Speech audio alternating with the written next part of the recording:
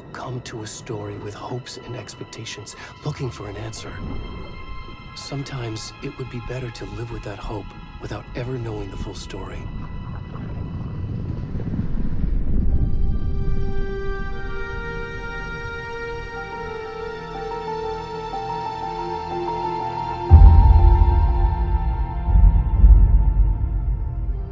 In a horror story, there are only victims and monsters. And the trick is not to end up as either. But trapped by the genre, we are all ripped to pieces along the way.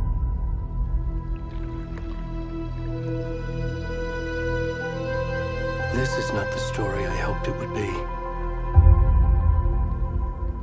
This is not the ending I wanted.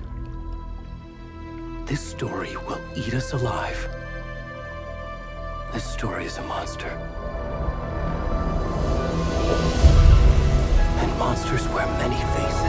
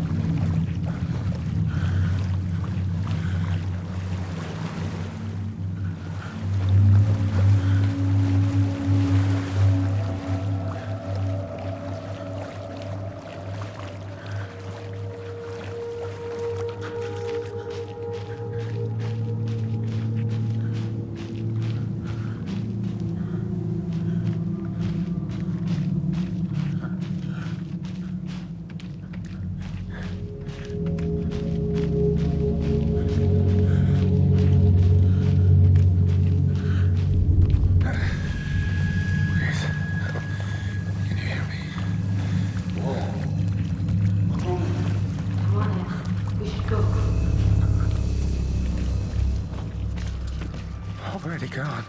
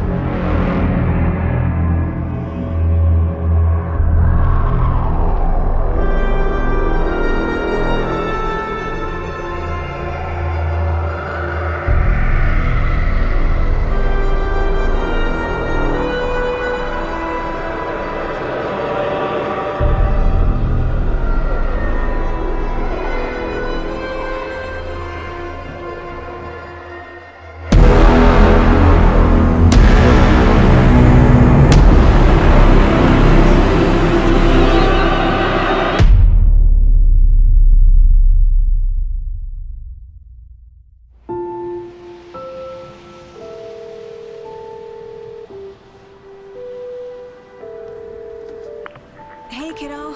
How are you? I'm good, Mom. How are you? This trip might take a little longer than I thought. I'm sorry I've been gone so much lately, Logan. Oh my god, Mom, it's not your fault people get all murdery. What happened? Just work stuff. Right. Well, Dad and I are just watching the latest episode of Night Springs here. Mom, it's so good. No spoilers! I'll let you get back to the show. You were supposed to wait and watch with me. I love you both. This is what happens when you go on work trips, Mom. Love you too. And say hi to Casey. Tell him to stop brooding so much. Logan? I will. Bye, kiddo.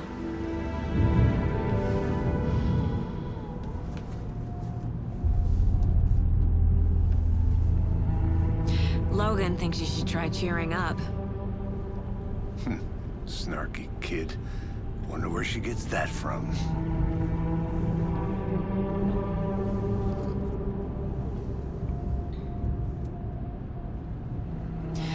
It can't be a coincidence that another body turns up just as we arrive in town. Feels like the killer's leaving us a message. I'm glad you're on this case with me, Anderson. It's right up your alley. You should take lead. Think of me as the backup.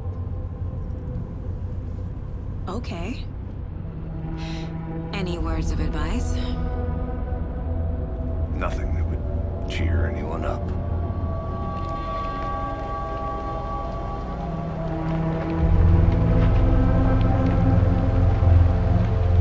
Here we are. Cauldron Lake. Time to get to work.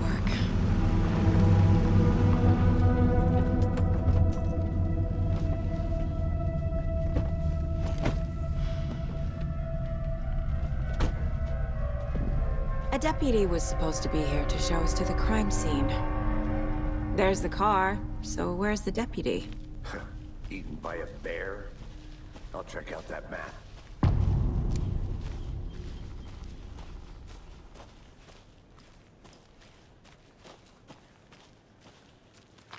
Worth memorizing before we get swallowed up by the trees.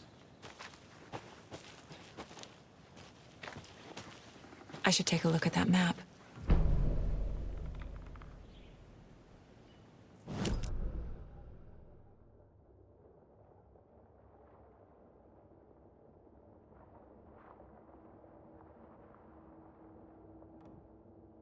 You're the one who wanted to switch. I think I hear someone. I'm not walking all the way back. Could be our deputy.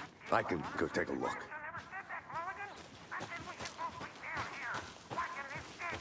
Hey, over here.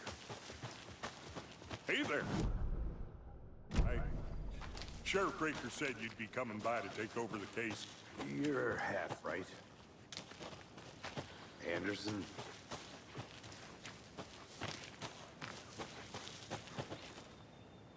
Saga Anderson. I'll be leading this case.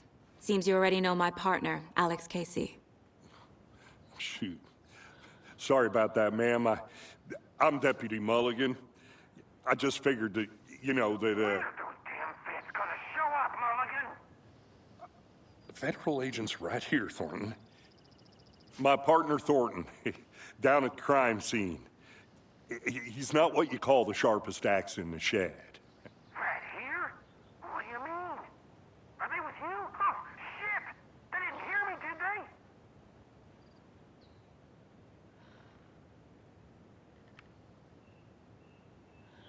What can you tell us about the crime scene?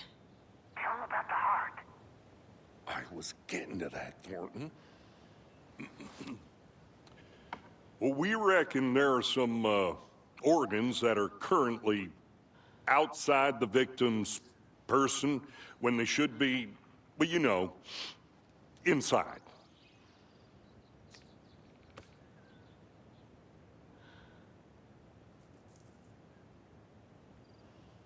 Were there any witnesses? Yeah, a couple out-of-towners. I wonder what they were doing sneaking around the woods at night. Mention the city folk. It's pretty suspicious. Not that we have anything against city folk, right, Thornton? But don't worry. Sheriff Breaker took them back to town a while ago. I want to see the body. How do we get there? Oh, sure, that's real simple. Just through the hole in the fence, down the hill towards the lake, around the old convenience store. You can't miss it. Everything's been closed since the area was fenced off. The store, the campground, all of it. Hey, Mulligan, tell him I'm here, waiting. I'll show him around. They got it, Thornton.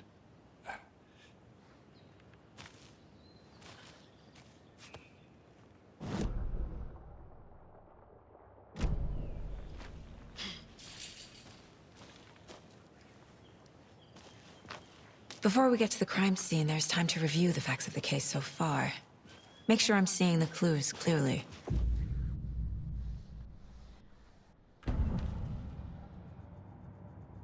The Mind Place.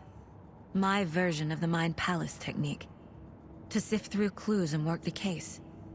Building the Mind Place again for each case. Using each field office as a model in my head. The facts are on the board.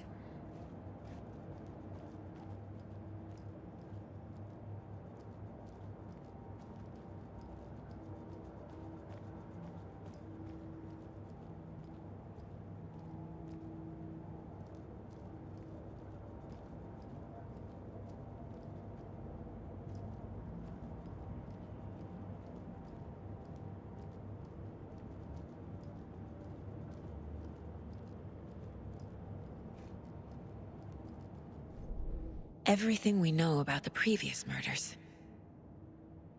Worth taking another look.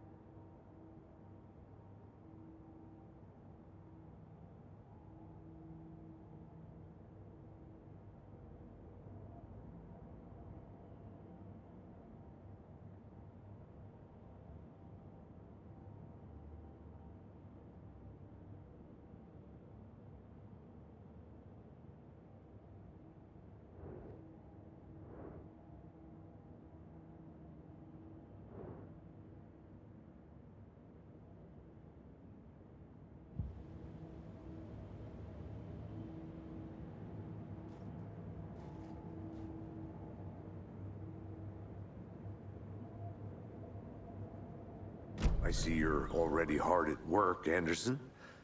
Close to cracking it? We're just getting started. Let's head down the hill to the crime scene. Fucking nature. Gives me a headache. There's too much sky.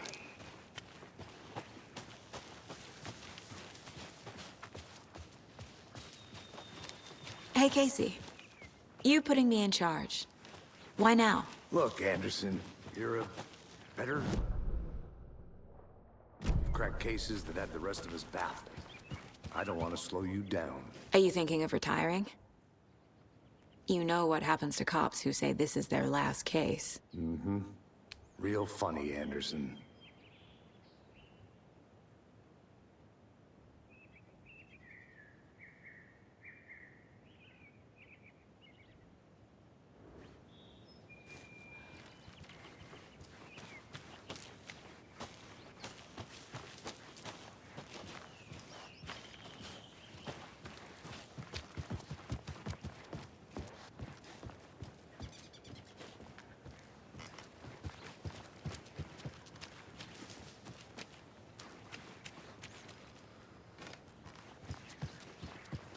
Stairs are out.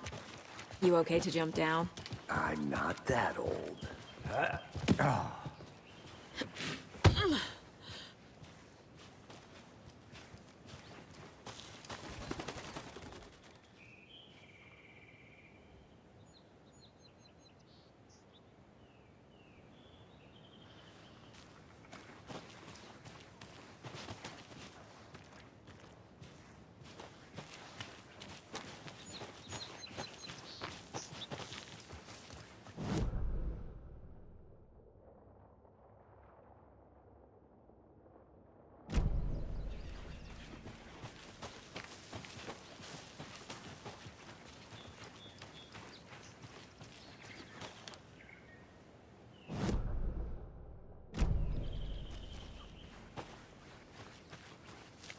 I'm gonna go check something out.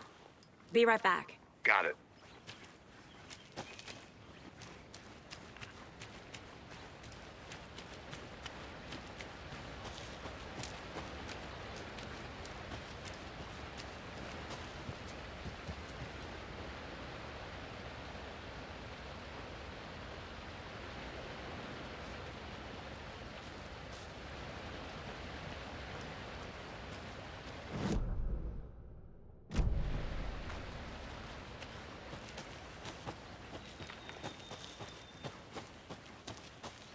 Welcome back, Anderson.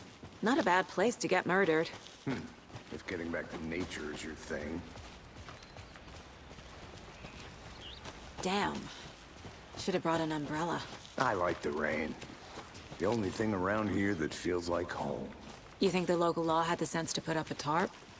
If they did, next coffee's on me.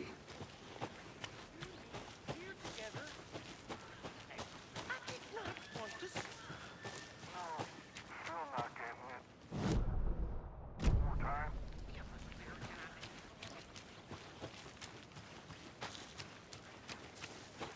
I'll be back in a second. Roger. Deputy Thornton, I take it. That's me, at your service, ready to get this case solved. Now the body's behind the store. Come on, I'll show you.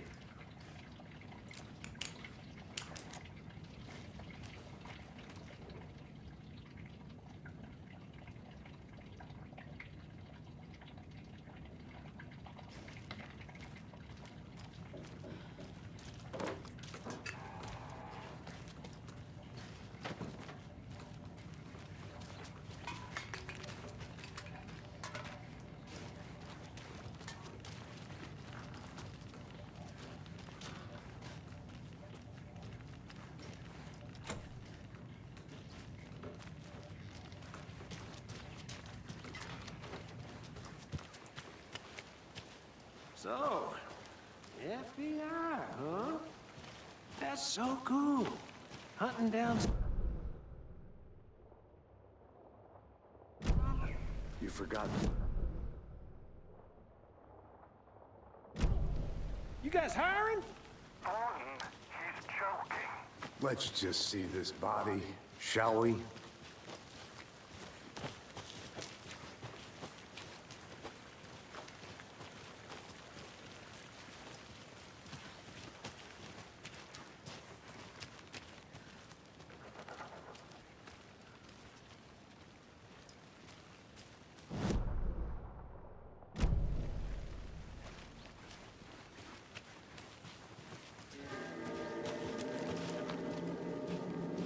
Now this is the scene of the crime.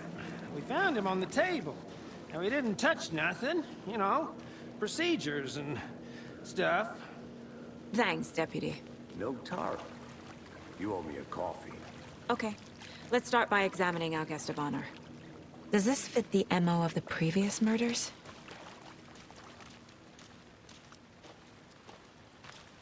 Step 1. Examine the corpse.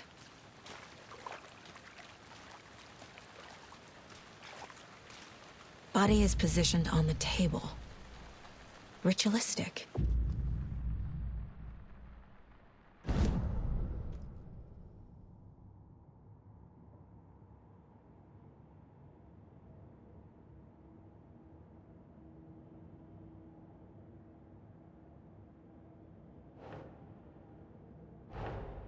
Another body turns up just as we arrive in town. Coincidence?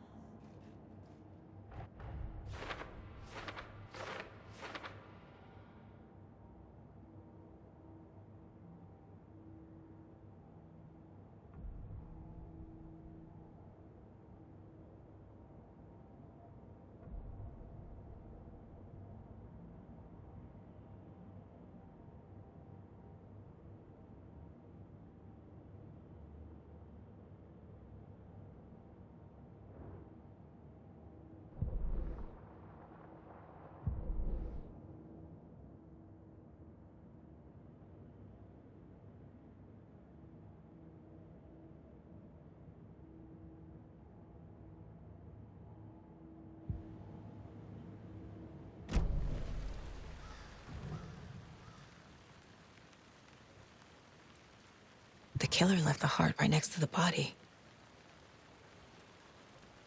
Bruising on the wrist from the cargo straps holding him down. Incised stab wound, chest cut open, heart removed.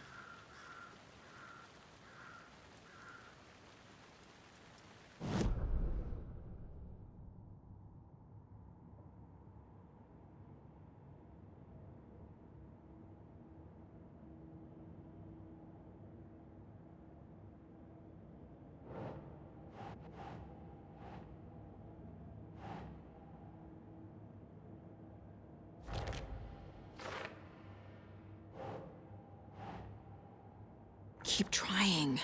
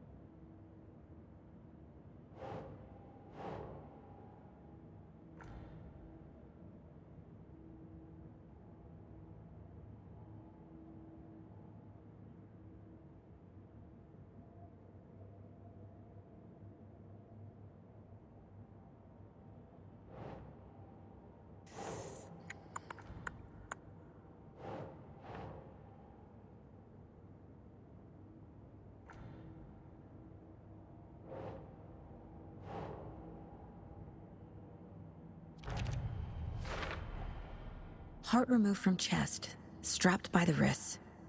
Definitely matches the previous murders. But this time the heart and the straps were left behind. More clues to work with. This makes 4 murders that we know about.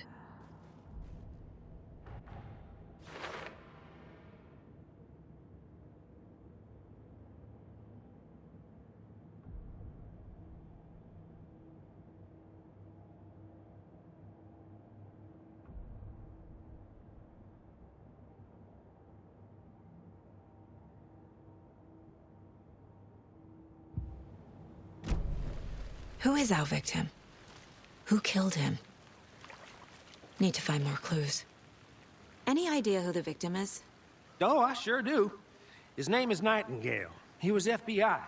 He came to town about 13 years ago. Now, I haven't heard a word about him since. Well, until now. Nightingale? Robert Nightingale? Oh, yes. You probably knew him. Brothers in arms. Oh, and sisters.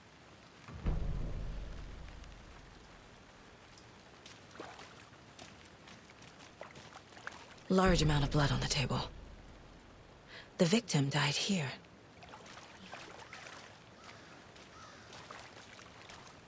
Multiple people were here. Multiple killers?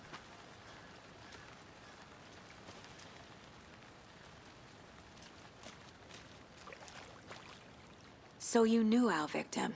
Well, I didn't recognize him in his current state. But yeah, I ran into him a few times at Quantico. Never worked any cases together. After his partner got killed in the field, he went off the deep end. Got the boot pretty quick after that.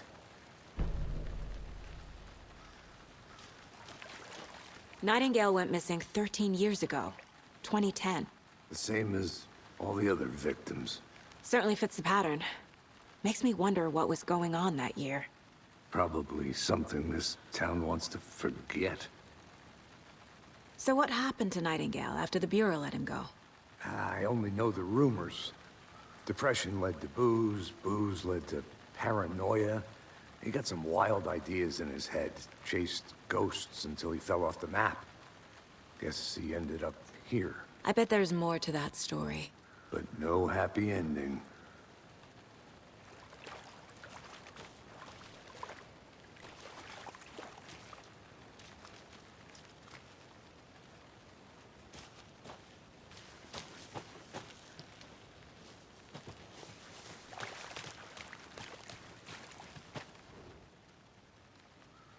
Someone was drinking beer.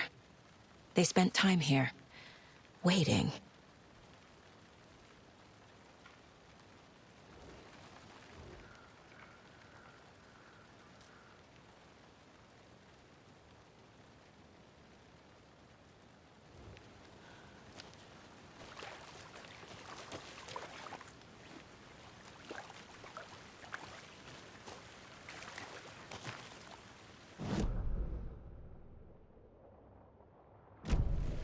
Was he killed here, or brought here after? For display?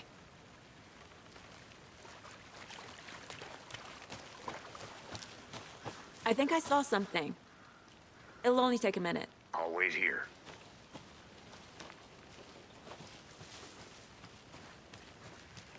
Locked. They really don't want people coming in here.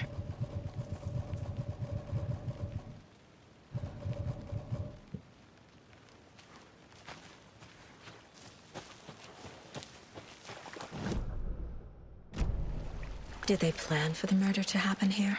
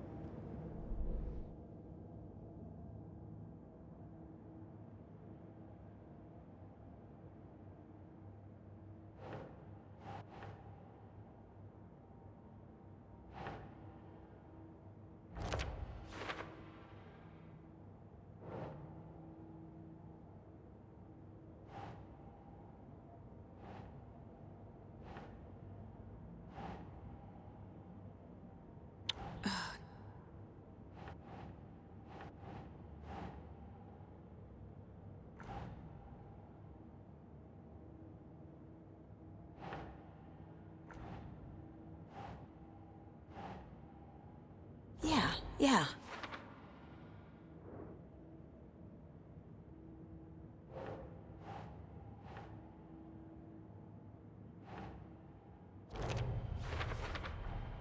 Boot prints, indicating multiple killers.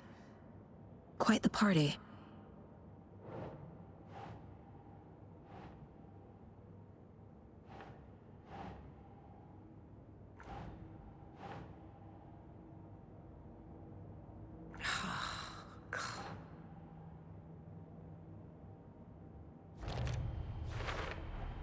Robert Nightingale, ex-FBI, came to Bright Falls 13 years ago.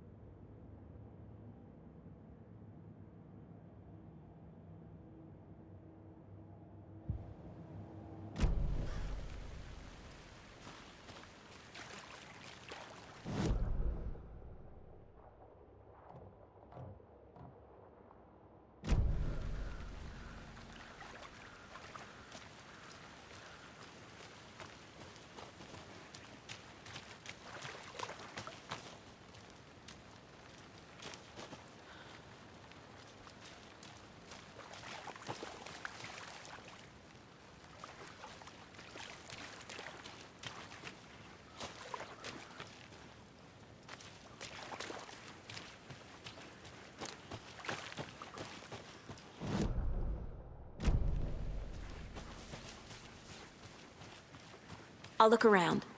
See you in a bit. Take your time.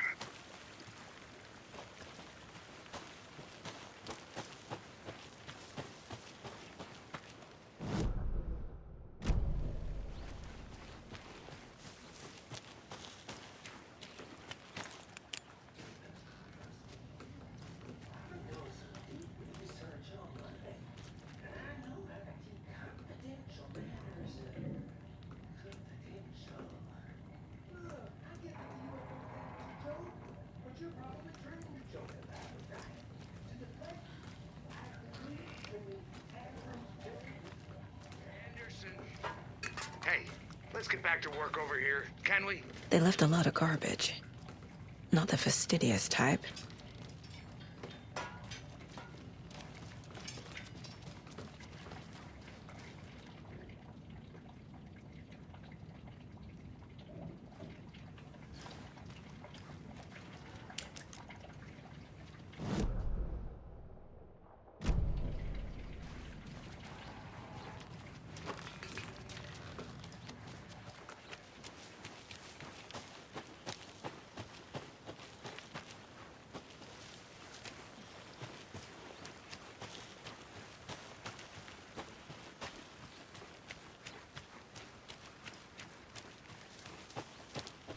Welcome back, Anderson.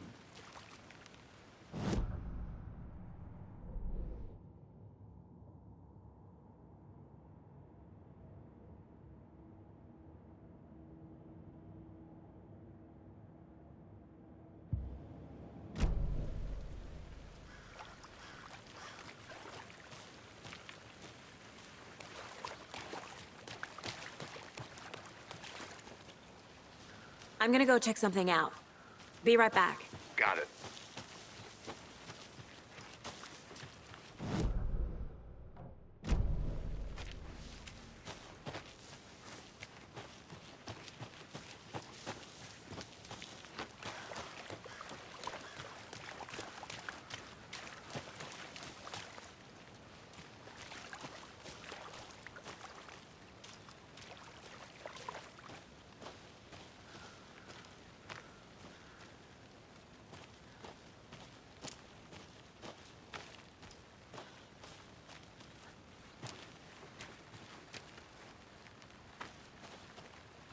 A creepy twig sculpture? Wonder what's inside. I should take a look around for a way to open this thing.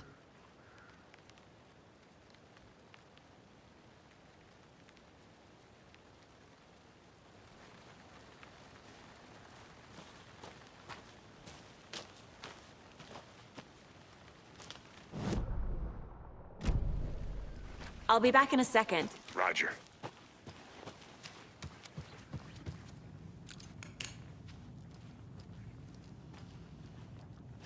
Hey there, Mr. Deer. You remind me of a dream I had.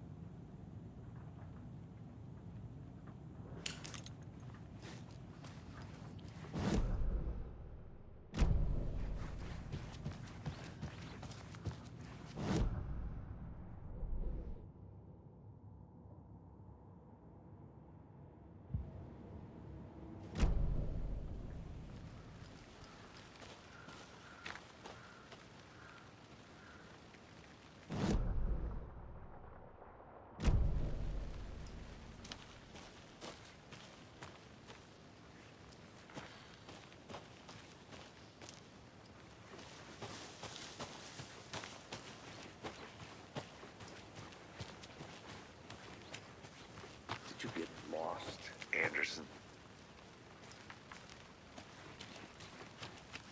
I think I saw something. It'll only take a minute. I'll wait here.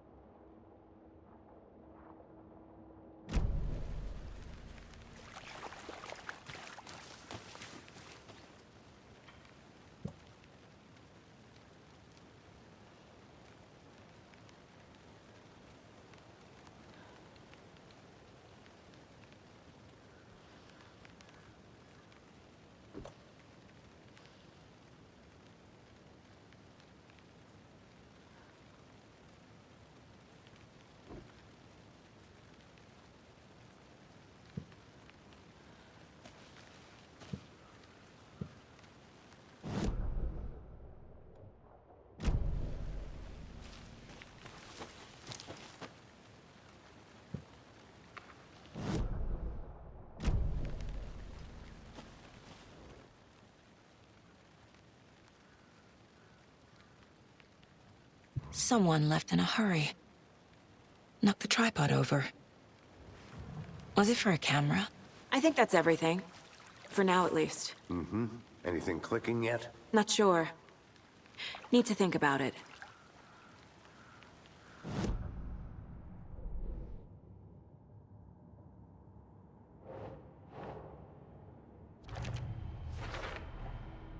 They planned for the murder to happen here, passing the time with equipment ready.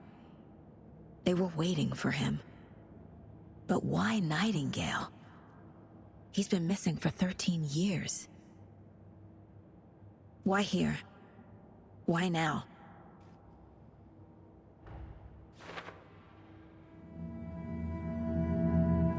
Profiling.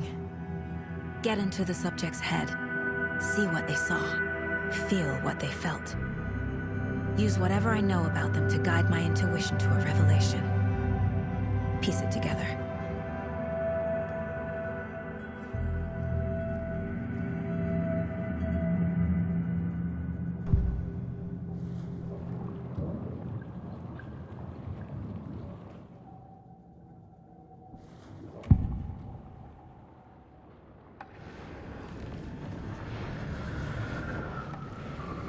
Nightingale was chosen as the victim.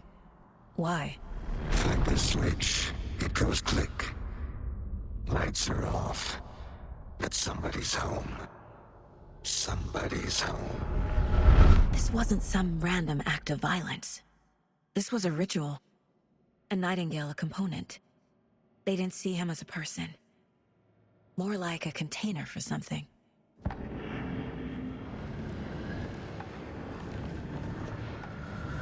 Nightingale was chosen as the victim. Why? Flick the switch, it goes click. Lights are off. But somebody's home. Somebody's home. This wasn't some random act of violence. This was a ritual. And Nightingale a component. They didn't see him as a person. More like a container for something.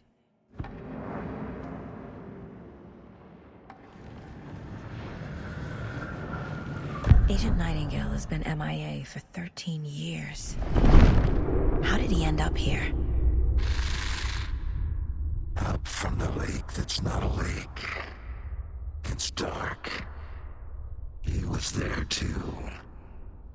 You are not allowed in the lake until he says otherwise. Robert Nightingale came from the lake, before his murder.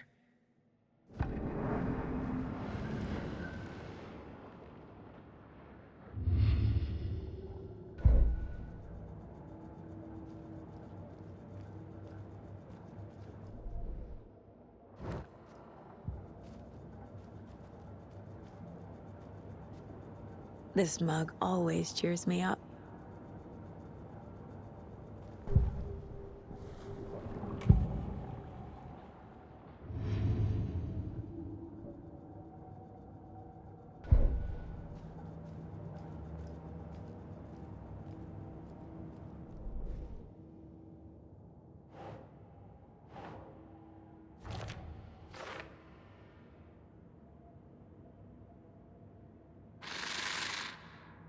Up from the lake that's not a lake.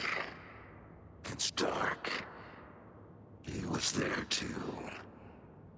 You are not allowed in the lake until he says otherwise.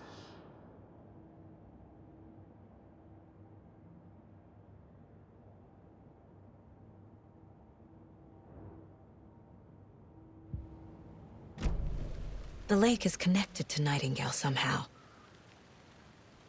Casey, let's take a look down by the lake. Lead the way. Sounds good.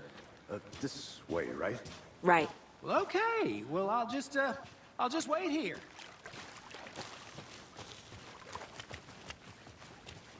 This one of your hunches, Anderson?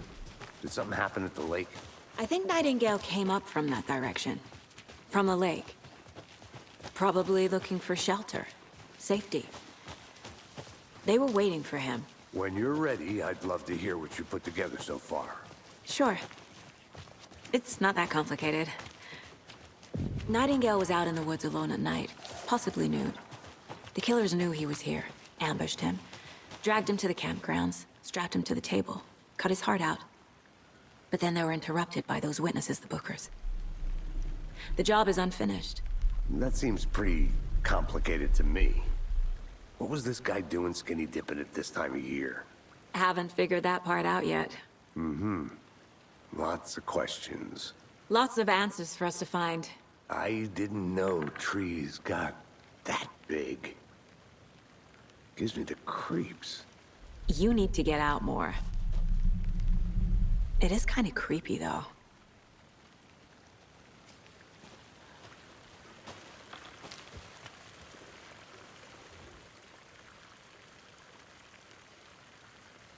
Tracks. Barefoot. Nightingales? They come out from under the boulder. It makes no sense. There's a piece of paper on the ground.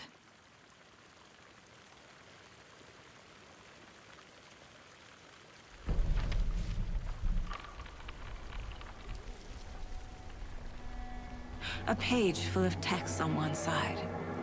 Not a printout. Written with a typewriter. Old school. Lines scratched out and edits added with a pen. Like a manuscript. Page of a story. Killer left a message. It's for us. The text is about us. The victim was one of their own. FBI Special Agent Robert Nightingale. And then there was the page they found. The first step down into terrifying depths. Reading the words. These words felt like a message. Felt like a message.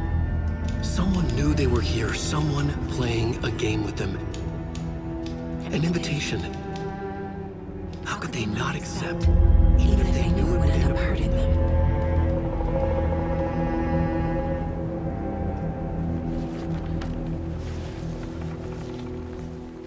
Someone's been watching us.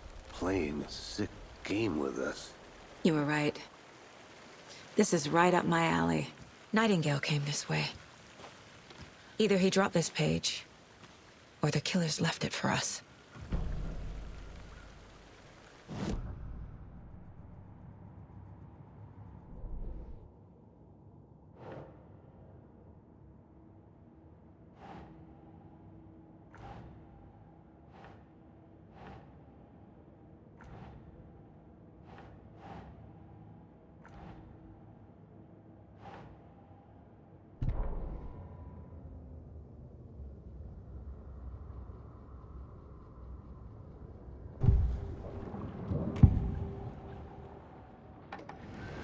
We found a page in the woods.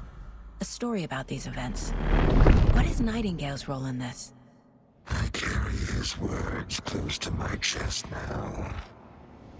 Inside, the awful truth. You must dig it out. Something was put inside him. In his chest. I must find out what.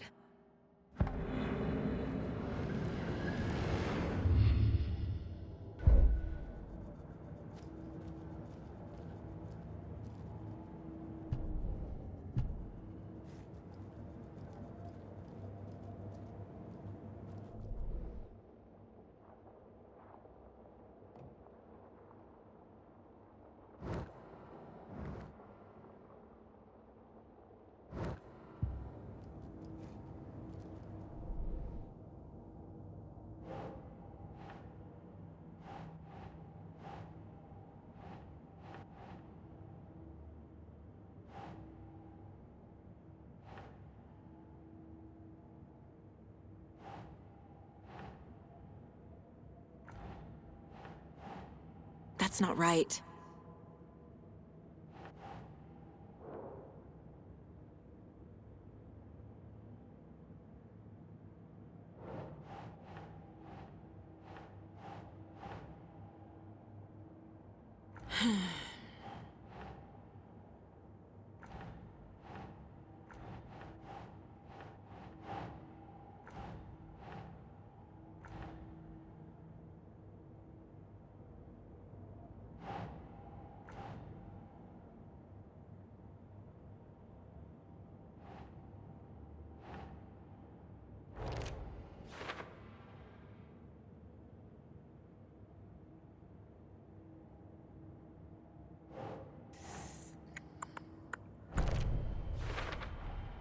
I think he came from the lake. But his tracks make no sense.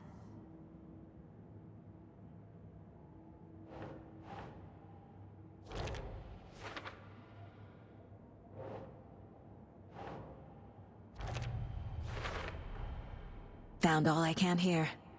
Time to properly examine the body. See what I can find inside.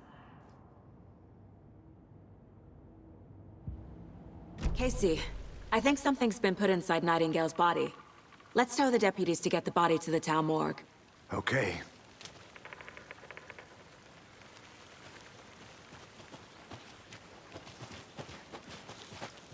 Whoever wrote that page made sure it read like a story. Like a scene from a thriller. I hate all of it. The text said we'd find more. I believe it. But what's the purpose? They're twisting events to create their own narrative. To do what? Entertain some fantasy? Projecting their desires? Are we characters or the audience? Witnesses to their design? All the above? It's all about control. Hey, deciding you made it what back. happens to Good. who. Don't let it drag you in. Too late. I'm already hooked. I need the next chapter. I hope you didn't get stuck in any of those big puddles. Crazy flooding down there, huh? Just like I said.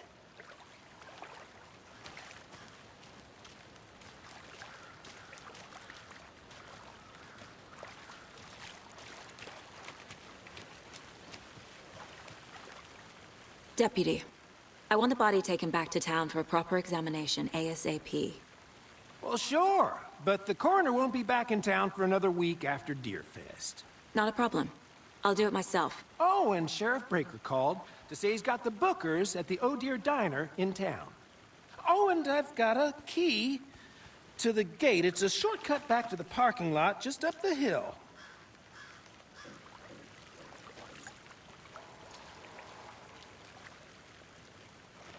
Thanks.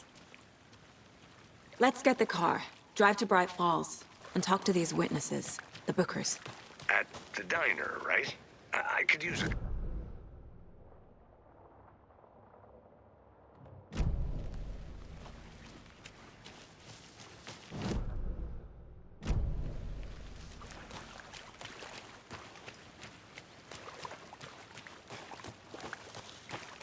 Welcome back, Anderson.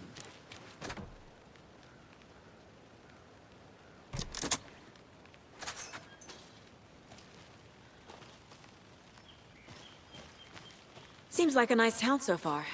Murders aside. Pretty woods. Cute lodge we got set up in. We should go for a hike if we get a chance. Now you're just being mean, Anderson. Deputies aren't exactly up to the task, but hopefully the sheriff will be more helpful. Not a surprise about the deputies. Doubt they see much stuff this gruesome.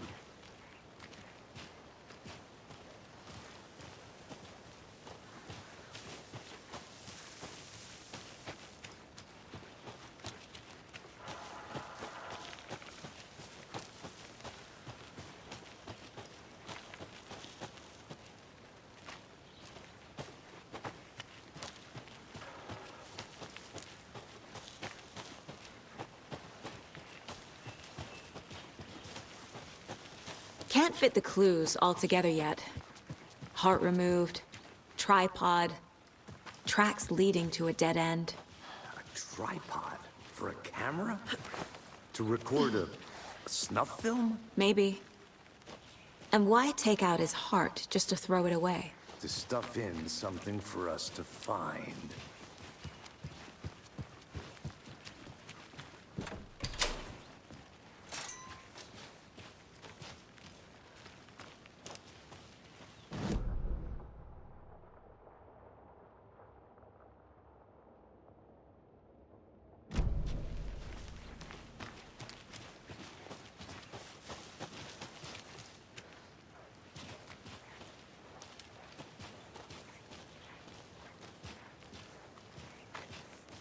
Here we are.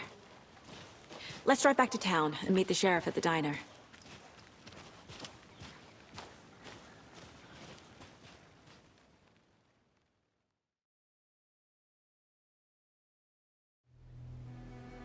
I can't get that manuscript page out of my head. I've never seen killers reach out so directly before. Damn impressive work so far. With your technique, these hunches were moving fast. I wasn't sure about taking a case so far from home, but I'm thrilled to be here for this mystery.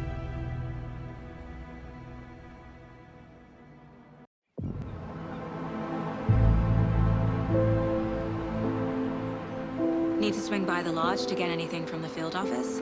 No, I'm all set. I'll park there anyway. I want to walk to the diner, get a feel for the town.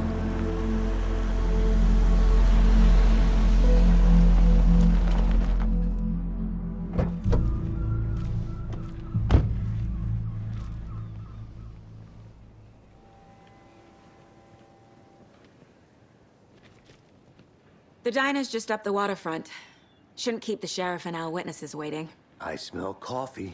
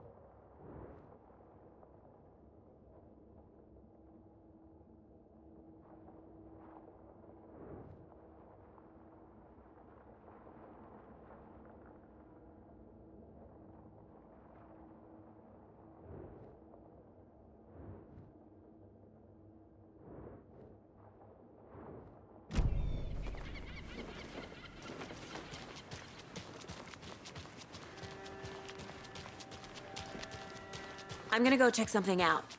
Be right back. Got it. That concludes our debate on whether pets should be allowed at this year's bake sale. For those of you just tuning in, you're listening to the Pat Maine Radio Hour, brought to you by Davis Family Moose Jerky. And boy, what an eventful day here in Bright Falls. By now, we've all seen the FBI setting up shop in town, and I'm sure you're all asking the same question I am. Did they bring all this darn rain with them? Deerfest is right around the corner, and we're all crossing our fingers for sunshine. So, I reached out to our top meteorologist for a weather update. She never responded, but I have her Uncle Tapio on the line from Watery. Tapio, are you there? Yes? Great. And Tapio, what kind of weather can we expect today? Rain. That definitely seems to be on the menu. How about over the next week? Also rain. Right. Care to elaborate? Any chance the sun will poke out in time for Deerfest? No. Well, Deerfest is coming, rain or shine. And that parade lineup is looking dandy as ever. Yes, I like this parade because they're one float in the shape of a swan. Long neck and everything. A very large swan. Ah, so you're a fan of swans. No. Right, well, that's our time. We'll be right back after this next song by the rock and roll sensation, National Nightmare.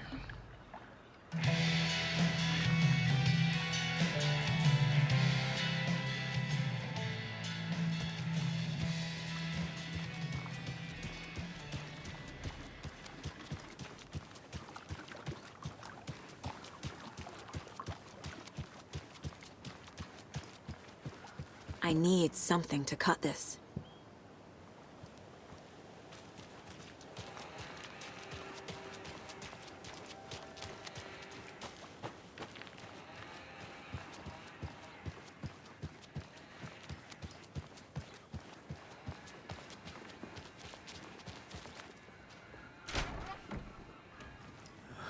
So sleepy. Just a few more days.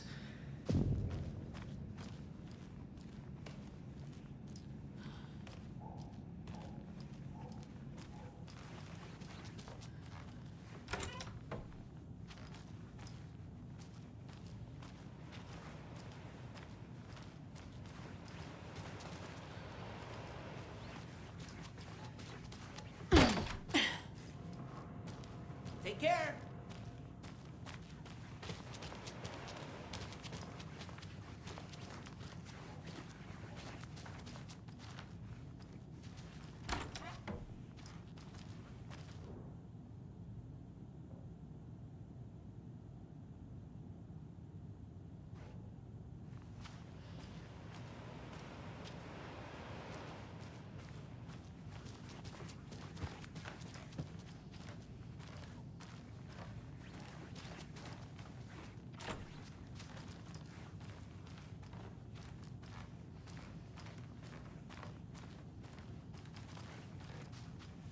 It won't open.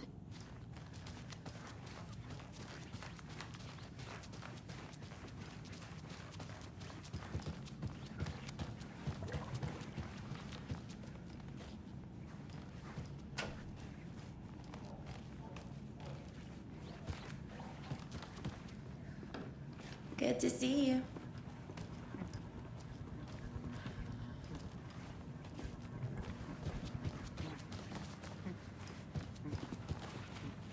Good day.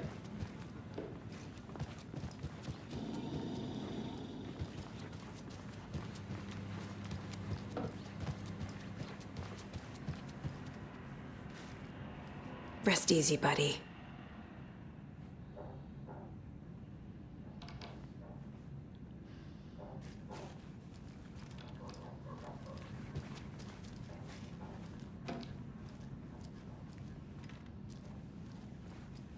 It doesn't budge.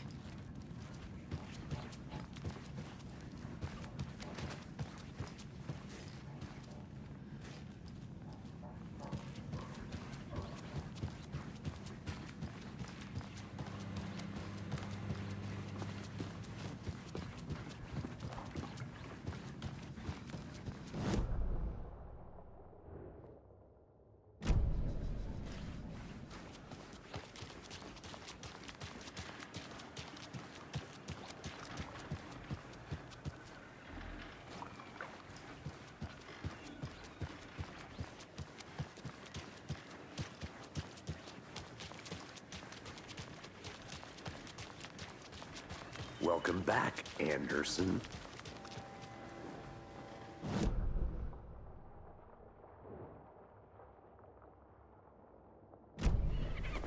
Just how much coffee have you had today, Charlie? Don't know, don't care. Can't open this with my bare hands. How much have you had? Not enough. That's how much. Never enough coffee. Rich, bittersweet nectar. Get it in. And it is sweaty in the suit, isn't it? See you around. I'll be back in a second. Roger. Any interesting guests lately? Any good finds?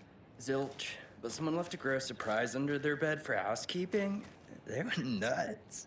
So, that's what all that screaming was about? Either that, or the couple on their honeymoon. When you guys said nothing ever happens in this town, you weren't kidding. Not on the surface, at least. Or in the public eye. Okay, I'm gonna get back to that one later for sure.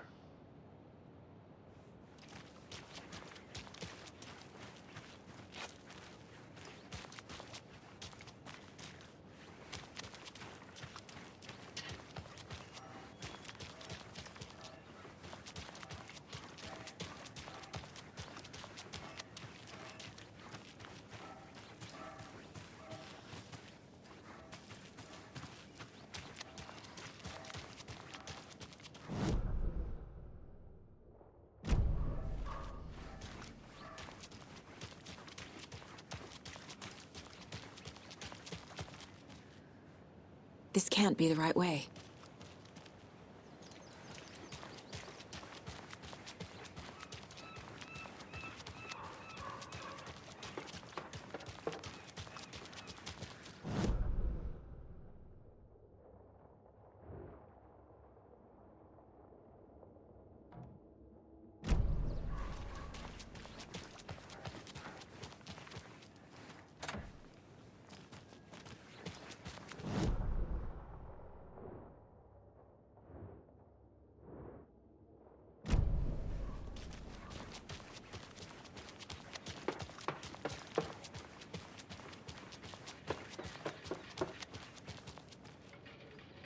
I need to head back.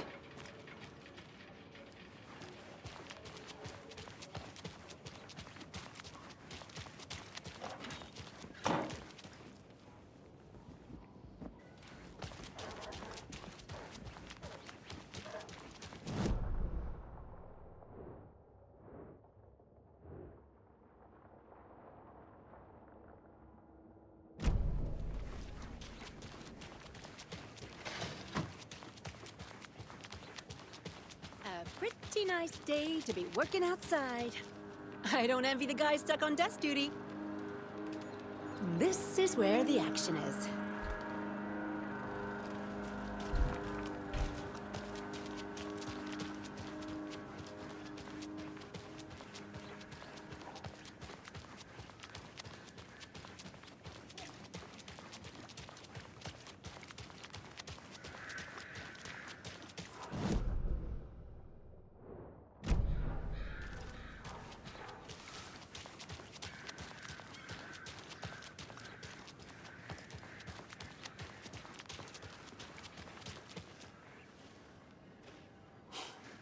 Let me guess.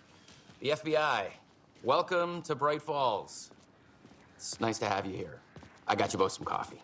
Oh, it's Washington's finest. Nice to meet you, Sheriff. I'm set for coffee. You know, I wouldn't say no to another. I'm Agent Saga Anderson. This is Agent Alex Casey. Tim Breaker. And let me just say, I'm happy you two are here. Frankly, we could use the help.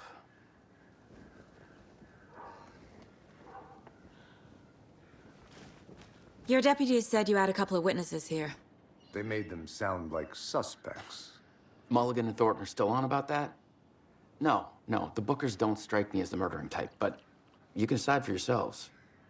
They're just inside having coffee and pie to calm their nerves. I'll see what they have to say. Casey, you compare notes with the sheriff. Take your time. We've looked through the case files you sent over, Sheriff. Have you had many people besides the known victims go missing? Sure. But it's slowed down ever since Cauldron Lake was fenced off. Let me guess. Missing person cases spiked around 2010. The fence was built just after. Yeah, that's exactly right. I can't believe that happened. I still feel like I'm gonna be sick. Come on, Ed. Have some pie. It'll take your mind off things. Hey, how's it going?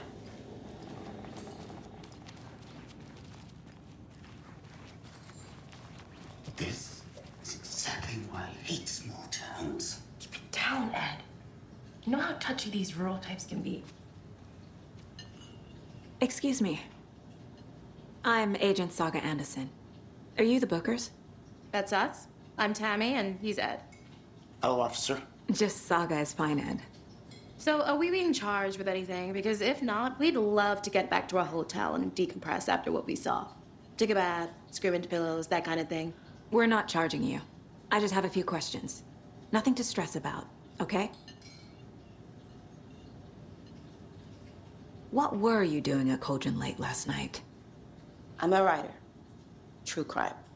We're here from New York, doing some research on a famous novelist, Alan Wake, who went missing here. I was down at the lake, getting some details. Perfectly legal. So what did you see in the woods? This naked dude came out of the lake, and he was acting crazy, shouting weird shit at us. He must have been on something. Unless skinny dipping at dawn is a thing around here. Then we heard shooting. We ran into these psychos in deer masks.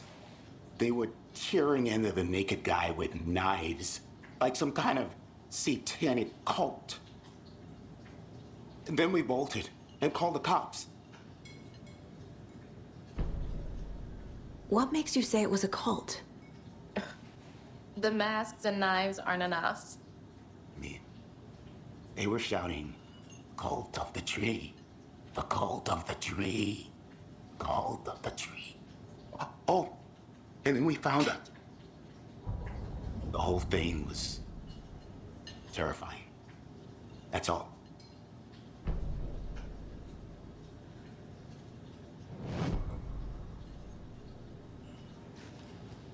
Hi.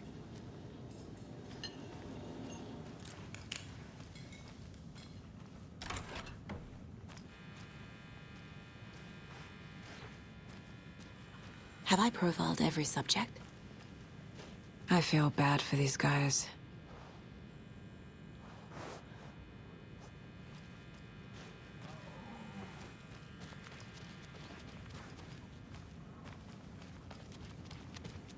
Can't open this with my bare hands.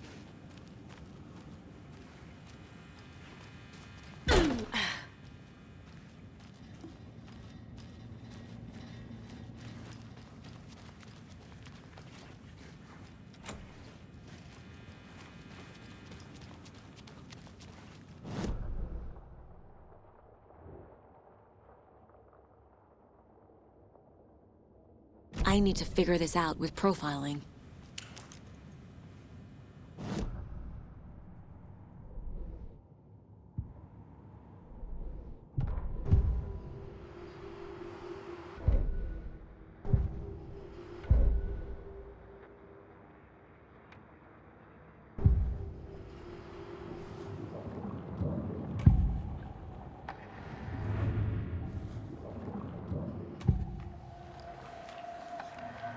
The cult of the tree. What aren't the Bookers telling me? I found their necklace. The symbol is 2 triangles. The cult wants their spruce tree back, Tammy. Finders keepers, Ed. My publisher will want this on the cover. Tammy found something. A necklace belonging to one of the cultists. The Bookers were at Cauldron Lake. Why? The fence was built to hide what's there. They say the rider fell in the lake. Private party. No trespassing. My book has questions. Past the bolt cutters. They broke in for the sake of Tammy's book. Nothing to do with a murder. They were telling the truth.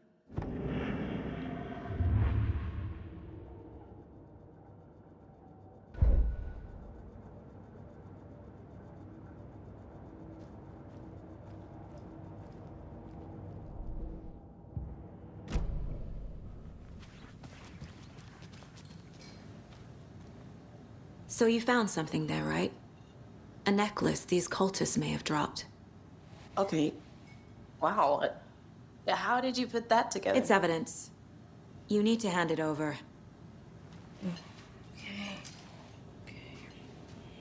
Told you not to keep that thing to me.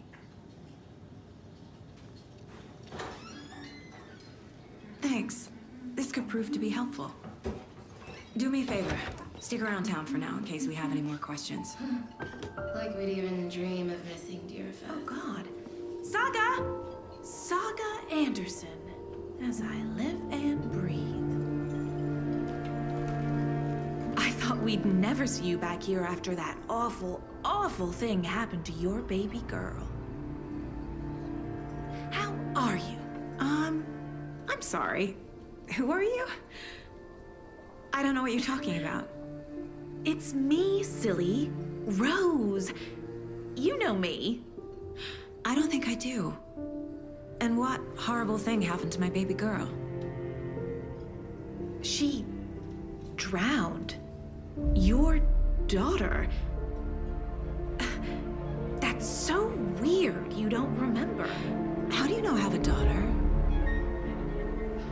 Oh, I know what this is. You're blocking out your traumatic memories. Happens on TV all the time. No. You're mistaking me for someone else. If you say so.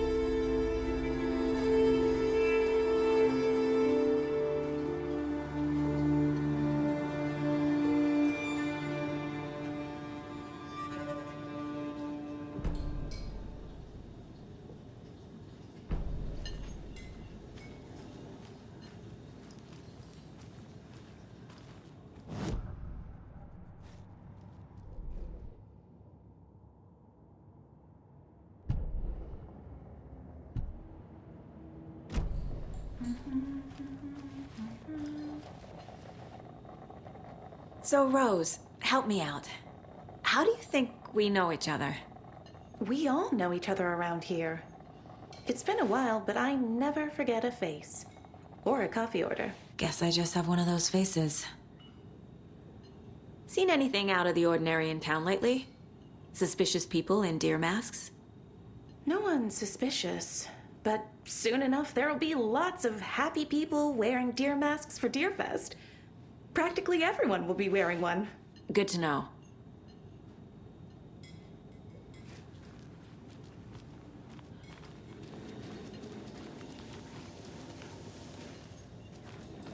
How can you be so calm? Corpse is a part of the job.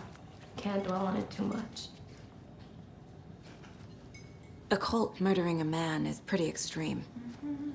Why didn't you tell the police what you saw? We did. We told those two idiot deputies. They didn't listen. And they wanted to throw Ed and I in jail for that murder. You know, Bright Falls is just Alabama with bigger trees. This is my case now, and no one is throwing you in jail. If you need anything else, just come to me. Got it. Thank you, Saga.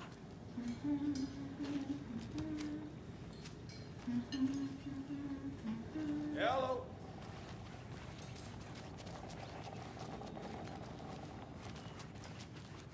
All set?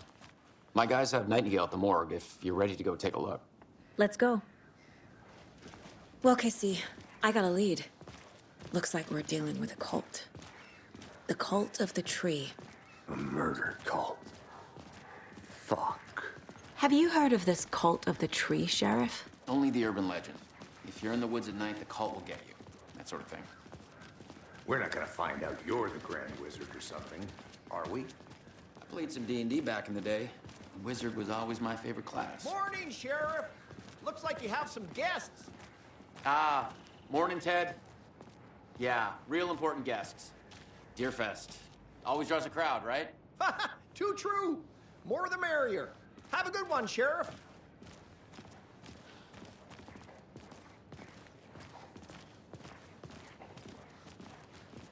Hey, what do you know about that waitress from the diner? Rose? Yeah, she's a bit of a space case. Always has been. What do you think that's about? Why? What'd she do now? She kept saying that my daughter drowned. She even knew my name. It was all very weird. Rose has a talent for saying the weirdest thing possible. But it's best not to take it personally.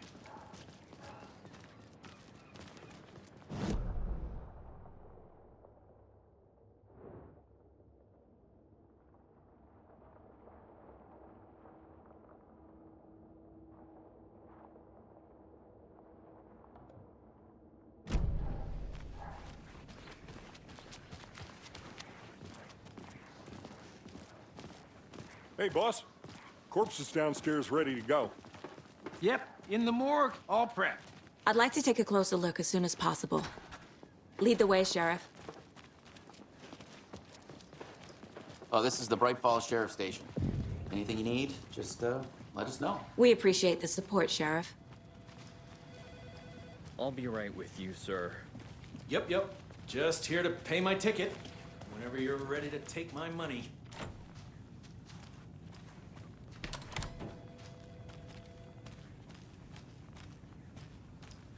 They locked up an innocent man.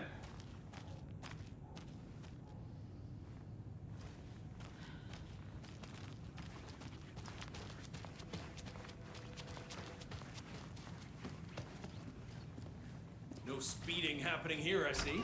Sir, some patience, please.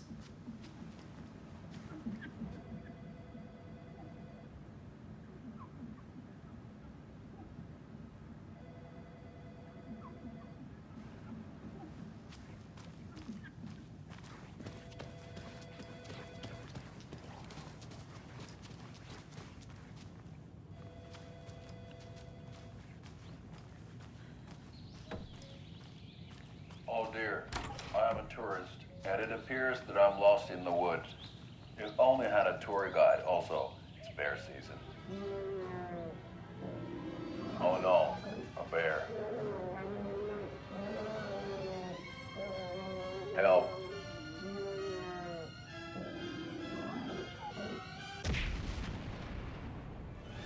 Did somebody call for a tour guide? Oh, wow. Koskela Brothers Adventure Tours. Unforgettable tour experiences at affordable prices. That's right. I'm Ilmo Koskela, voted best coffee roaster / tour guide by Coffee World magazine. And I'm here to give you the tour of a lifetime. But Ilmo, I've heard the government has seized and restricted access to many local nature attractions. That is true, Janko. Many local attractions have recently become fenced off by the government. And that's why, at Koskela Brothers Adventure Tours, we say, fuck the government. We have bolt cutters. Oh, wow. You think of everything. And we'll take you anywhere. Hiking through the scenic Elderwood National Park. Fishing in the crystal clear waters of Bright Falls Dam. Bird watching at majestic Mirror Peak. The tour of a lifetime is just one phone call away. Book now to get a 9% discount on this limited edition Oh Dear Diner coffee thermos.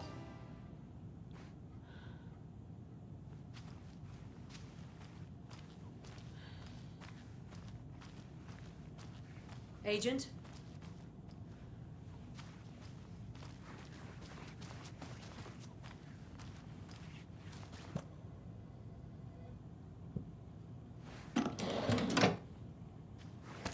As you know, the investigation is being taken over by the federal agents. Sheriff Breaker wants us to cooperate fully. Aye, aye, ma'am. I'm being serious, Nelson.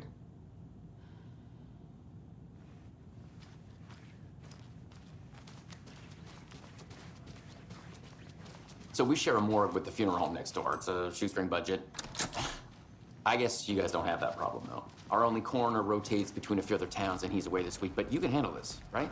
I'm qualified to perform examinations. Yes.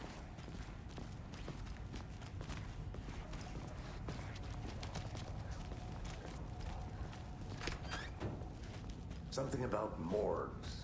They always cheer me up. I can't say I feel the same.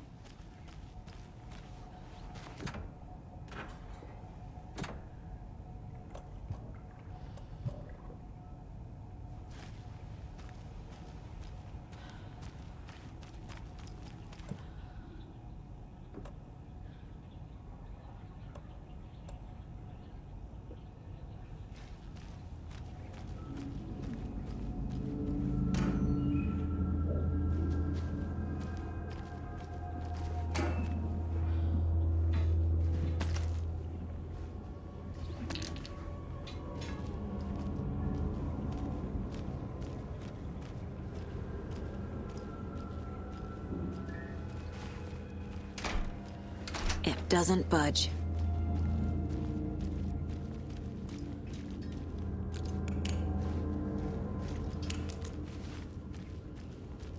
Okay, let's take a look at outpatient.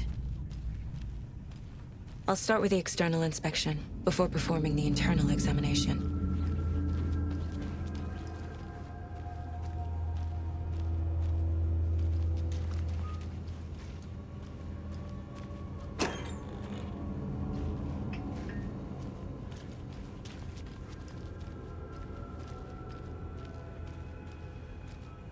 What was the cause of death? What other clues can the body give me? There's writing on here. Can't make it out. Writing? How'd they manage that? The body shows signs of being submerged in water, post-mortem. It doesn't add up. Defensive wounds. They put up a fight. This looks like text. A tattoo? Nightingale didn't strike me as a tattoo guy. Aha. They did leave something inside his chest.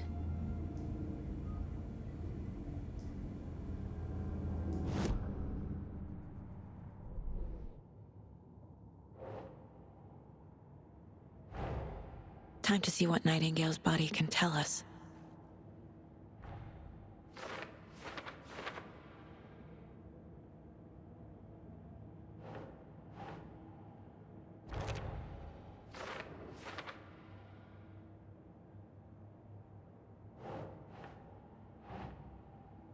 Nah.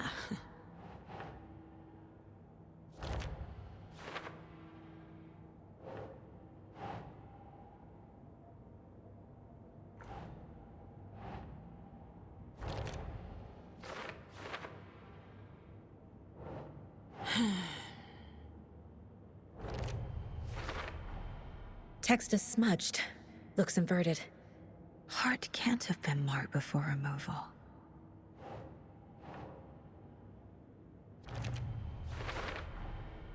There's definitely something in his chest. Did the killers leave it there?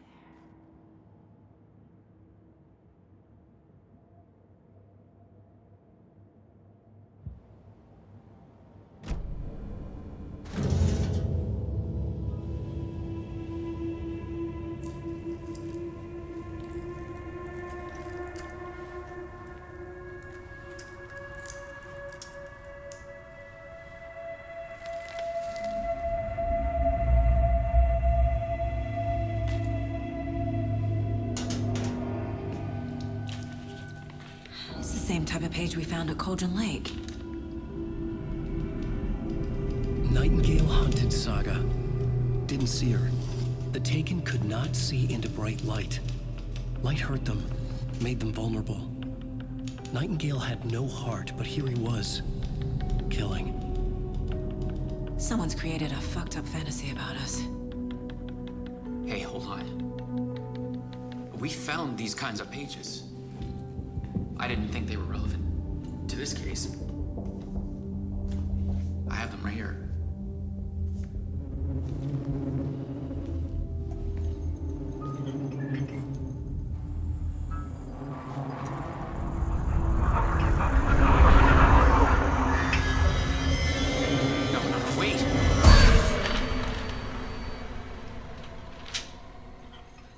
Sheriff? What the hell?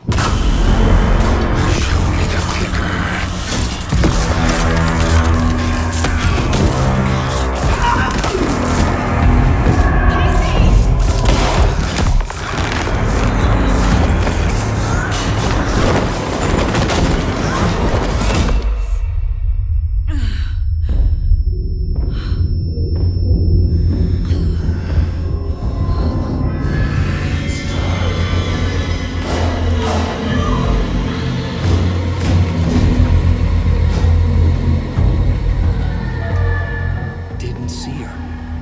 Could not see into bright light.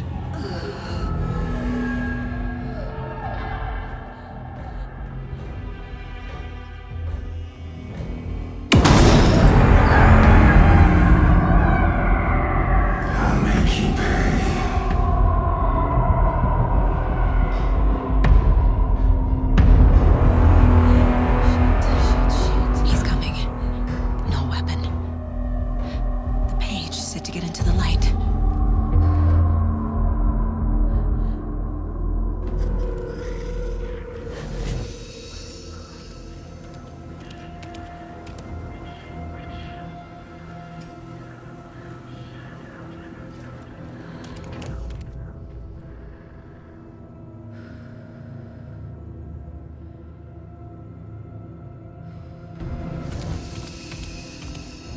He can't see me in the light. My gun's out in the hall. Gotta get it back. Go!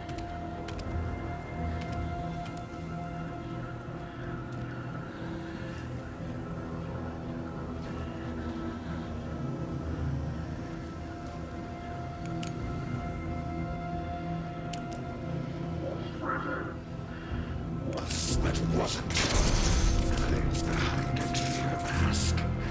He knocked my gun out of the room. I need to find it. A breather. A monster. Waiting for her. Anyway, for you, witch. Get out of my house.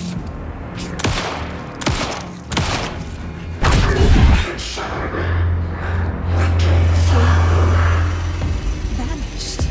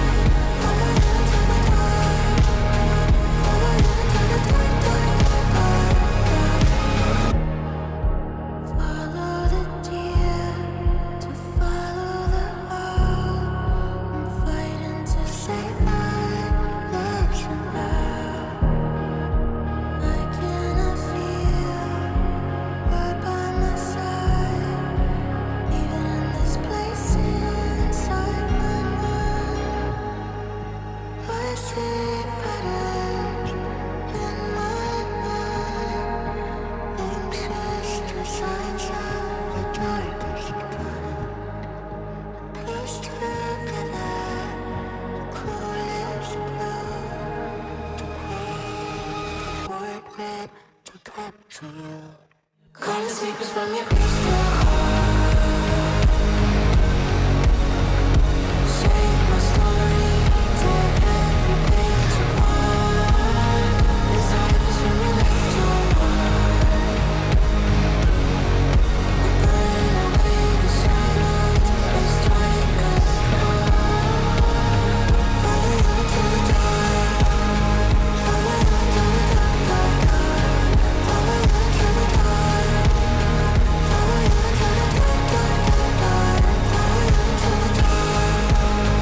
Follow you to the dark, dark, dark. Follow you to the dark. Follow you to the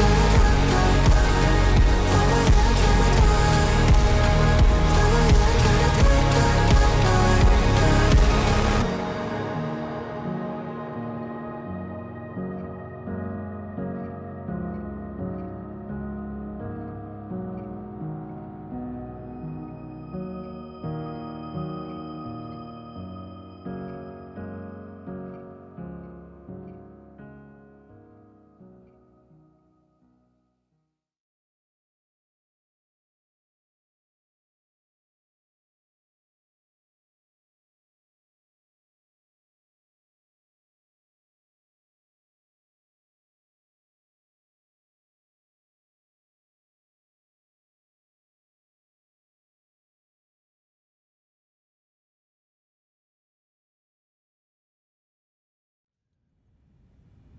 He didn't have a heart, but he still got up. The page predicted all of it. It helped me fight him. He just disappeared? What the hell is going on here? We need to figure that out if we're gonna do anything about it. Somehow we need to make sense of this. Saga was back at Cauldron Lake. Saga had to pursue Nightingale into the overlap. Finding a way in would be difficult. A ritual. Saga would learn how. Stop the monster.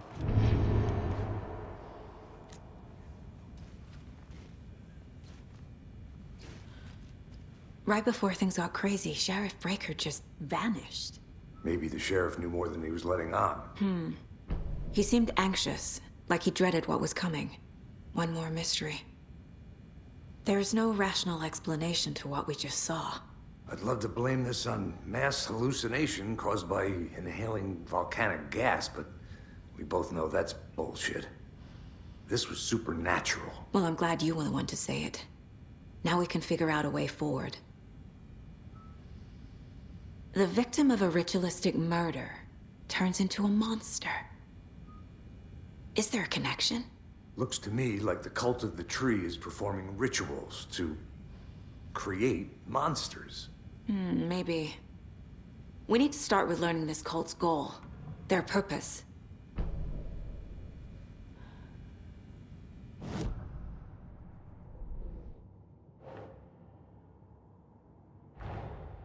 A dead man turned into a monster. Light as a way to fight him. Pages predicting the future. There's no rational explanation. This is the case we must solve.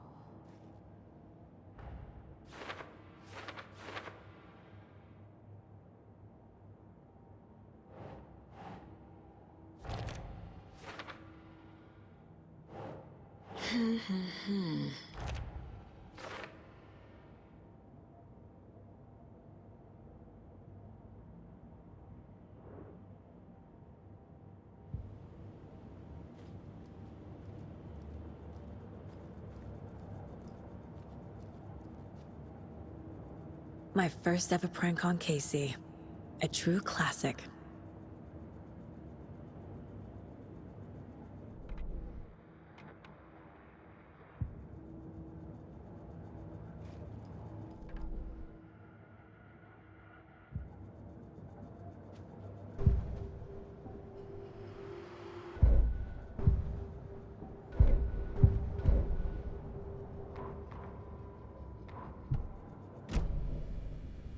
The page places Nightingale back at Cauldron Lake. Calls him a Taken. We need to head over there, stop him, before anyone else gets hurt. Okay.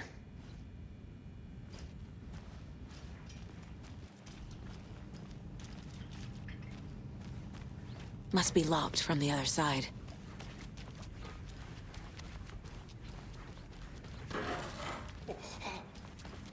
We heard gunshots. Y'all okay? Did you get spooked by the bodies? Sheriff Breaker disappeared. Nightingale turned into some sort of a monster, and there are offices down. You two handle things here. We need to get back to Cauldron Lake immediately. Fuck me. That's terrible. We'll do what we can, man.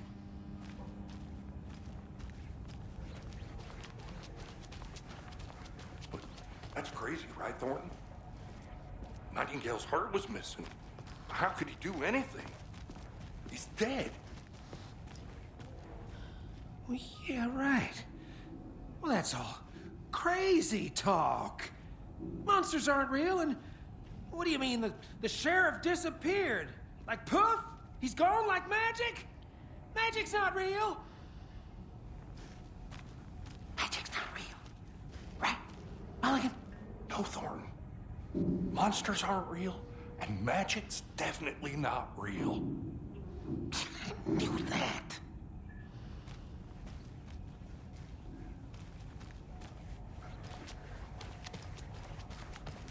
I need something to cut this.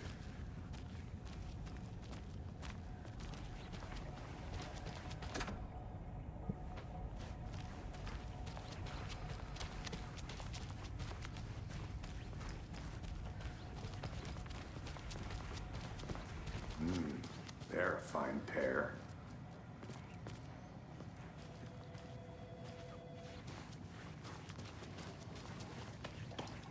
My client has been held here long enough. Are you gonna let me speak to them or not? Just a moment, ma'am.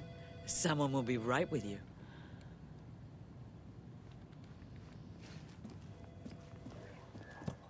Nightingale and his cult are dangerous.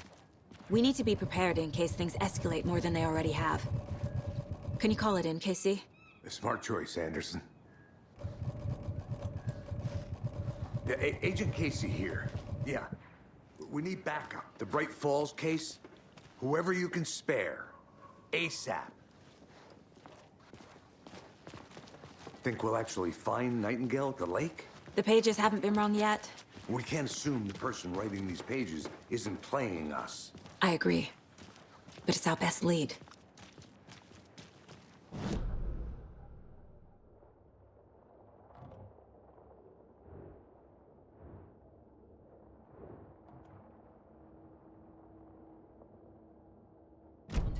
Meet you back at the car. See you in a bit.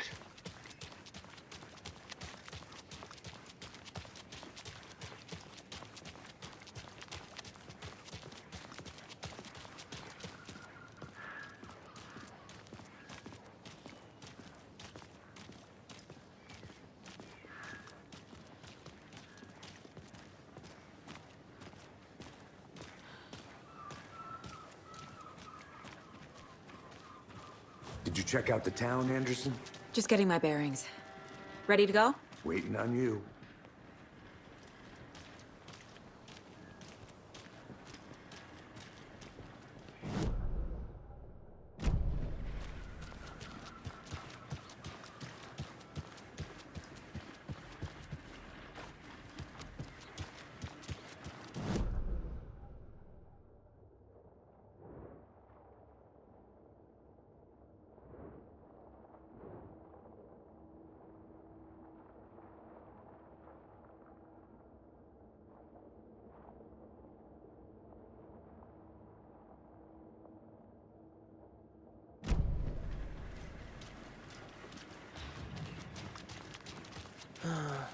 Rinse and repeat. Clock out, get a beer.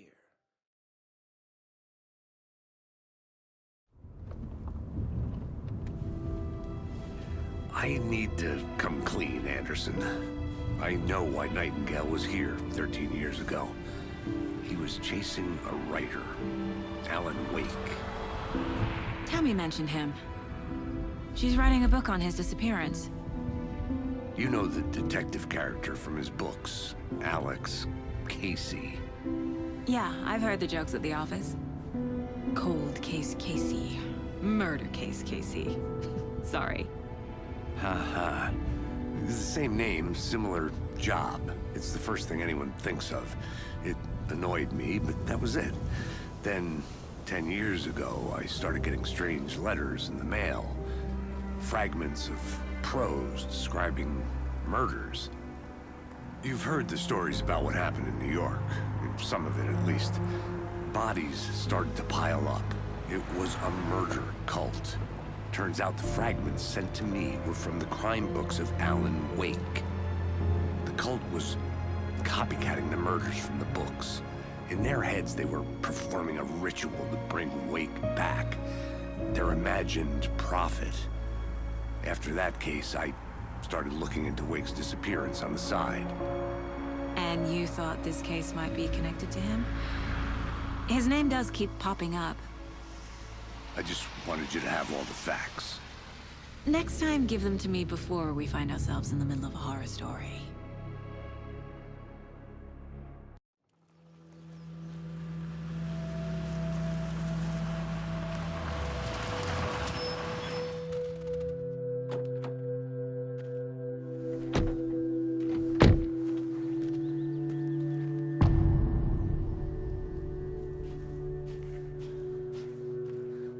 The page says Nightingale's in something called an overlap. Need to figure out exactly what that means. I'm happy I'm not in charge of this mess. Thanks. Let's start looking for Nightingale where he was killed. The writer of these pages knows what will happen. Because they're behind this, or because they can see what's coming. Impossible things are happening here. A world operating on different rules. I need to understand this strange logic. To see the clues. To solve the case.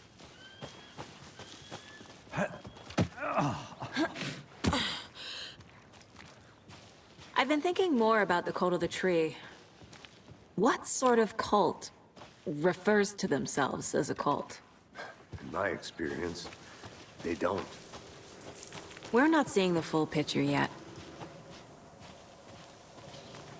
Hey, hello there.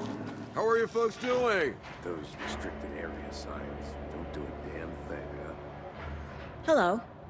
Saga Anderson. Are you two supposed to be here? I'm Ilmo Koskela. Fantastic to meet you.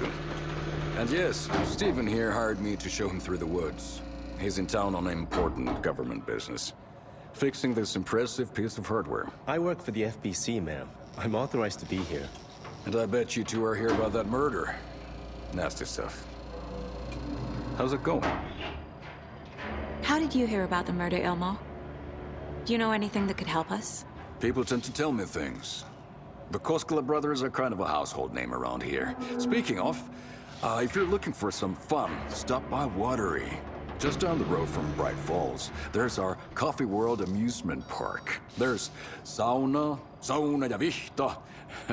And we offer a variety of guided tours, hunting, fishing, hiking, whatever strikes your fancy. You name it, we probably got it.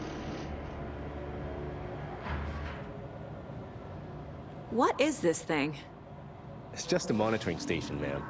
The Federal Bureau of Control checks volcanic activity and air toxicity levels. No need to worry, though. It's mostly for research purposes. That's one gorgeous sweater, Saga. Looks Nordic. I bet a family member made it. My mother made this sweater for me. How do you know? I knew it. My mom used to knit those sweaters for me and my brother. Watery, my hometown, was founded by Finnish immigrants. So between your name and the sweater, I figured your family might be from Finland too. Suomi, Finland, Pulla, Karjalanpiirakka. Close. My mom's family is from Sweden originally. I don't know much about them beyond that. The sweater is just something to remember her by. Stephen, we're investigating a murder that occurred nearby. What can you tell me about your bureau? Nothing that isn't classified, I'm afraid. But I don't know anything about a murder. Operations here are run by a different department. I'm just here to make some repairs. The wiring on this thing frays every couple months. Yep, that's the raccoons. They grow real big here with teeth like you wouldn't believe. Can't gnaw right through a garbage can. That's all for now.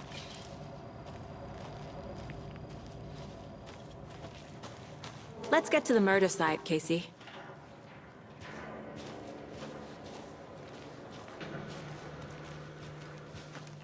A lot of things about this case keep bothering me. But one thing feels really off. Breaker's disappearance. I don't get the feeling Nightingale was responsible. He was about to give you more of those pages. Something didn't want us to have them? Or was protecting him from Nightingale? Spontaneous combustion? I don't know. Not the kind of disappearance we normally solve.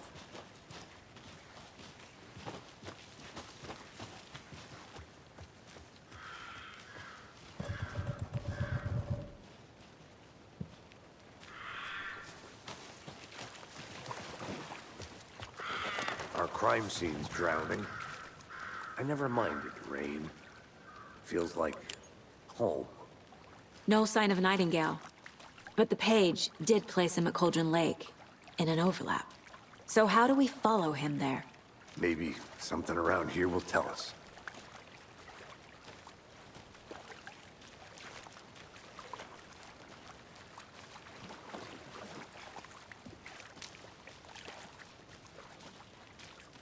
Bare feet. Nightingale. I'll see where these footprints lead. Can you comb through the crime scene one more time, KC? Just in case? On it. If anything comes up, I'll radio you. We've seen this symbol before. Good eye. Monsters? Overlaps? Rituals? What do you make of all of this? The killers are usually the ones performing the ritual, not the detective. Acting out their sick fantasy. They may be trying to get you involved, forcing you into their twisted world. But with dead men coming alive, the word ritual starts to have more weight behind it. We need to look around. Learn what this ritual is. After we find Nightingale, what then? I've never arrested a monster. I've watched you arrest plenty of monsters, Anderson. You know what I mean. Monsters. Light worked against him at the morgue. That might be the only way to stop him from hurting anyone else.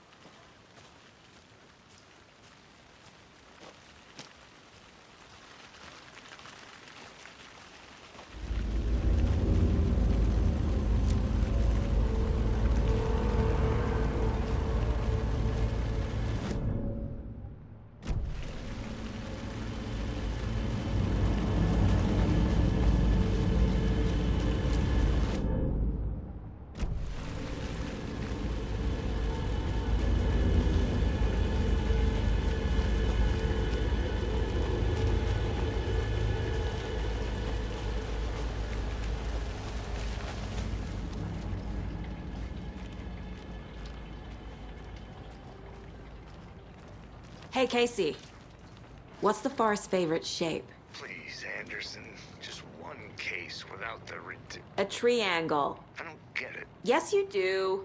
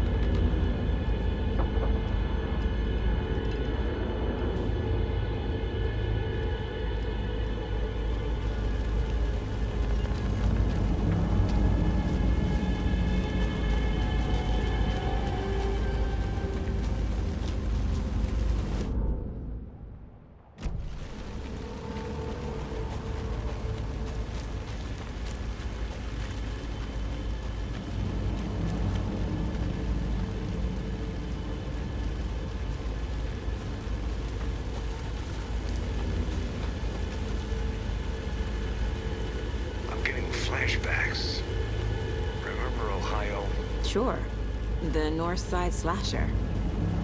But that case was completely different. The trees, Anderson. He hid the bodies in the forest.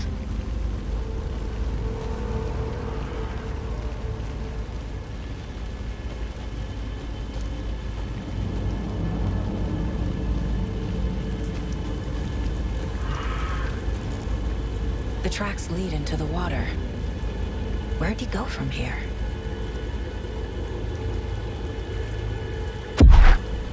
I can feel something. A presence. Nightingale isn't far.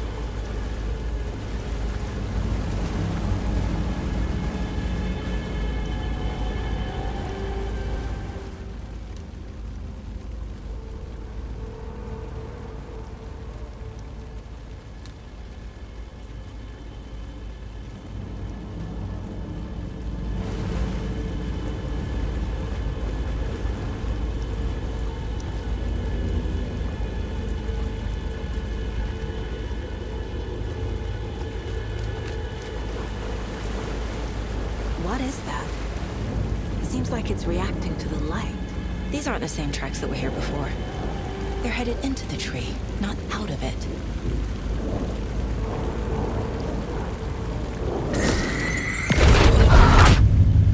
My flashlight burned the dark stuff away. It was covering another page. The fuse was in place. Saga stepped into the witch's hut. Inside, a bright light. There were objects that stood out to Saga, as if the light had manifested them. The witch's hut. Okay. I trust the pages to lead me to the overlap.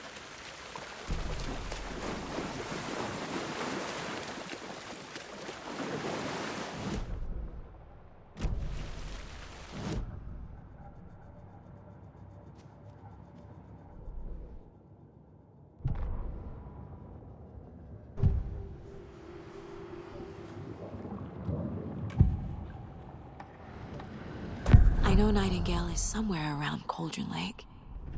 The tree was a threshold. This place and the dark place. You're in over your head. Next stop, Caldera Street Station. The threshold. Like a doorway. Leading to Nightingale. It's somehow connected to a tree. Witch's ladle?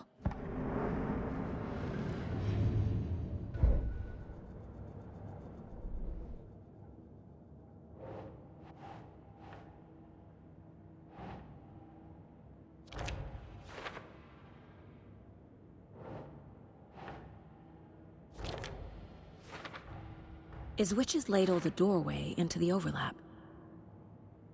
If so, that's where I'll find Nightingale.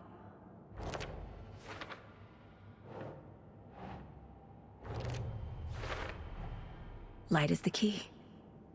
To stay safe. But for something more to be revealed as well.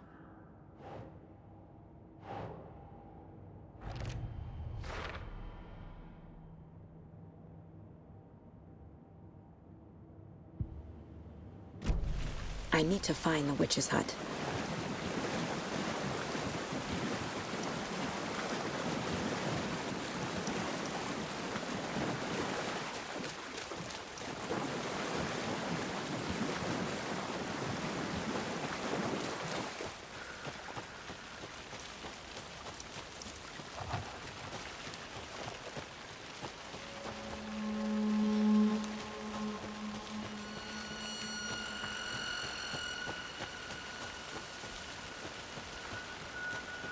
Pearson. Thought I saw something in the woods. Probably just a deer, but I'm gonna check it out. Okay. Keep checking in. Roger.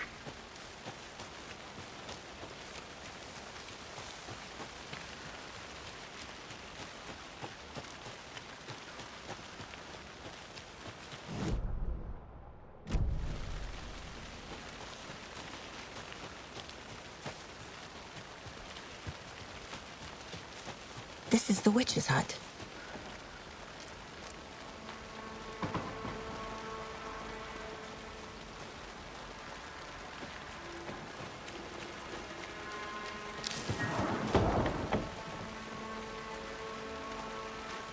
The fuse box is missing a fuse. I need to find one to turn on the lights. This fuse is busted.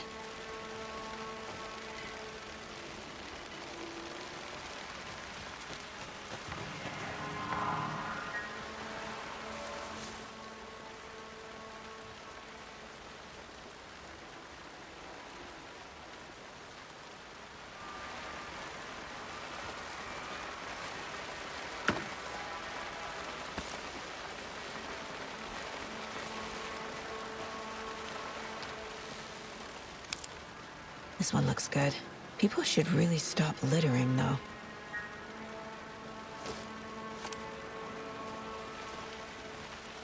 Is that a kid's lunchbox? An Alex Casey movie lunchbox. Casey hates the endless jokes about coincidentally having the same name as a fake detective. He hates those cheesy crime books, but he really hates the movies.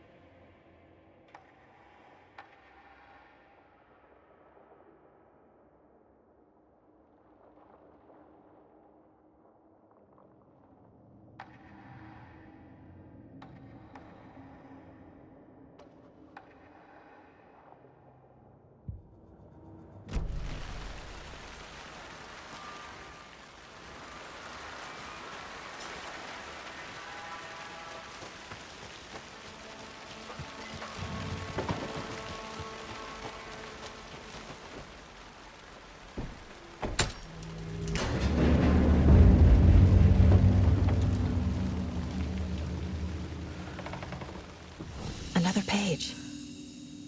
Making progress.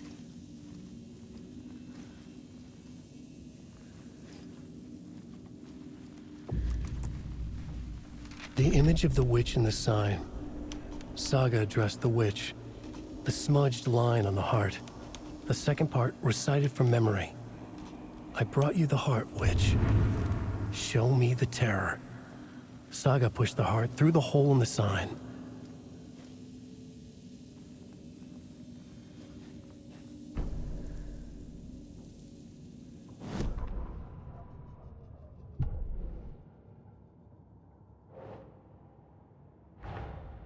The page from the witch's hut seems to be describing some kind of ritual.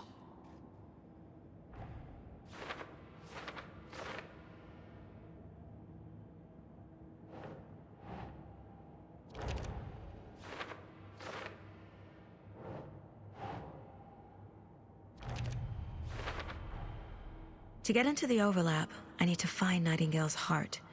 Read the line imprinted on it, plus the line on the page to the witch's ladle sign. Then push the heart through the hole in the sign. Nightingale's heart disappeared from the morgue. Where is it now?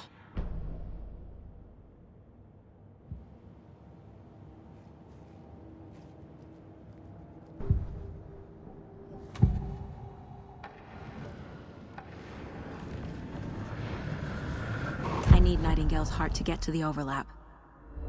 Where is it? The cultist leaned close. He was there, but he was risen. Nightingale was there. The opposite of sunspots. Who said that? That's not it. I don't have what I need to find Nightingale's heart. There must be more. Nightingale's heart. Where is it? For a while, they played cards in the general store. The witch had stolen his heart. Get out of my house. Nightingale's heart is at the general store, in a fridge.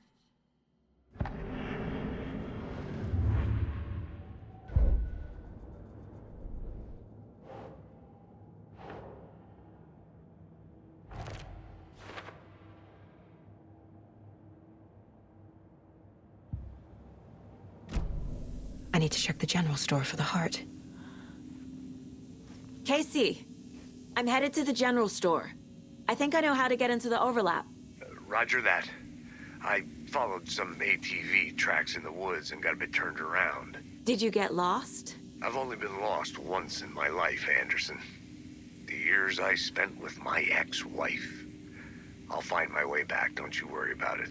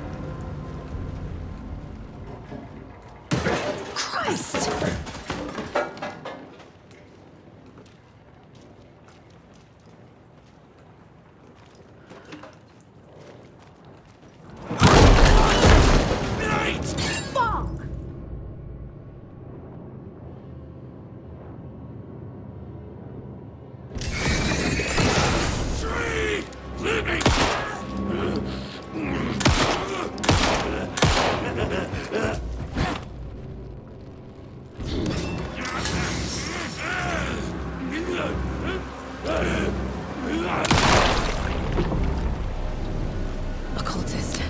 A monster. Like Nightingale. The solution has to be in here.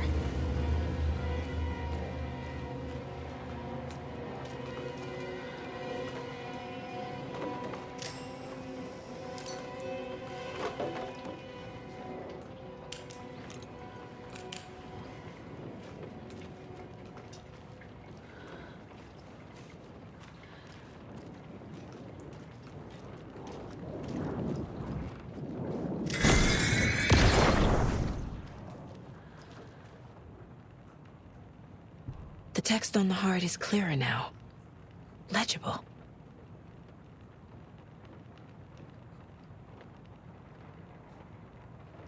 I feel like I recognize this. The fridge. The heart. I knew it would be here. Like I saw it in a dream.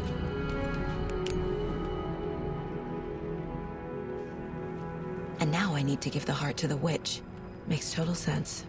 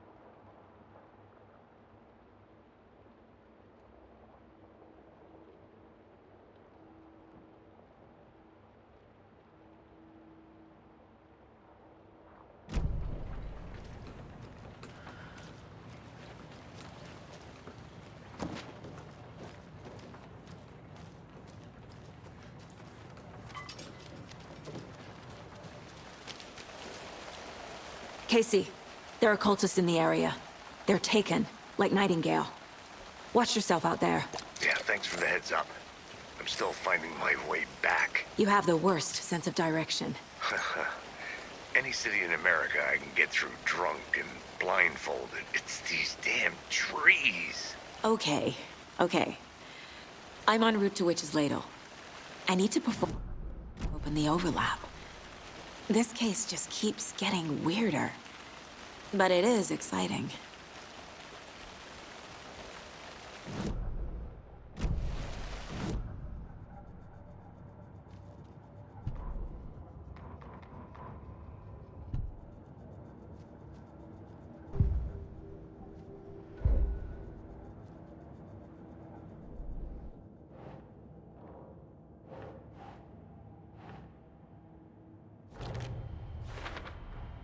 Found the heart in the fridge. Just like the page said I would.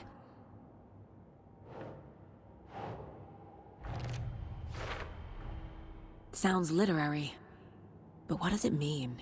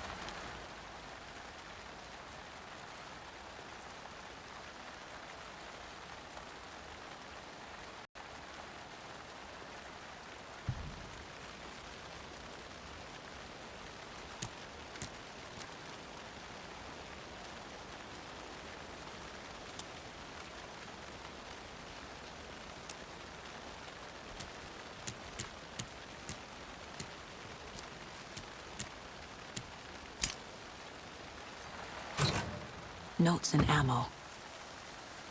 Looks like they're tools of the trade.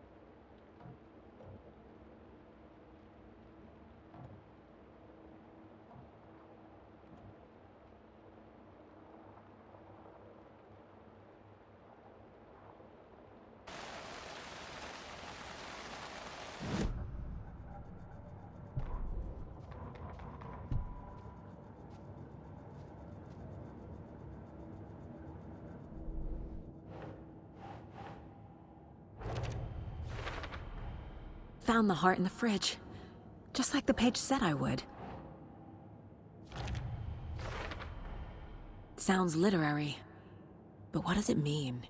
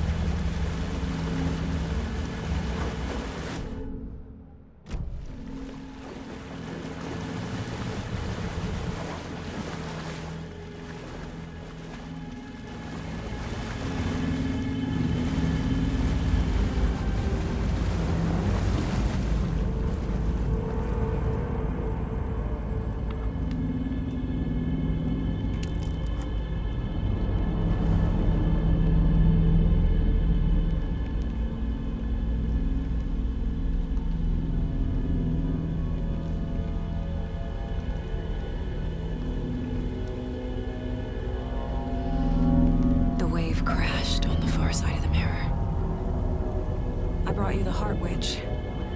Show me the terror.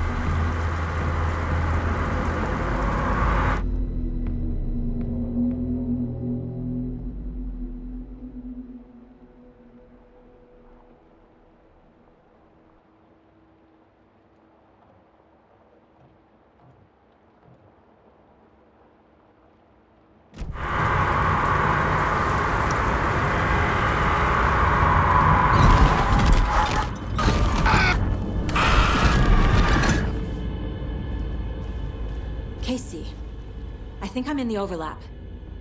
Are you still on your way? Casey! Casey, do you read me? Fuck. Okay, Saga. Going in solo.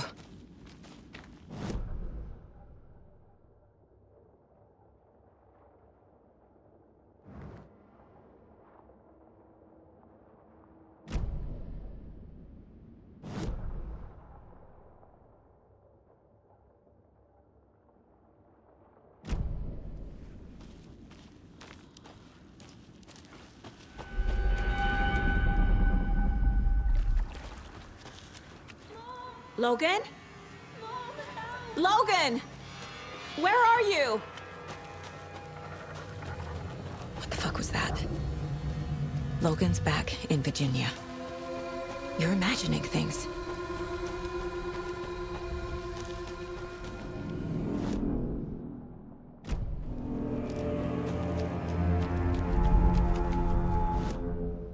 Please help me.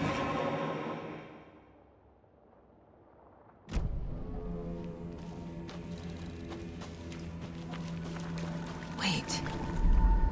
Did I get turned around? No, this is right. This place is looping. Like a nightmare.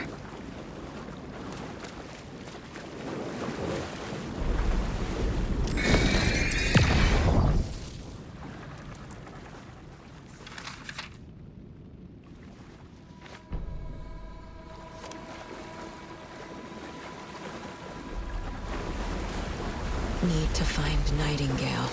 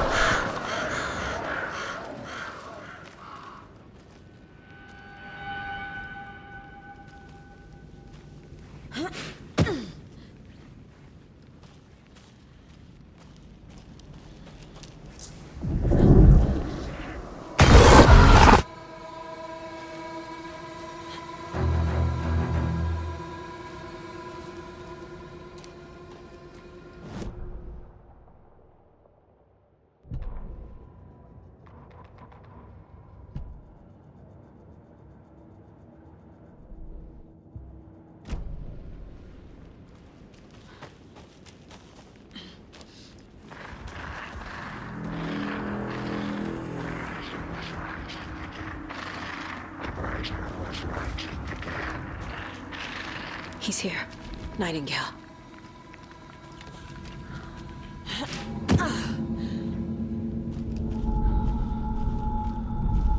Trapped here. Who escaped? Danger. Who is that? It's like they're coming in over a bad signal.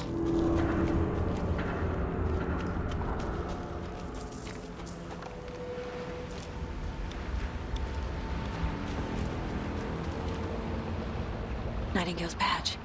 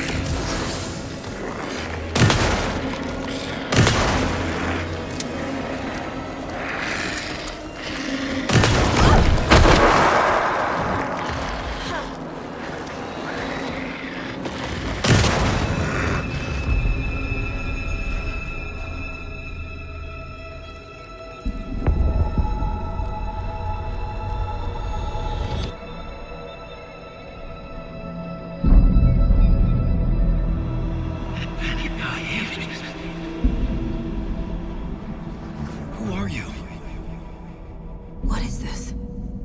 Who are you? Hear me. I'm Saga Anderson, FBI. I can hear you. Cauldron Lake. Yes, I'm at Cauldron Lake. Where are you? How to escape? In danger. The dark presence. Danger.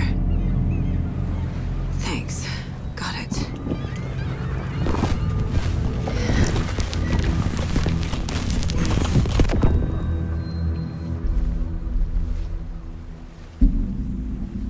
Hey!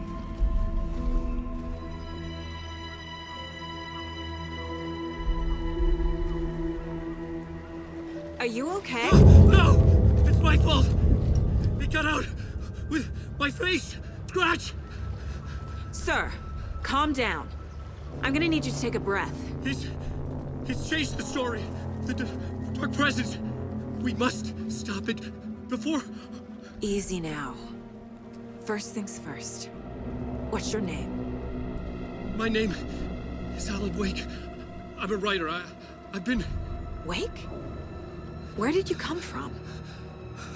You've been missing for 13 years. 13.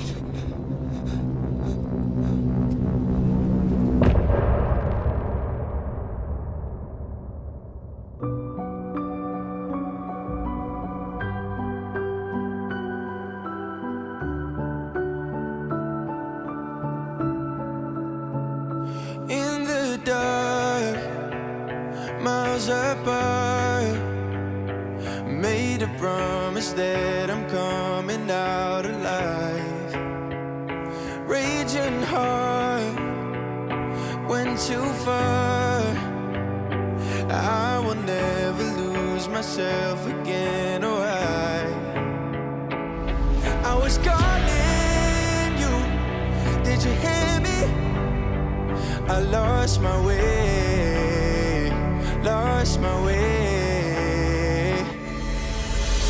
I was trapped in 1,000 nights with no escape. Nightmares taking me over, and now I'm wide awake. And now I'm wide awake. Oh, I died like 1,000,000 times, feel the waves I break. The nightmare's finally over, and now I'm wide awake. And now I'm wide awake.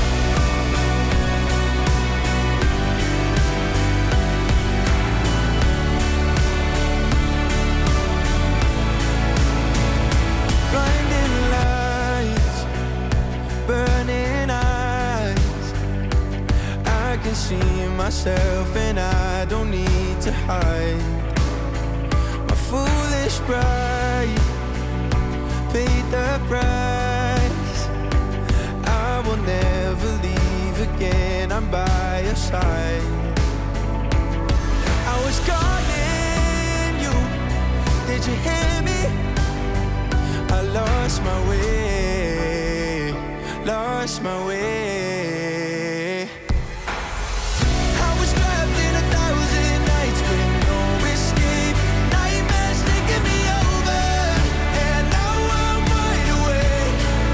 And now I'm wide awake. Oh, I died like 1,000,000 times, feel the waves I break. The nightmare's finally over, and now I'm wide awake. And now I'm wide awake.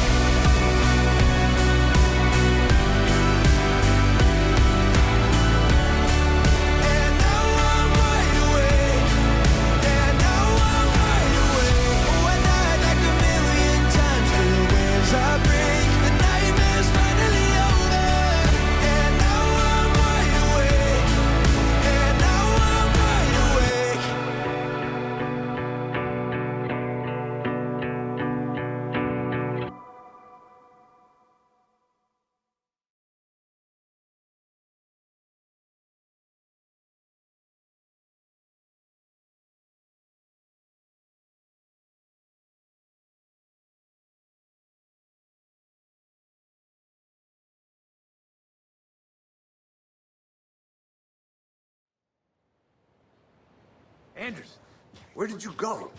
All of a sudden, the radio stopped working, and then that flooding just disappeared.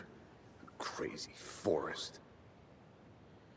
Is this who I think it is? Casey, say hello to Alan Wake. Mr. Wake, this is Special Agent Alex Casey. He'll escort you to our car. Casey, I'll meet you there, right after I take a look around. If the flooding's receded, there might be evidence we missed earlier. Okay. See you there. Alex Casey? How? Am I still... Is this the dark place? No, it can't be. I got out. Yeah, the PI from your books has the same name as me. Great. Moving on. It's a bit of a hike to the car, Wake. Just get your bearings, then we'll head out. I need another minute. Cauldron Lake. I thought I'd never see this place again. Take your time. But you should know these woods aren't the safest. Yeah. It's getting dark. You have a flashlight? It's not safe without a light. I have a light. And a gun. You can relax, Wake. And pages. If you see pages of writing anywhere, you must take them and keep them safe. Our lives could depend on it. They have vital information. We know about the pages, Wake. We'll keep an eye out for them. Okay. Okay, just give me a moment. It's okay. Take your time.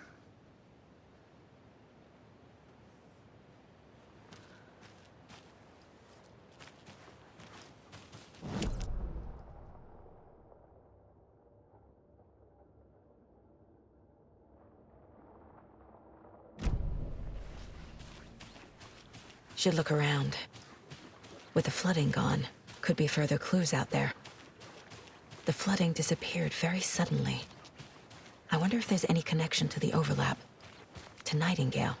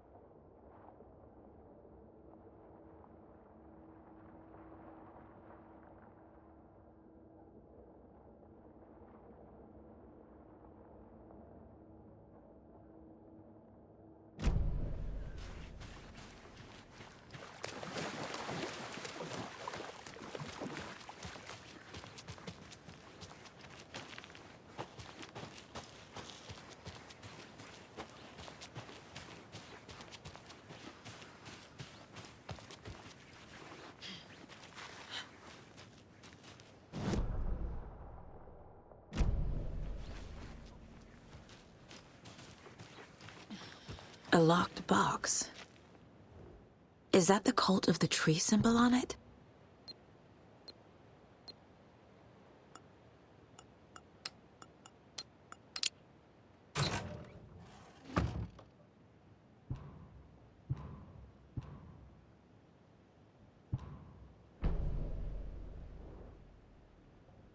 The cult doesn't see their victims as people.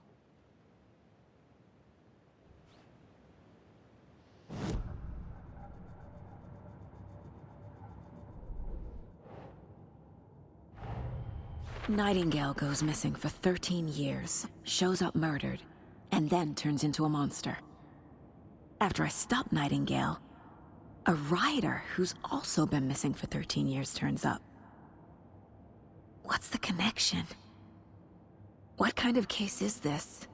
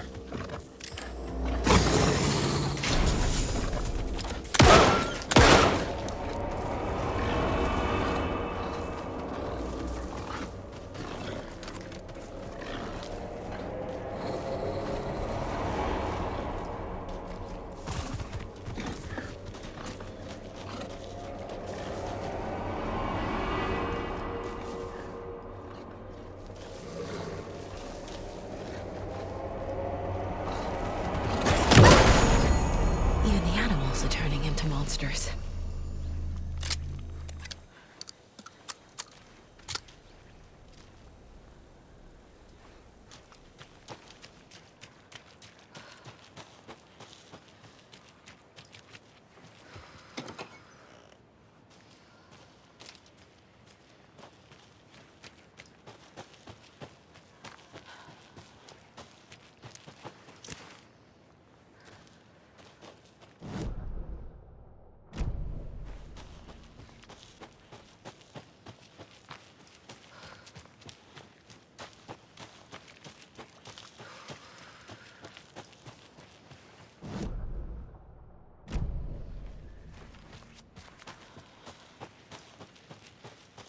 The cult is leaving supplies around for themselves.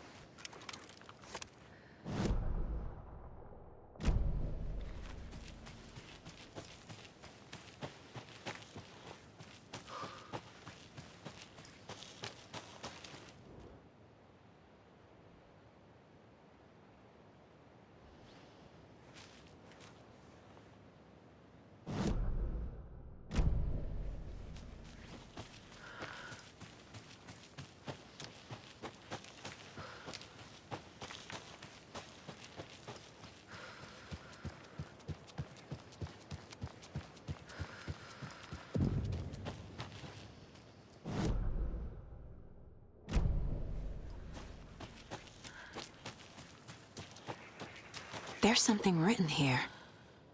A poem? Or a riddle?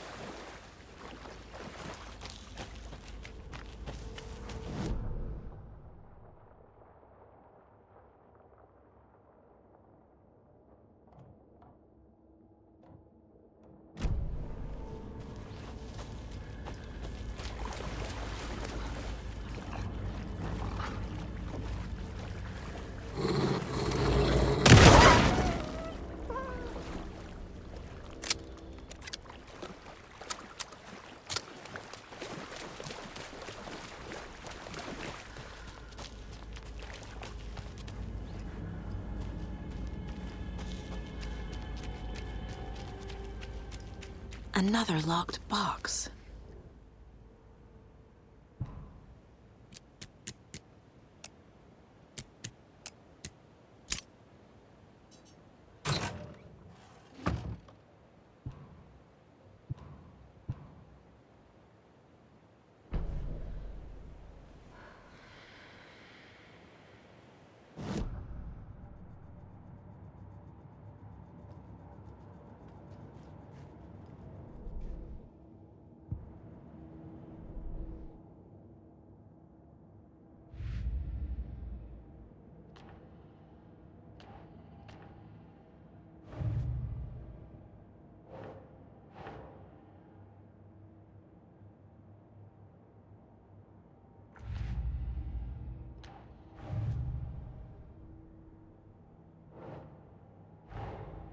Finding a Casey movie lunchbox out here can't be a coincidence.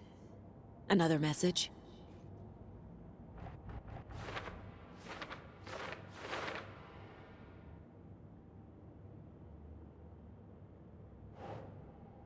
Hmm.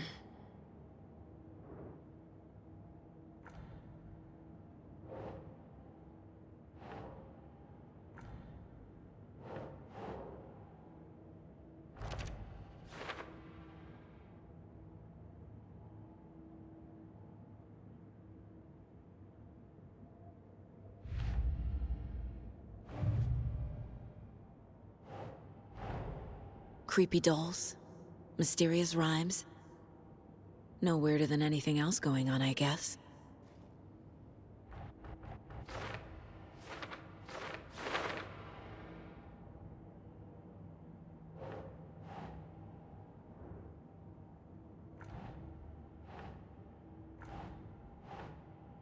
Hmm.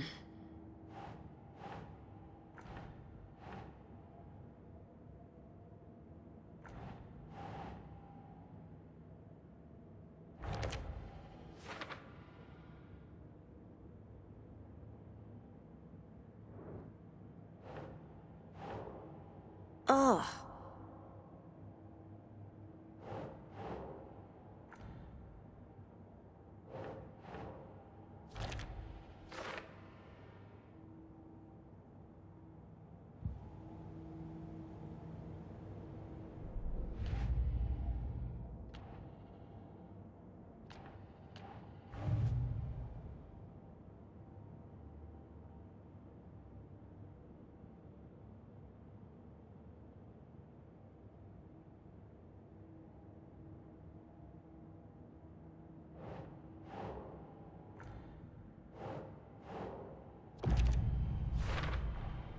We're dealing with an organized group of killers.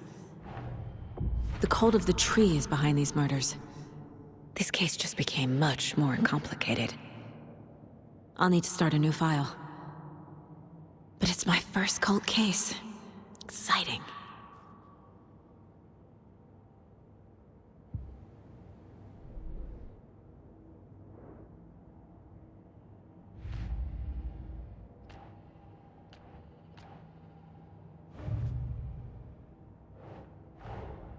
These stashes could contain clues about the cult. Better keep an eye out for more.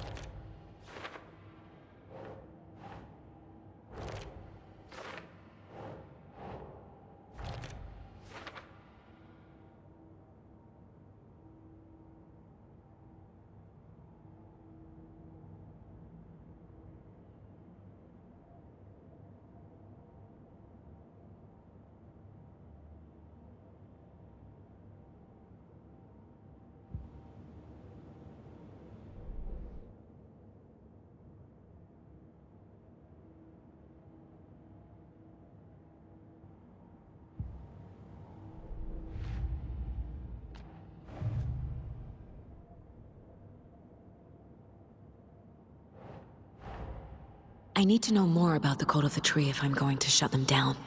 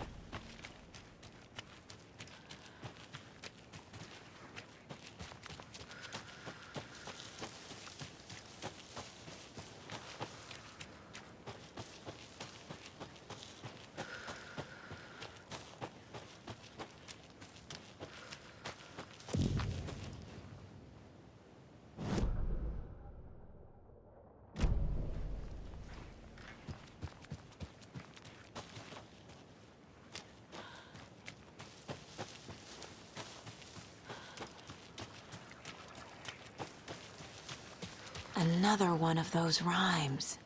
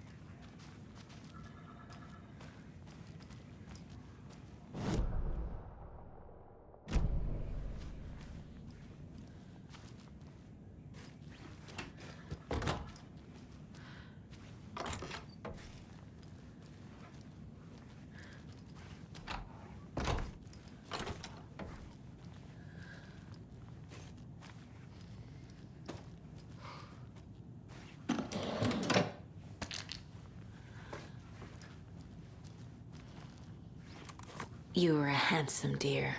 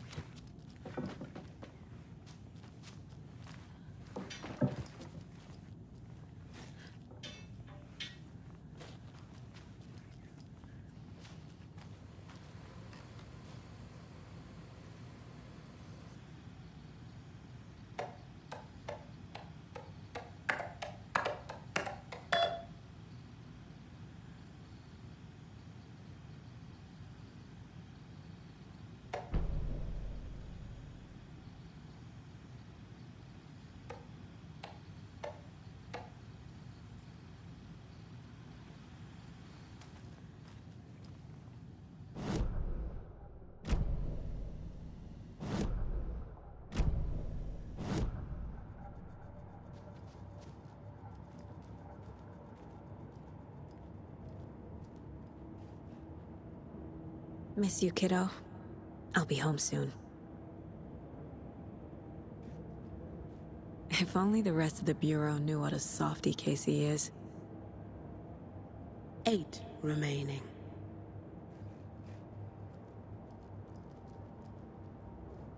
Mom may be gone, but whenever I read this, I feel like she's still here.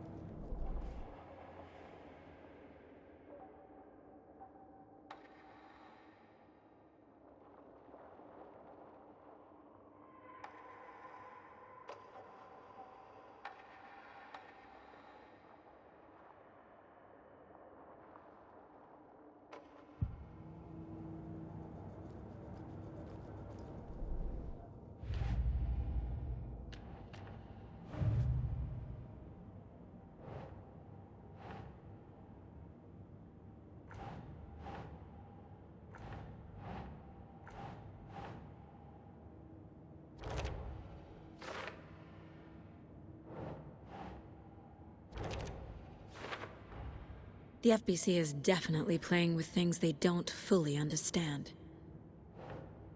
And that always goes well.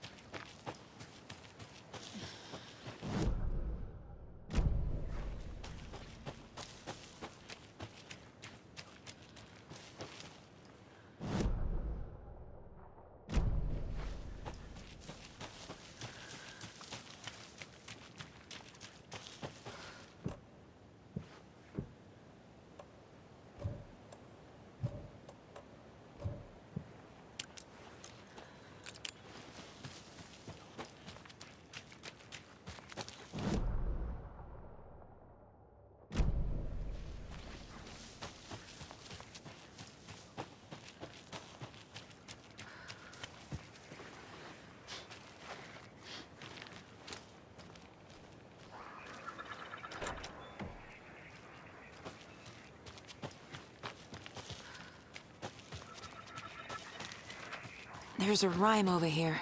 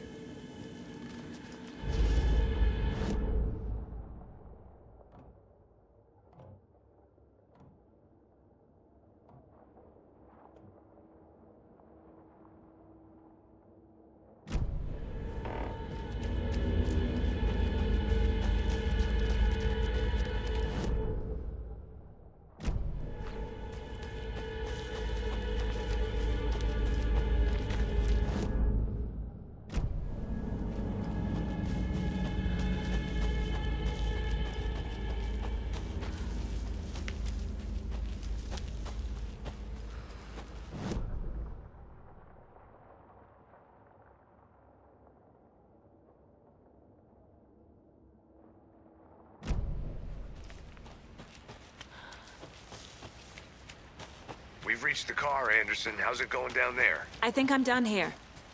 I'll meet you at the parking lot.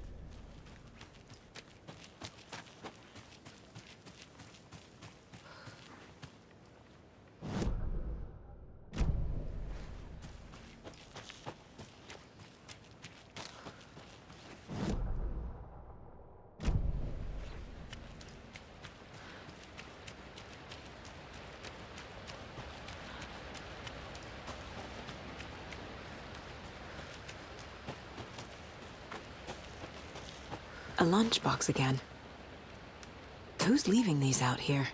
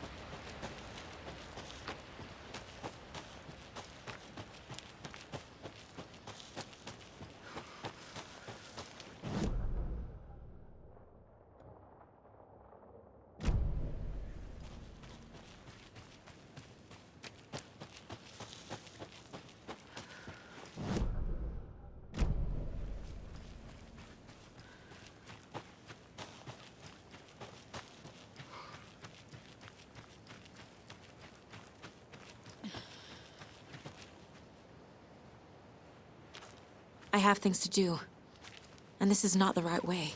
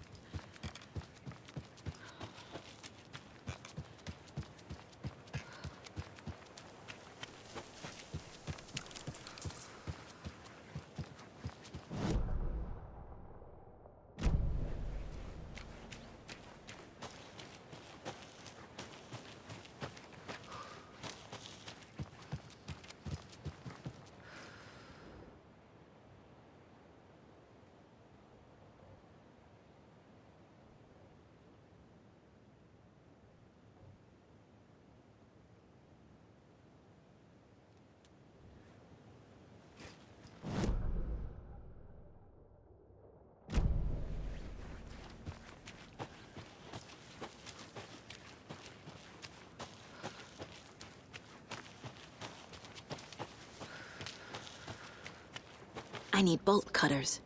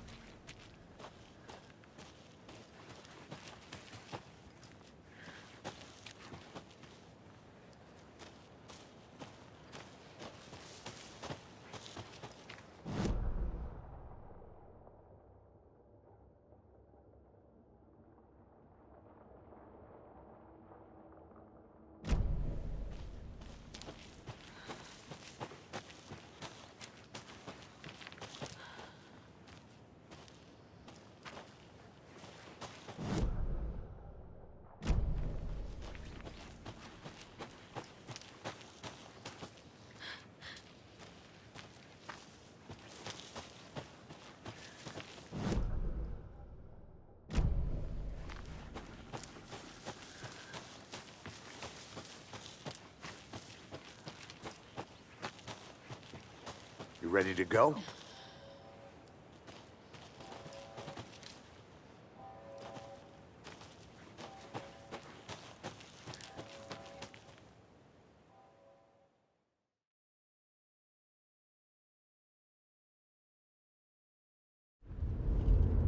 Mr. Wake, we're taking you back to our field office in Bright Falls. You can freshen up there, and then we'll talk properly.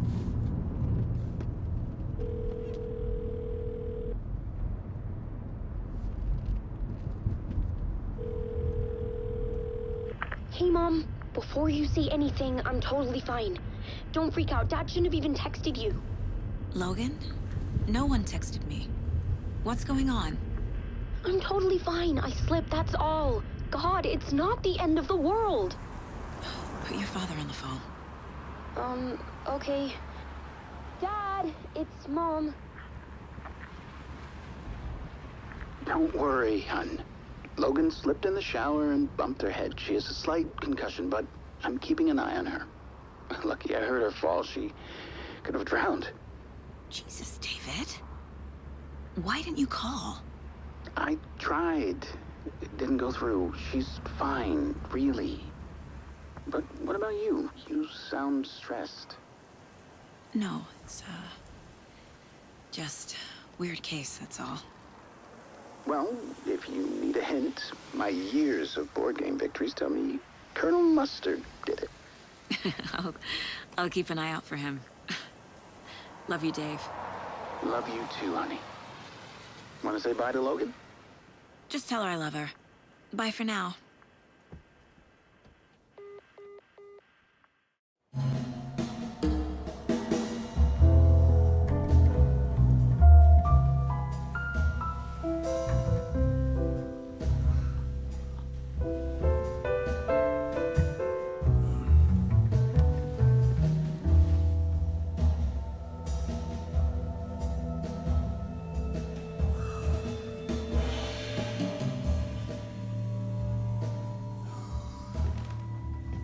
Is there anyone you'd like us to reach out to, Mr. Wake? You've been gone a long time. No. No. They'd be in danger. It'll come for me. Okay, let's talk about something else. Robert Nightingale. Do you know him? You were both here in 2010.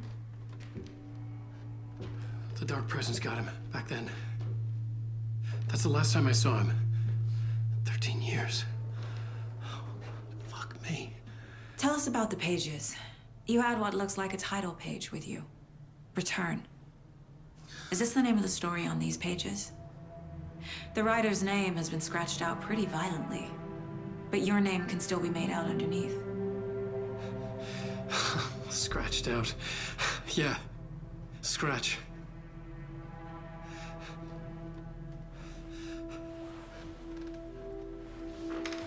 Did you write these pages, Mr. Wake? I'm trying to remember. It's a crazy jumble, like a nightmare. It doesn't make sense.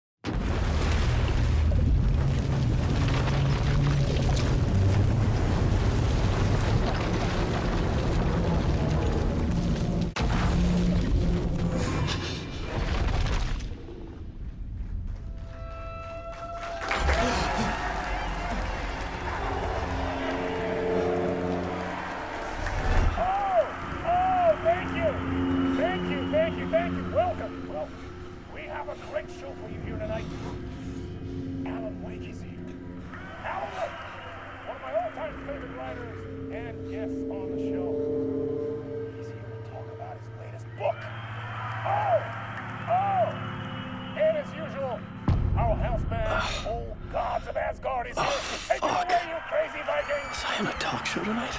Waking up in places with no memory of how I'd gotten there. It was out of control. I didn't need another mugshot in the fucking tabloids. Had I already done the show? Was that a recording?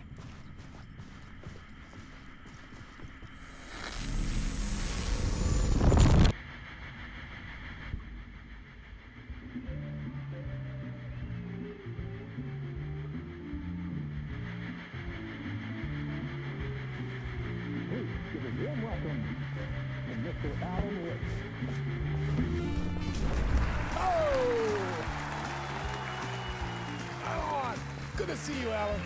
Great to see you. Welcome back to the show. Come on, sit down, sit down, sit down. Woo! Oh, man. It is so good to see you, Alan. This must be an exciting time for you. Tell me, does it ever get old? Sorry, does what get old? Publishing a new book. Are you okay there, my friend? You look like you've been cooped up in the writer's room for a few too many years. This is exactly how I feel. You know, I've waited so long to get my hands on the sequel to Departure.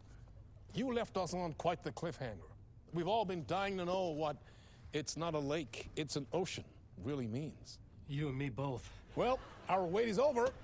Your new book, Initiation, hits the shelves tomorrow. What? That's exactly what every reader will be asking. This book is mind-bending. It's so cerebral. I mean, how would you describe it? An auto-fictional thought experiment? A horror story? A postmodern detective story? Wait. This isn't right. I haven't written anything. He's so humble. Okay, you got me. Good prank, very funny. But yeah, sad to say, I've not written this. I'd remember if I'd written a book, right? Or maybe it was written by your evil double. Well played, man! That is spot on! Playing the role here. Pretending the world of the book overlaps our own. That's very meta indeed. You see, Initiation tells the story of a fictional writer named Alan Wake, who is trapped in a nightmare, desperately trying to find the manuscript of a novel he has forgotten he has written. The book is set in New York, but it might not be New York at all. He is tormented by his dark doppelganger and guided by visions of a fictional detective he has written. That's right, Alex Casey is in this book as well. I guess we'll just keep doing this the whole show. The joke's on me. But isn't that what you sign up for with autofiction? No, but seriously, I found the structure of the reality you build in the book fascinating. It reminded me of The Matrix. I mean, the writer is physically in his writer's room, trapped there, and he projects himself out to this dark dream of New York through the story he is writing. Like astral projection. Did I get that right? Yeah, that's exactly right. Go on. I should be taking notes here. This is great stuff. Notes to that other Alan Wake in that room writing this as we speak? Are we all in your story, Alan? Wow. No, I wish you every success with your new book, Alan. I hope it's as successful as your best-selling Alex Casey series. Initiation hits the shelves tomorrow. After this, I'm sure we'll all be eagerly awaiting the culmination of this hero's journey trilogy of yours. A book called Return, perhaps. Man, thank you for one of the strangest interviews of my entire career, Alan. All this talk of meta-narratives. I'm expecting to disappear once this scene ends.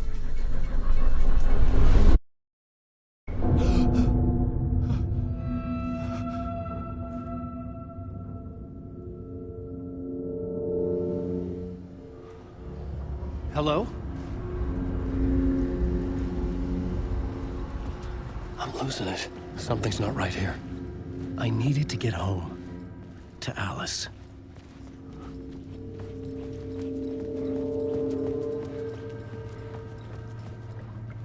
What the hell was that interview? Some kind of joke? Initiation? I never wrote a book called Initiation. This felt like a bad dream. Could make a good horror story.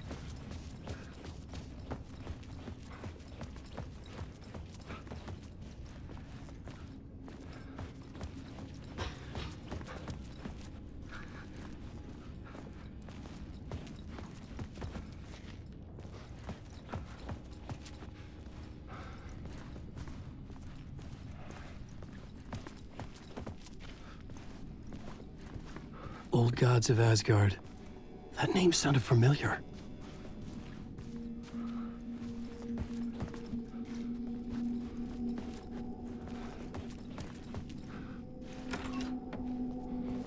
I was a mess. I'd never heard of this talk show or Mr. Door before. None of it felt right. Was I losing my mind?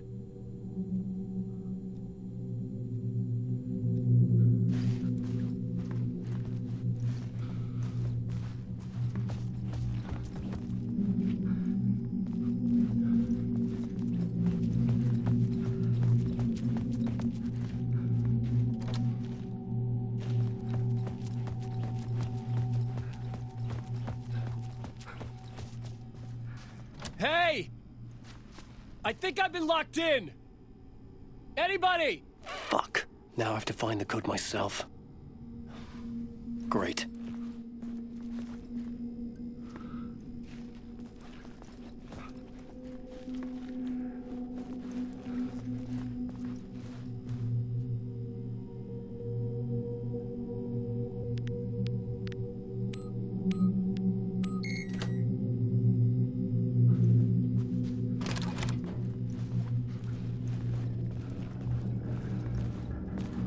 There was something here.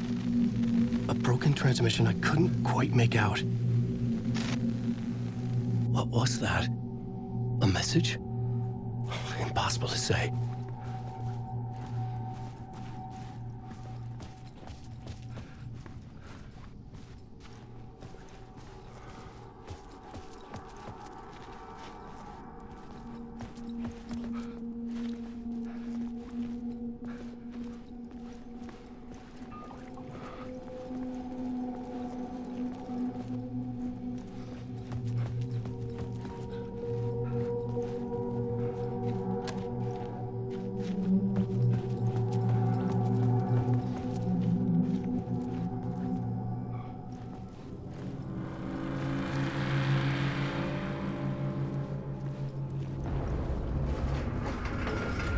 There was something in the studio with me.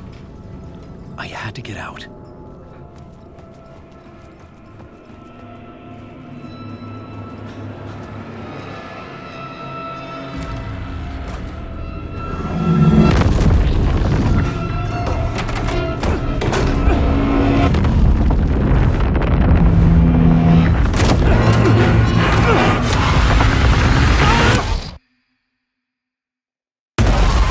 This is the ritual to ritual.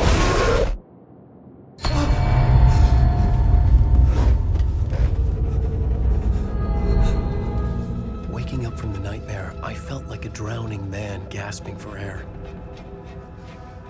This place felt familiar. A ghost of a memory surfaced, about writing here for countless days.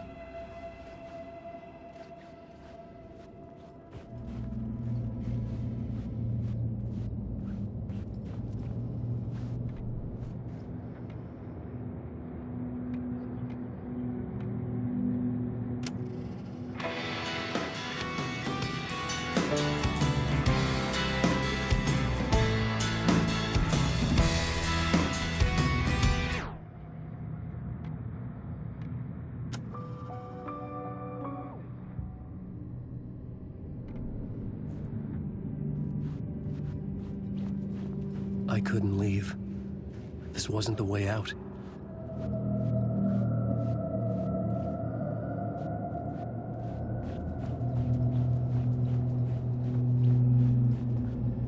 I had been writing.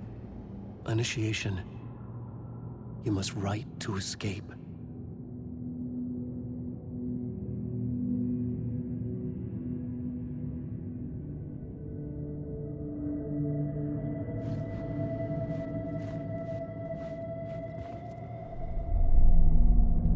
clipboard for mapping out a story. On the index cards, the nightmare that just happened to me. A summary of the story so far. But other notes as well. Warnings. I had written them. I couldn't remember what it all meant. The name Scratch filled me with dread. I could trust these words. I had to act on them. You must write to escape.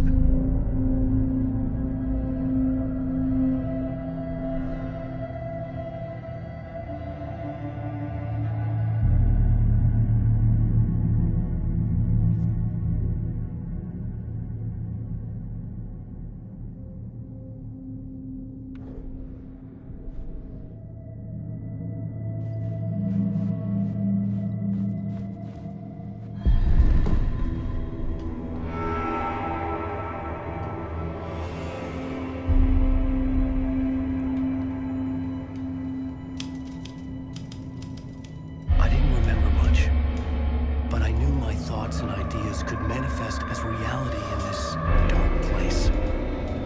I'd use my writing to project myself out of this room, like a deep-sea diver to go deeper and explore the depths of this prison for a way out. This room was my boat. Writing was my lifeline. I would start again at the talk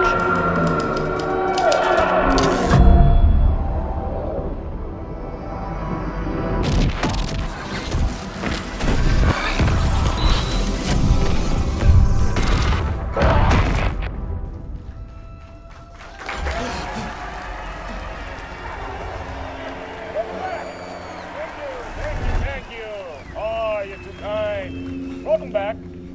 We have a great show for you here tonight. We'll treat all you Alex Casey fans out there. Alex Casey himself is here tonight. That's right. Sam Lake, ladies and gentlemen. The actor who has given his face to the famous detective in the film series. And of course, we have Alan Wake here, the best-selling writer of the books the films are based on. Let's do this!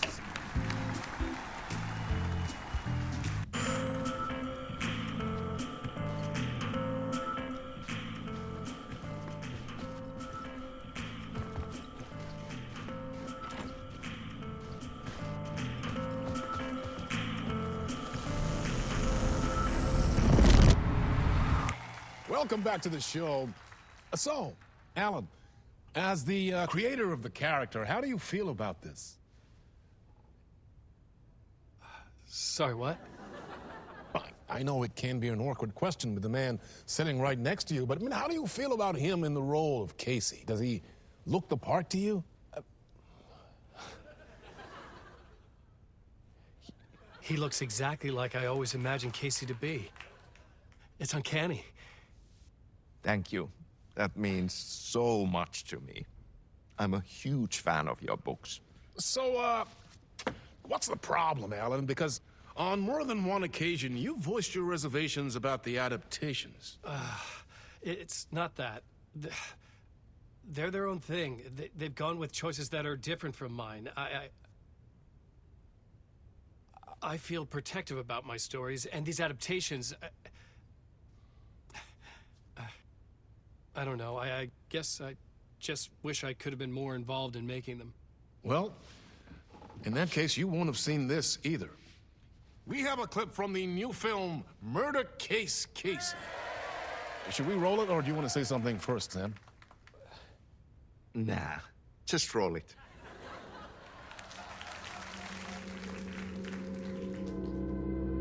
This city was an old scar that refused to heal. The rain made it fester. It needed the sun, but there was only the night. I was tired. Insomnia covered me like a plastic film. I was watching the world through a rain-slick window, my own reflection haunting the view. I was trying to track down a missing writer. My only clue was a table lamp, shaped like an angel. The only thing to shed light on this sordid mystery.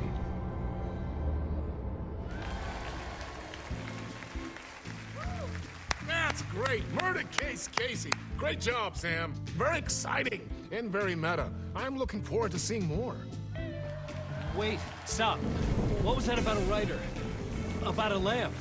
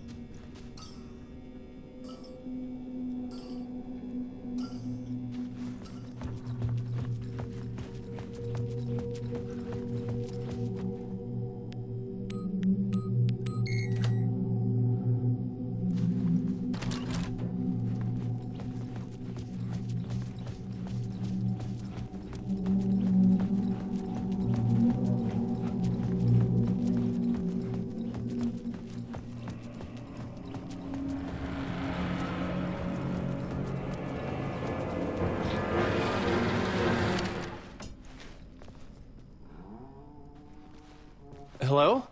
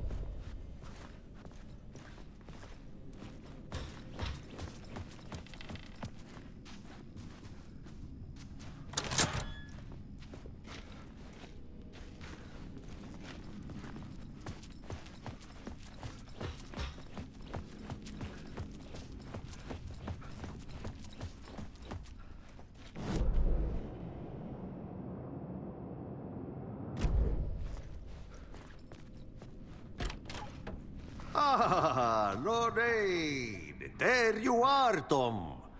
Oh, not so much evil that not a bit of good as well. Not one without the other. Good to see you. Hey, I can't seem to find my way out of here. Can you point me to the exit? No totta helvetissä. Of course, Tom. The work will instruct its maker. I was gonna get something from the basement for you, but you can get it yourself now. The more cooks, the worse the soup. What do you want me to get from the basement? And my name's Alan, not Tom.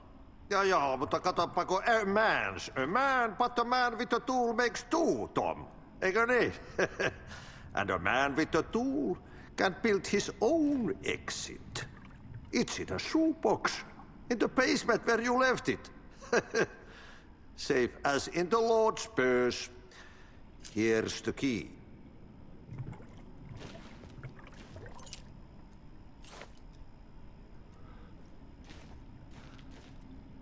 Have we met before?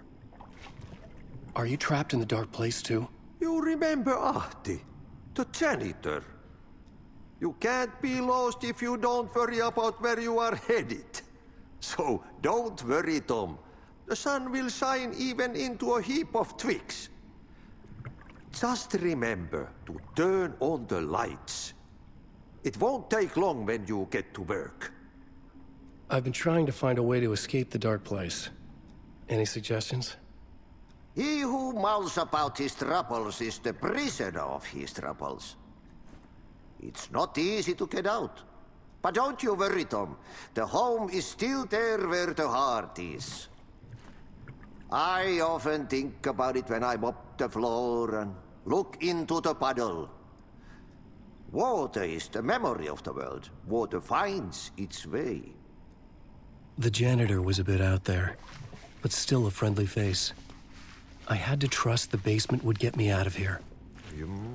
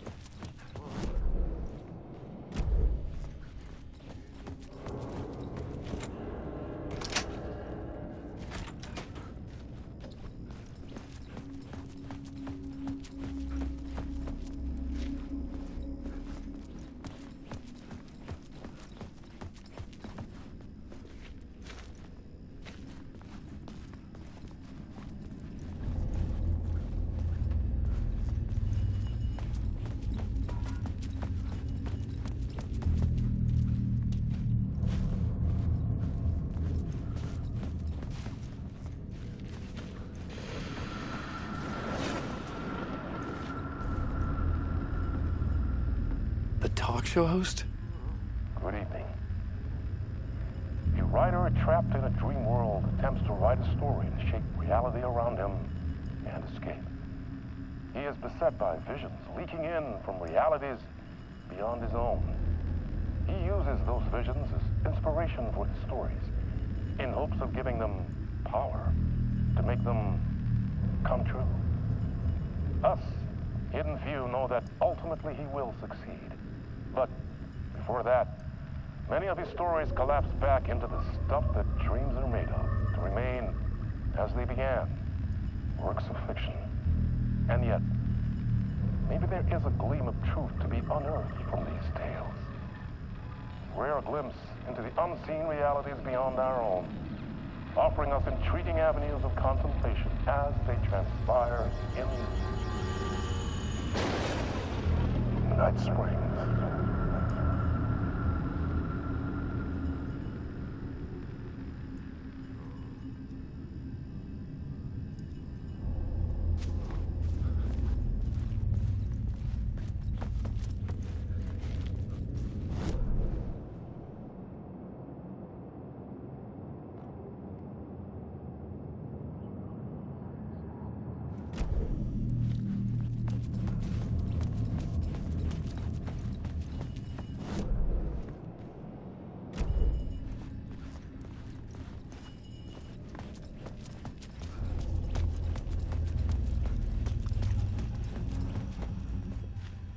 An old lamp in a shoebox. Was this what the janitor had left for me?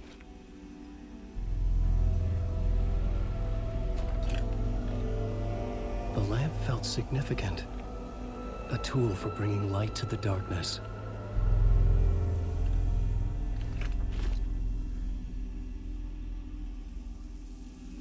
I felt a magnetic pull between the lamp and the light overhead. Whoa! When the light jumped into my lamp, the whole room changed, like something in a dream. Opening a way forward, the lamp was humming. The bulb glowed. It held the light now.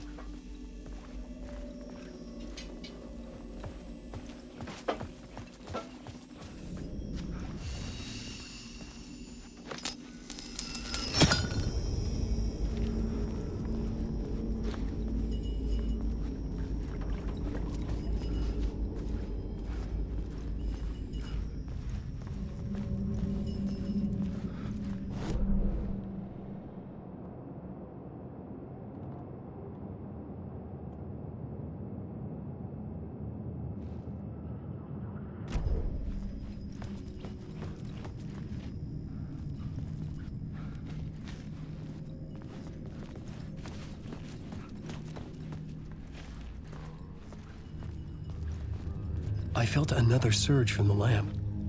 I could use it again.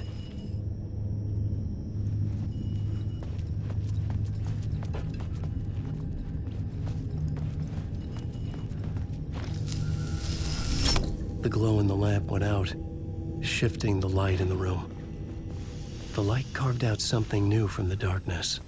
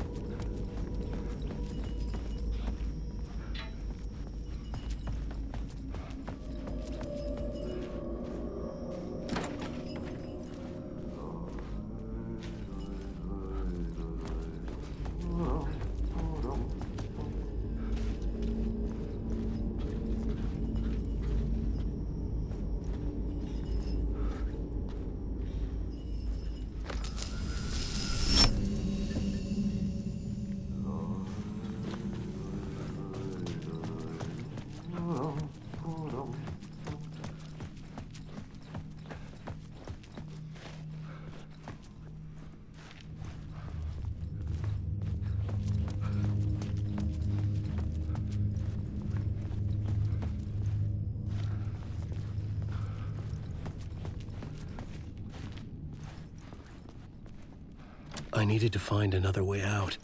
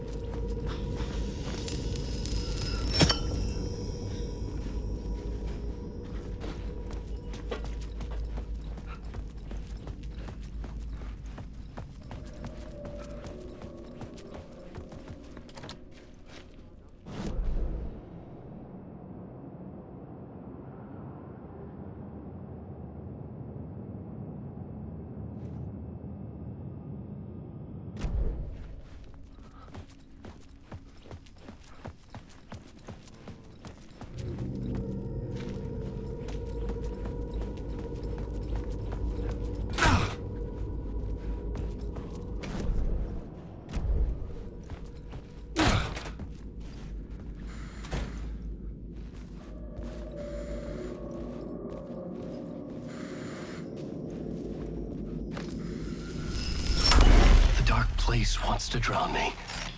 I'm losing myself. I have to fight it. I have to remember the clicker, the light switch. I lost it, but I have the lamp now. The lamp the switch was cut from. This place is a nightmare. Not real, and yet more real than anything. The danger and the horror real. It feeds off my mind, twisting whatever it takes into psychotic reality.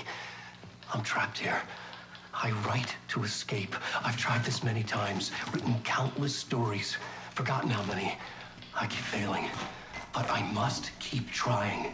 I use the story to dive deeper. Every word I write is a step forward on this spiral in the darkness. I dive to the bottom to find the answer, the map, and the key, and the compass. That's combined to form a door leading out. But how do you open a door that's not a door? At the bottom of an ocean that's not an ocean, and a lake that's not a lake.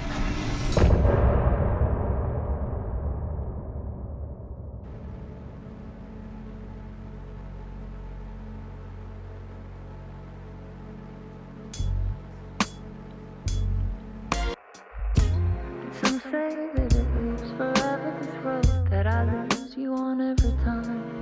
And some say that it lives forever, this road. And some say that it lives forever, this road that I lose you on every time. And some say that it lives forever, this road. I can see you there, but you don't see me anywhere. I'm right in front of you, I'm right here on this long winding road. What are you looking at? Is it your face on a pane of glass? 'Cause somehow this window becomes a trap on this winding road. Will it ever let me go? Forever I am fading to black. Forever I am circling back, just to fall into this trap, this winding road.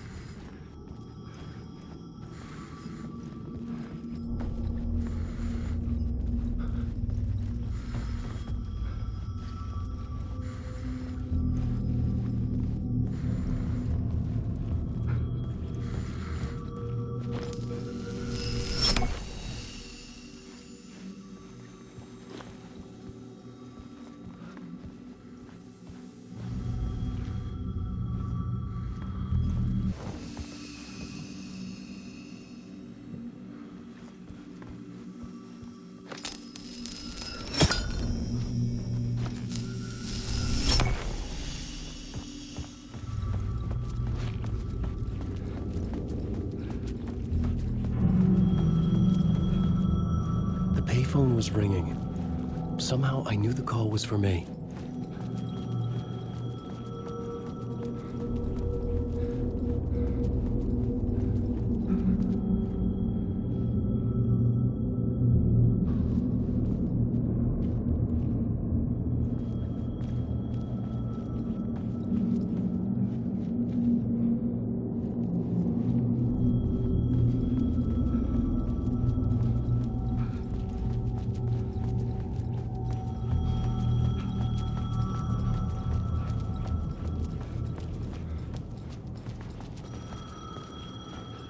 The call was for me.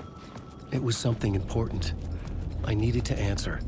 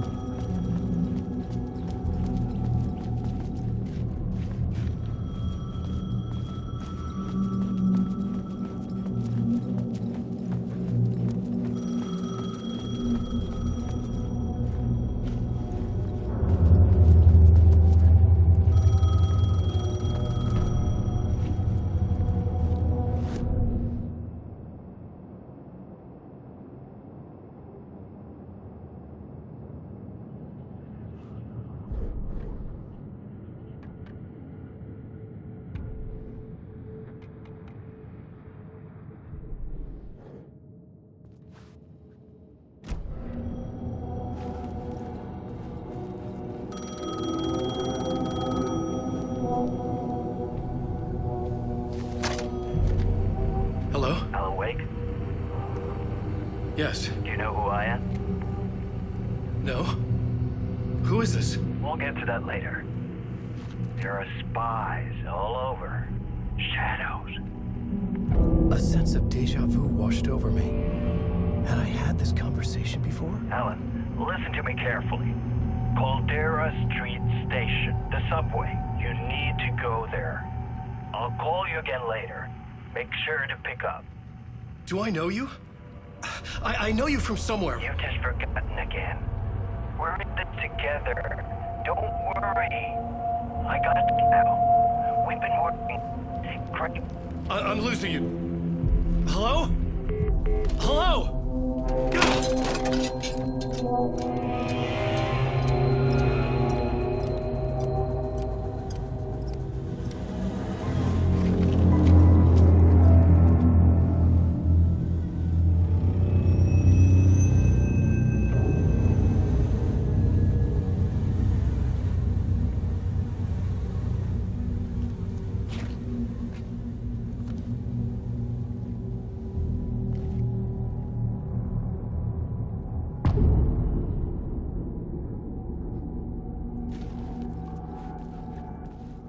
The man had said Caldera Street Station. I had to go there.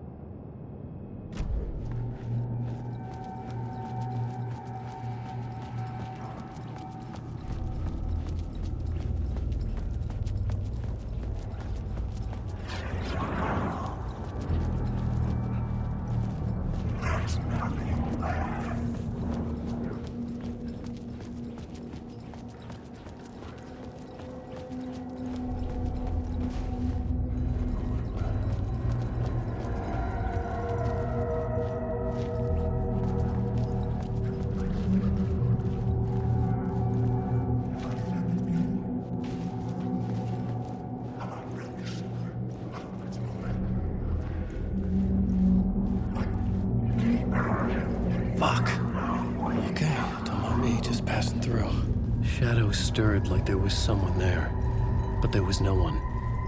I wanted to keep it that way. The Caldera Street station sign was there, but the entrance was missing. I had to make it appear. Maybe I could use the lamp to reveal the station entrance.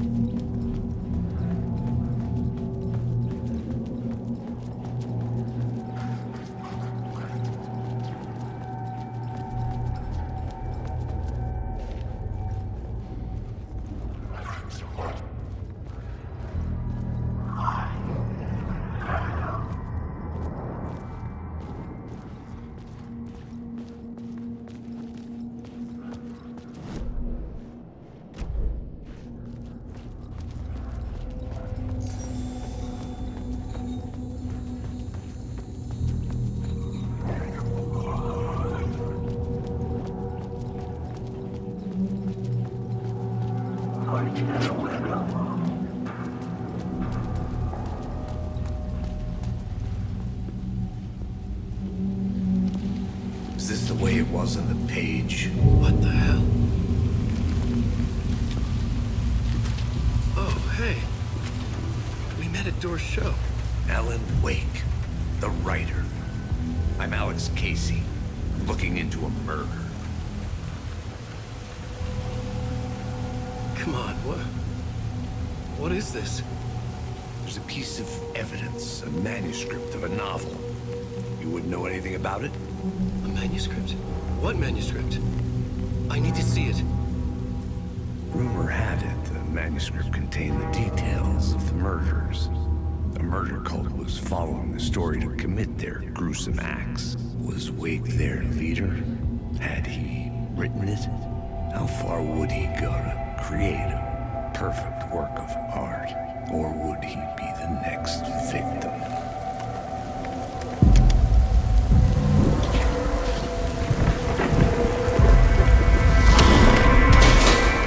Stay here.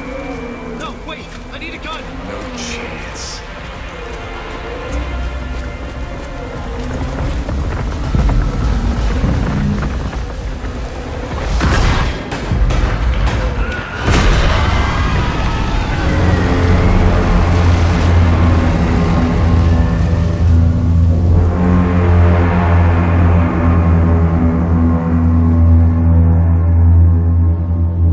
Casey! Damn it.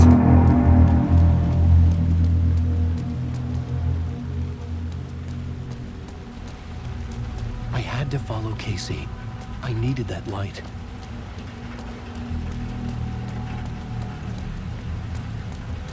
I remember dying in this alley in a dream I had. He was just gonna keep killing me here, loop by loop. You're not gonna get what you want. You think you know. You know shit. You don't really wanna know. You're gonna get what's coming to you.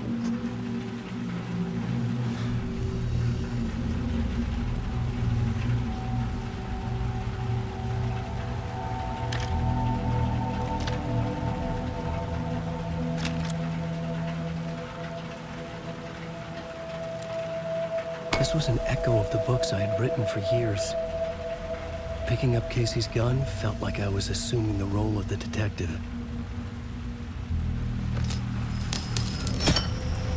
I had a light now. I needed to get back to the subway station entrance.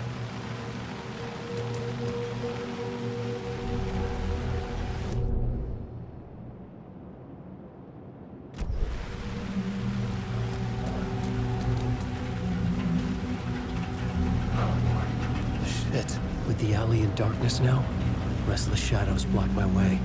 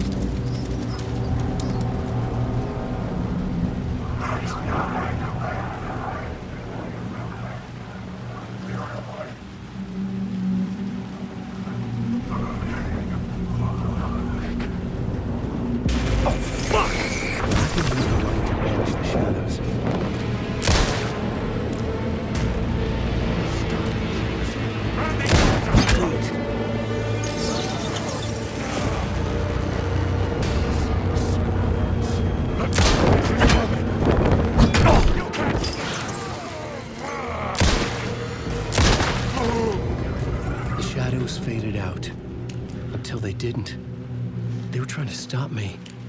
With the gun and flashlight, I could fight back.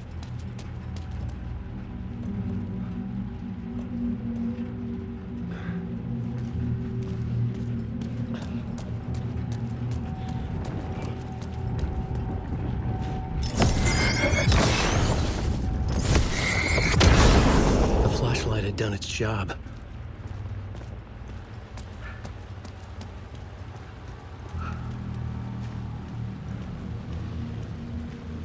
I could use the light to open the subway entrance now.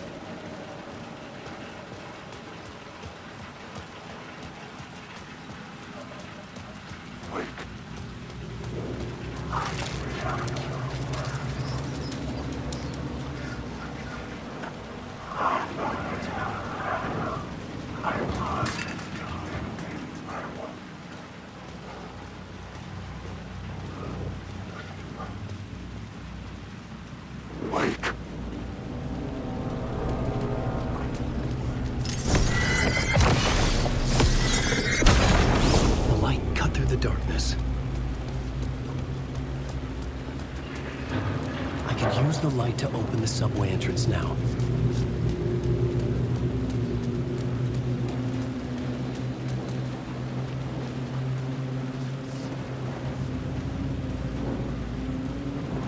Oh, fuck! I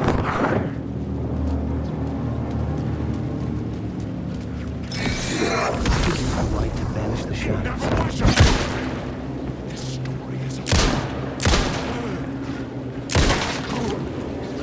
The shadows faded out. Until they didn't. They were trying to stop me.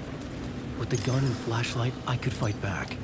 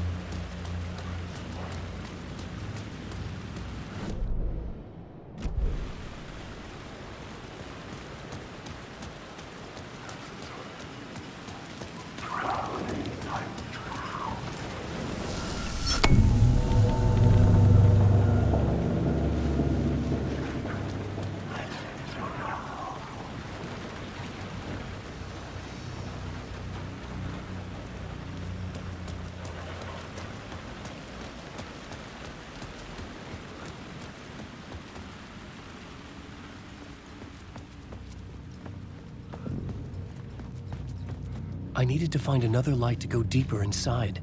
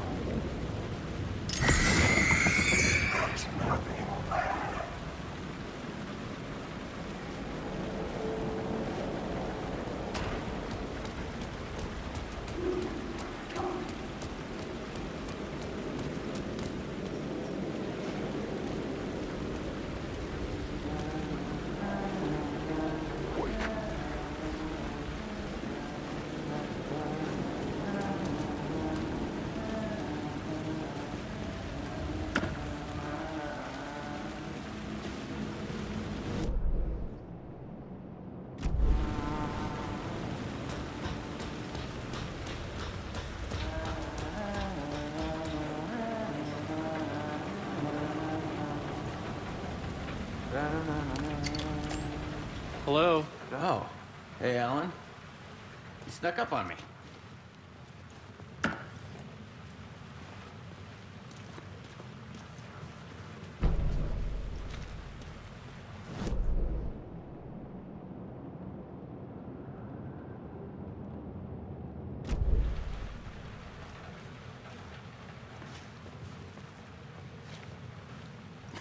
Well, that's my crazy wall. I'm just trying to make sense of things. Don't judge me. I'll trade you walls any day.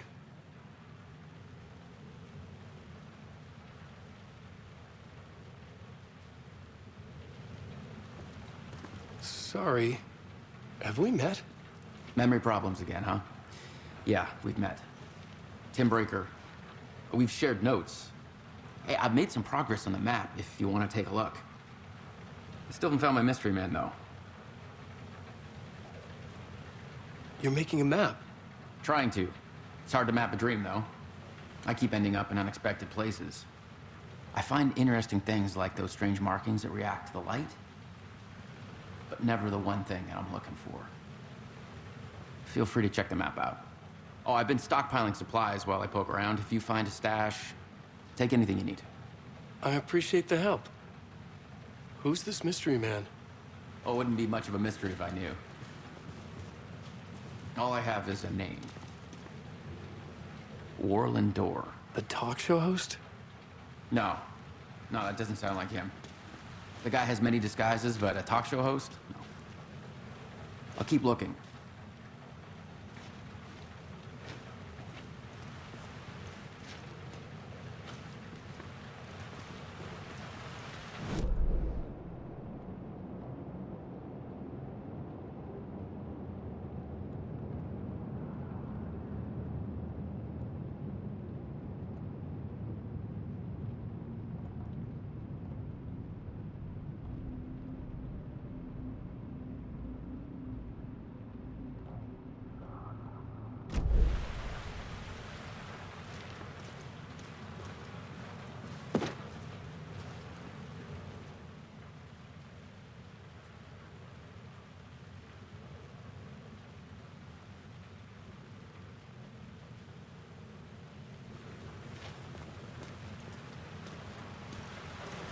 See you around, Alan.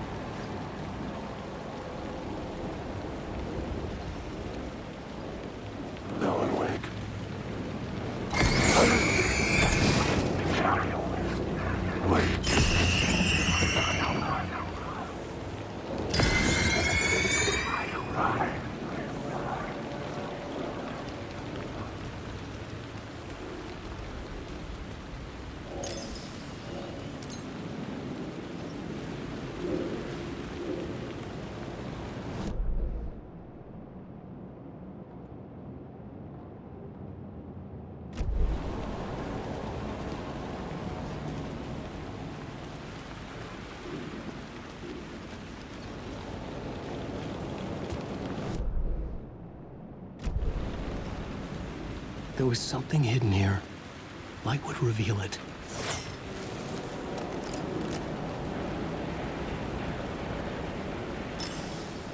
A phrase repeated over and over. The words resonated with meaning. Had I written this?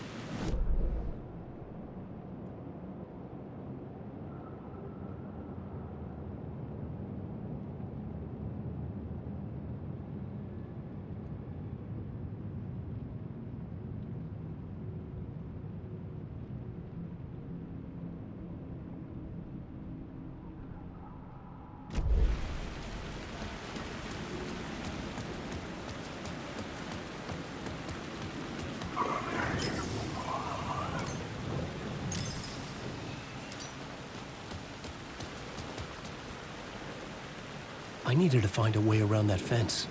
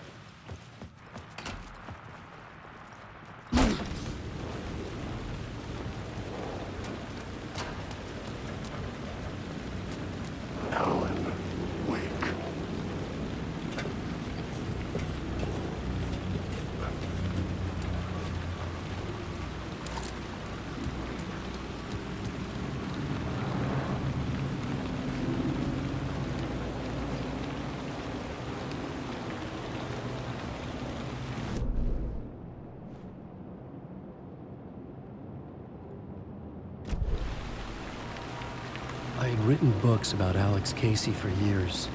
Something lingered here. A line from a half-forgotten story.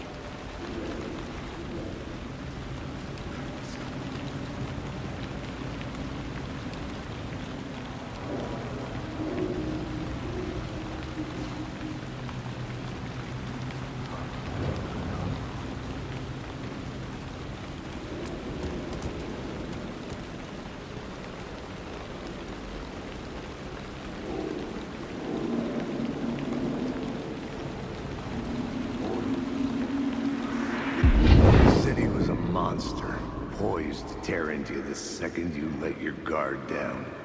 You thought you had it tamed, that you knew what the hell you were doing. Your last mistake, unless you got lucky.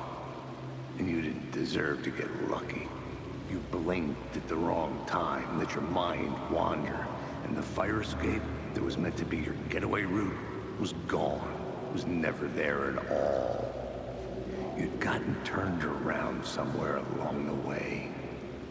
The city was coming to finish you off, and there was nowhere left to run.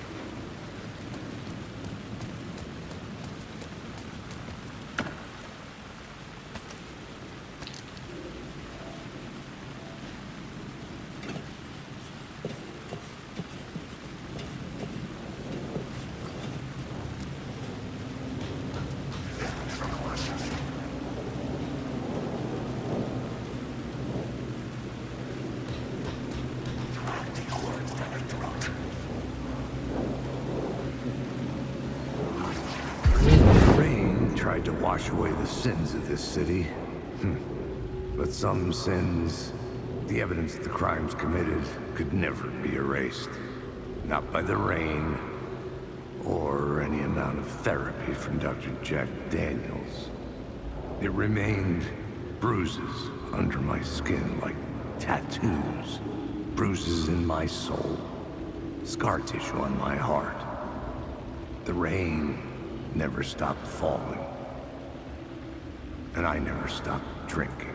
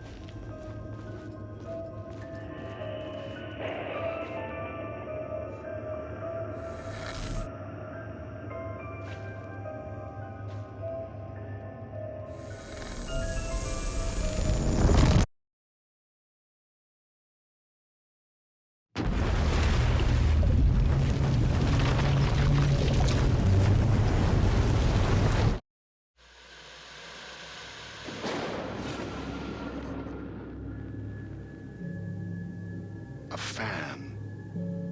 The dictionary definition of the word is an enthusiast, a fervent devotee, an abbreviation of fanatic. What comes across to an outsider as a dangerous obsession or even madness is something entirely different from the point of view of the fan herself. To be a fan is a joyous existence, one filled with the happiness that stems from knowing with utter clarity the purpose of your life. But what if that purpose could be more still? If you could be lifted out of the flock as your idol's chosen one, the only one who could decipher his secret messages. What lengths would you go to save the object of your obsession in Night Springs? Tonight's cult classic episode, #1 fan.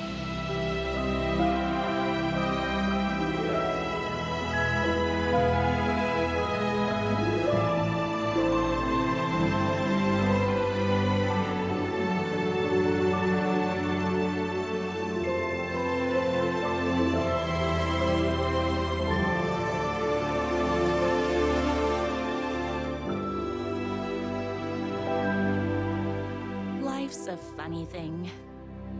You spend all your time wishing and hoping and dreaming for something, and then, bam! Destiny shows up at your door like a mailman with a package you were pretty sure got lost because you ordered it like 6 months ago. But that's okay. When your destiny has eyes like sunsets and a beard like mahogany-colored velvet, you don't really mind how it arrives.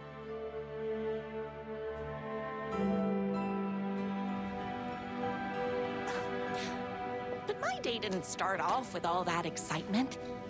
It began like any other day did for this waitress/protector of the town of Night Springs. As always, Knight's Diner was the hottest spot in town, so there was plenty of work to do.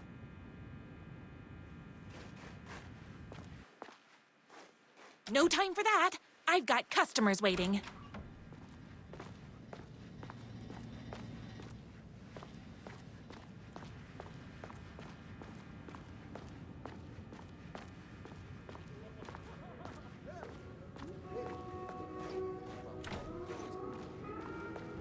Hey, it's everyone's favorite waitress.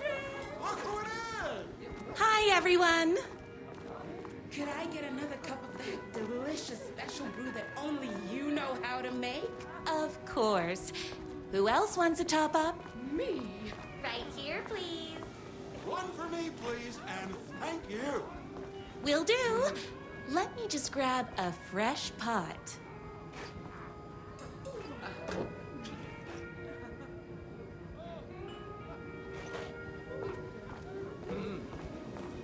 I wish I could live here.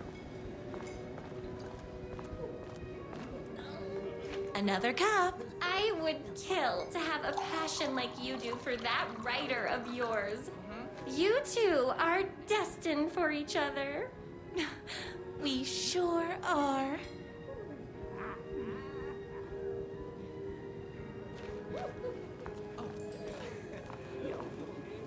Hot coffee. I heard your fan site for that writer was named best fan site in the world.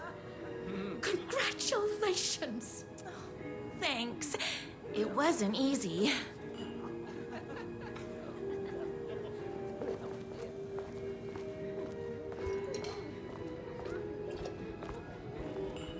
I love the medium rare burgers here. Here you go. A person of your genius and grace is wasted serving coffee to us regular Joes and Joannes. Oh, I don't mind.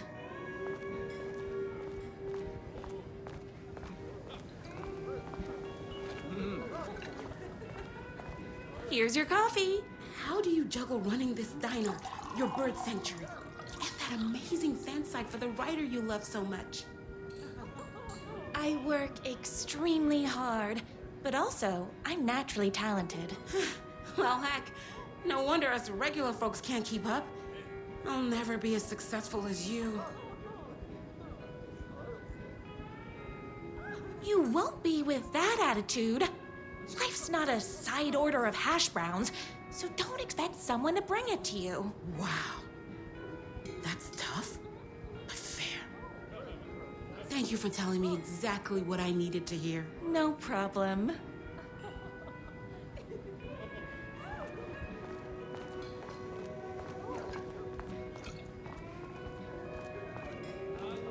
That's everyone's coffee. Better put this pot back.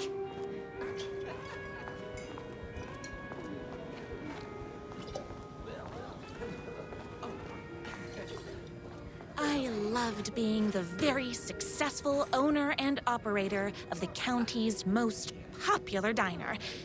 But that was nothing compared to my grease fire of passion for the writer and his sheer literary talent, and flowing hair and lips like buttery pie crust. Pie! I need to clear the empty pie plates from the tables. Shucks.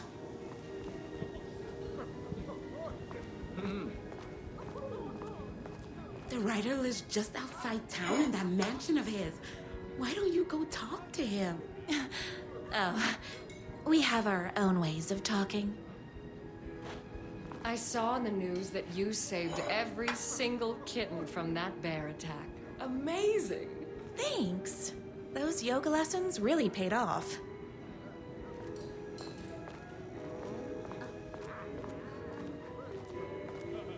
Is Knight's Diner going to enter the statewide pie competition this year? Of course! We're gonna make this our 20th win in a row! My date last night was a total bust. You're the expert on romance. Any advice?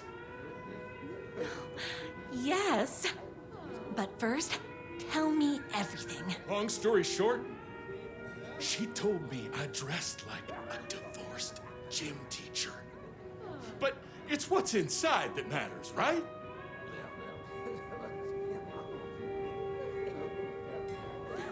Right. Show them the real you and it will all work out.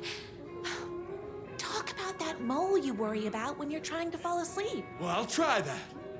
Thanks a million. Don't mention it.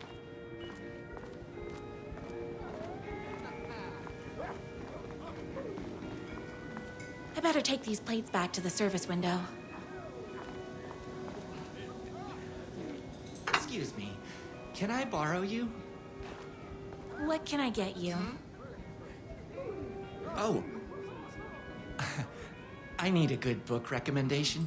After all, you're the town's literature buff. Oh, you have got to read the newest book in the Writer's Crime Trilogy. I'll grab you a copy from the back.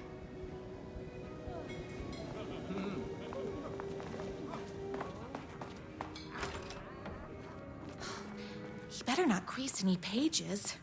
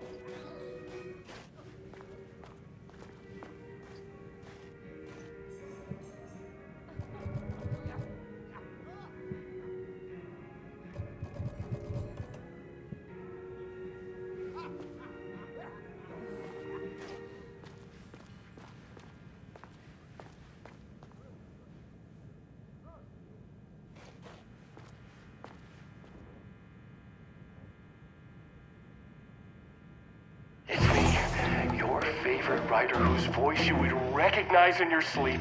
I'm in danger.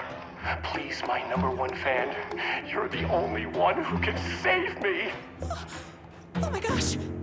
Don't worry, I'm on my way. My beloved writer was in terrible danger, and I had to rescue him. The stakes had never been higher. Luckily, I kept all my accessories in the diner's kitchen.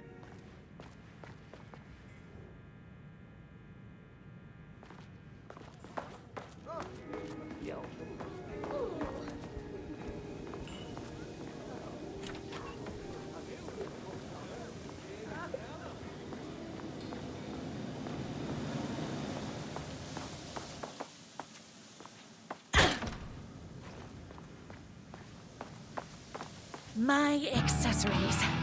Everything a girl needed to claim victory in the battle for love.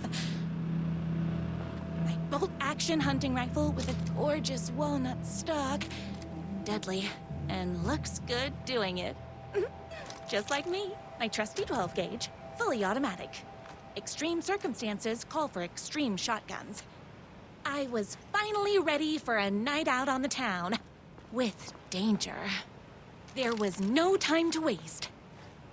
The shortcut through the boatyard was the fastest way to my rider's mansion in the woods outside town.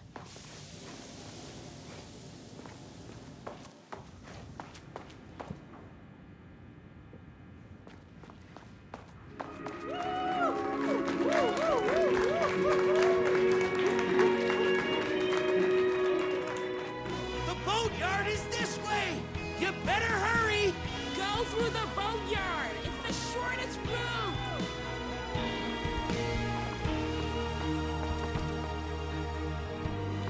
Gotta get back on track.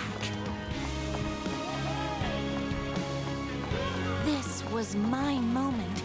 My chance to save the rider and make him realize how much he needed me. And if that's not love, I don't know what is. Run the diner while you're gone! Or we'll be way worse at it!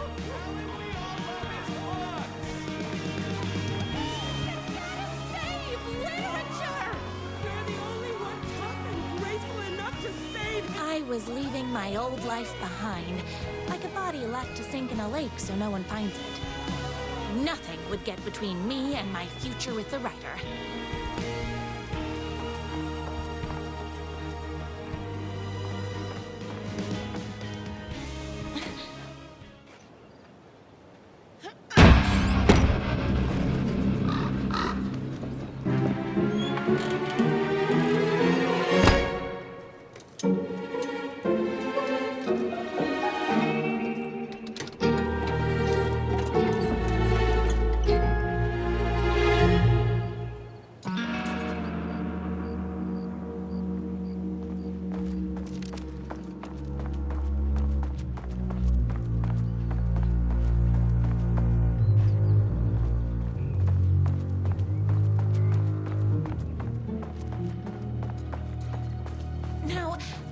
the heck is that?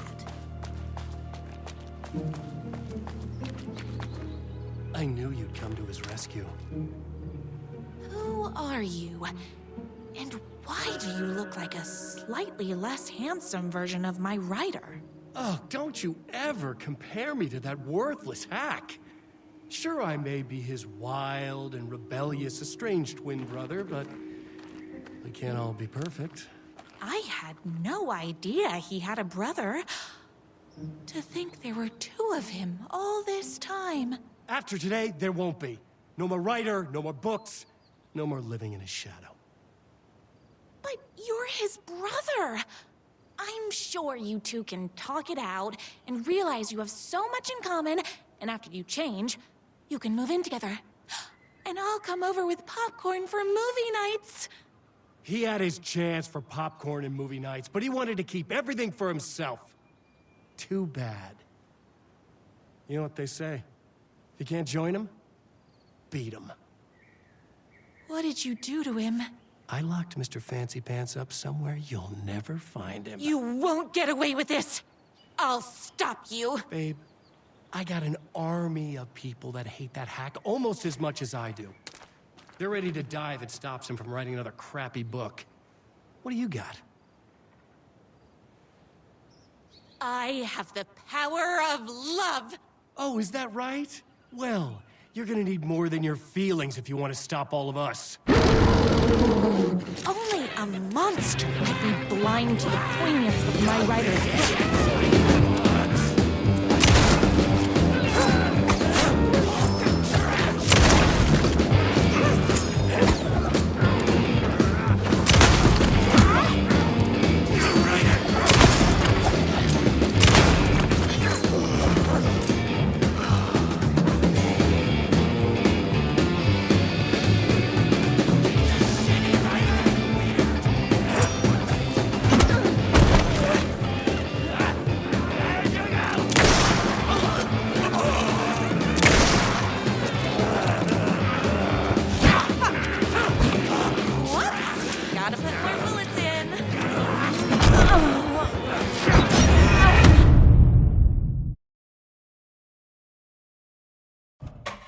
A monster could be blind to the poignance of my writer's books.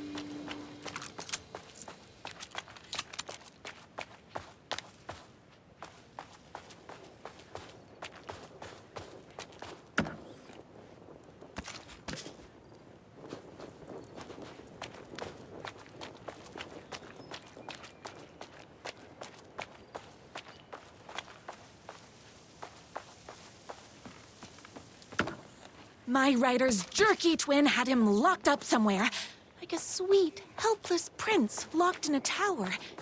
But his fan in shining armor was on her way.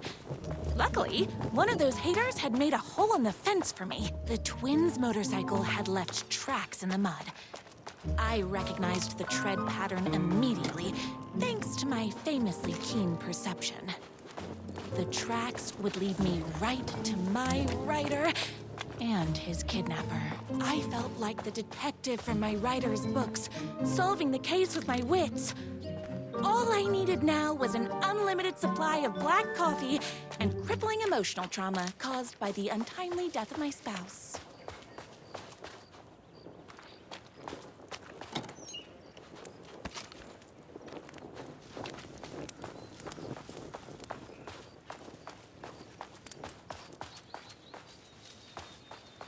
More haters.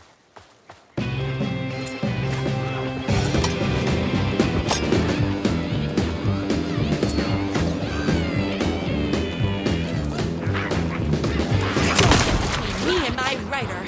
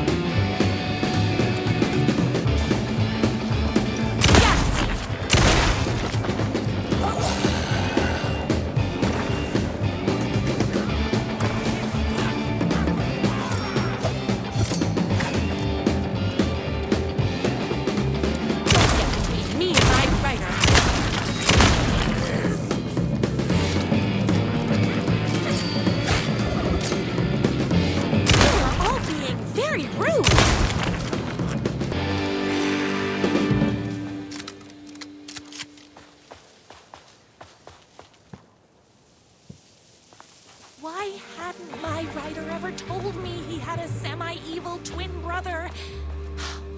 He must be waiting until our third or fourth date, surrounded by candles, so he could reveal this vulnerable chapter from the dramatic story of his emotionally troubled past. Oh, that man has more layers than a croissant.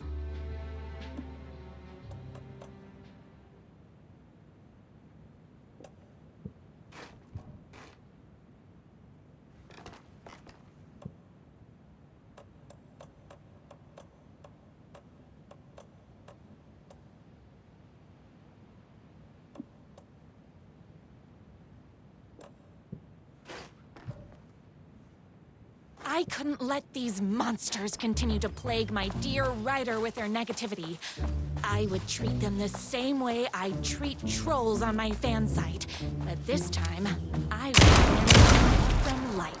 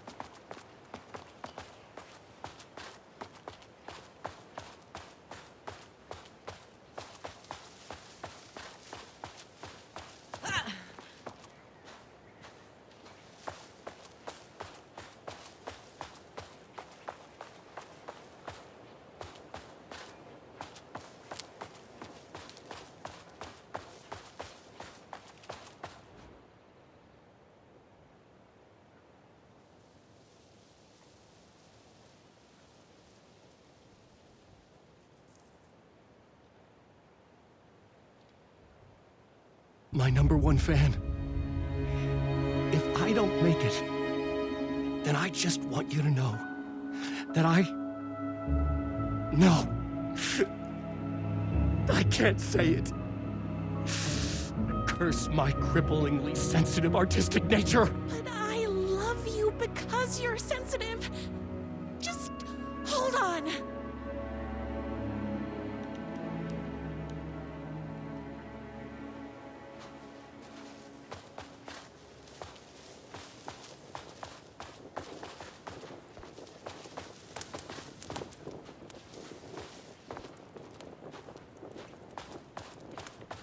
The motorcycle tracks ended at a cabin. Was my rider inside?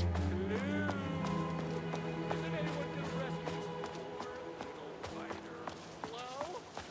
Is anybody there? I'm just a frail rider and I require aid. He's inside.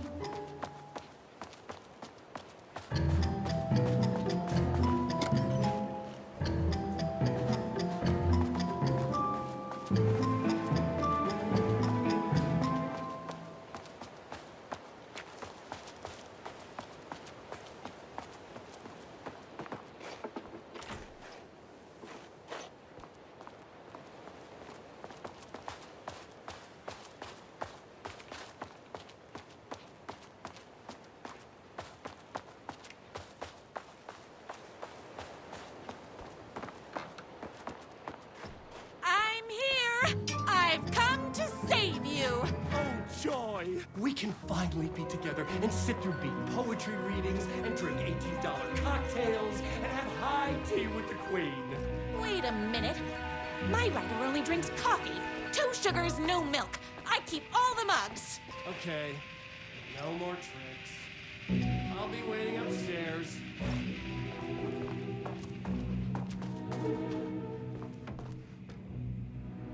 I bet he's doing all this because he's hopped up on steroids.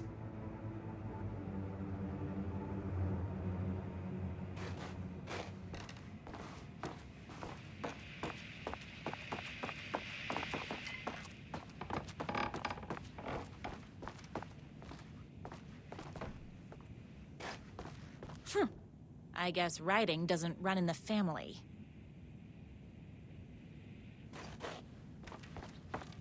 Where are you? I was never upstairs. I lied when I said there were no more tricks. You're starting to piss me off, mister. Where is my rider? I'm just having a little fun. Let's chat down at the beach. It's just out the back. First, he kidnaps my rider. Then he calls him a tea drinker? He had crossed the line. I was going to go to that beach and give this jerk the scolding of a lifetime.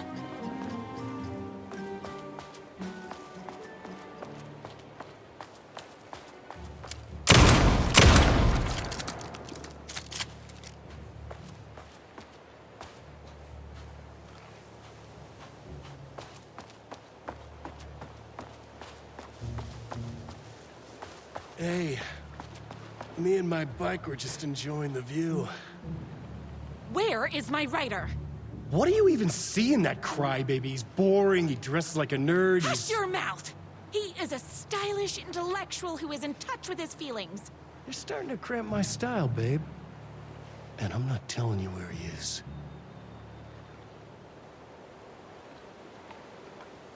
You are going to tell me where he is, or else. Or else what, babe? You asked for it. You're rude, you have no manners, your too cool to care attitude is attractive initially, but drives people away after they realize you're emotionally incapable of letting your walls down to reveal that you are a vulnerable human being just like everybody else. You are trying way too hard with that outfit. No, stop! I don't like being seen! Listen, I never had your precious rider.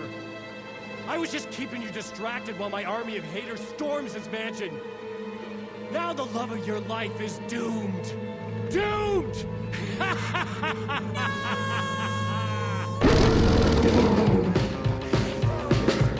He tricked me, even with my famously keen perception.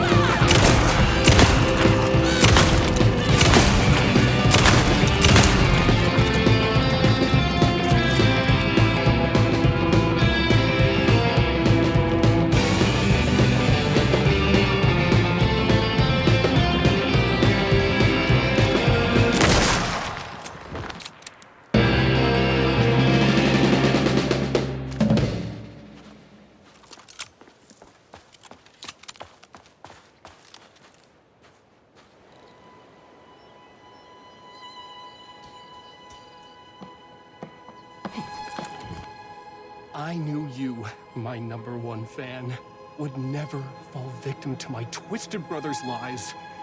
His hatred for me is as inexplicable as the sunrise, and just as fiery. But I knew your heart would never waver. You're the only one who can save me. I believe in you.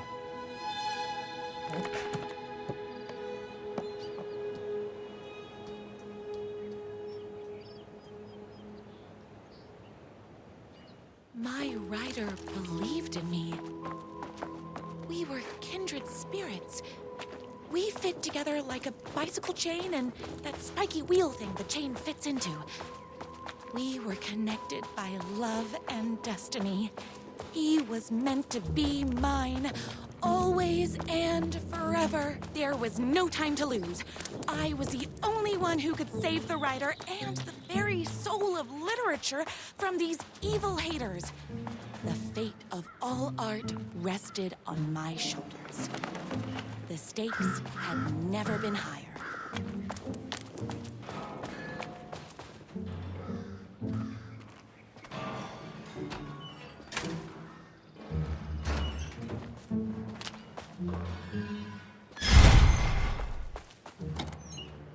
If I have to stop you myself, I will. Unlike him, I'm not afraid to get my hands dirty.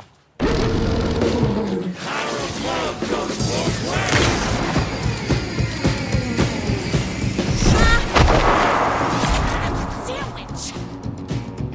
I wear my heart on my sleeve.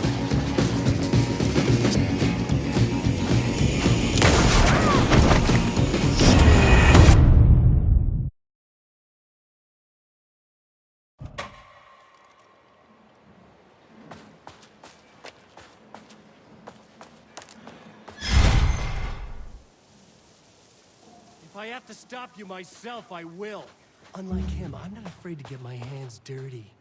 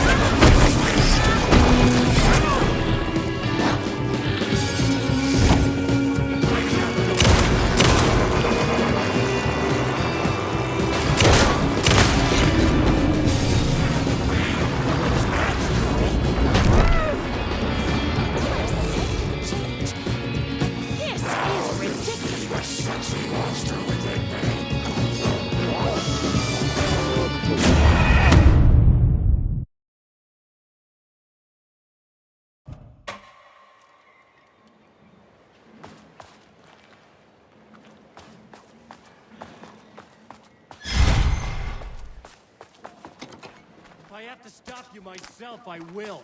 Unlike him, I'm not afraid to get my hands dirty.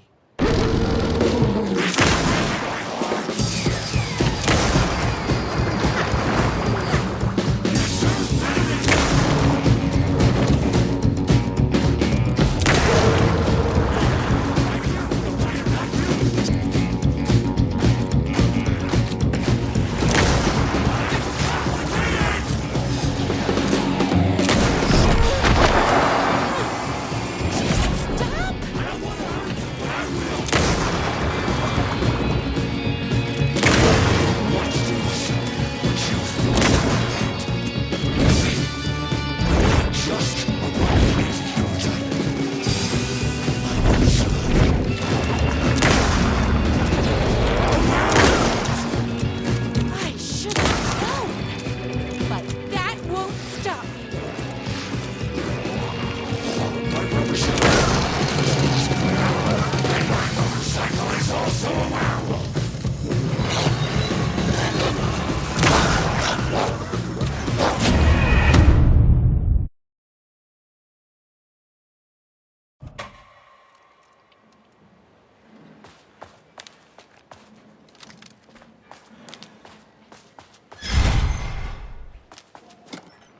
If I have to stop you myself, I will.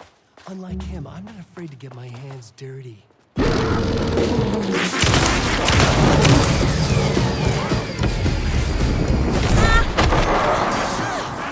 are you so mean? No thanks.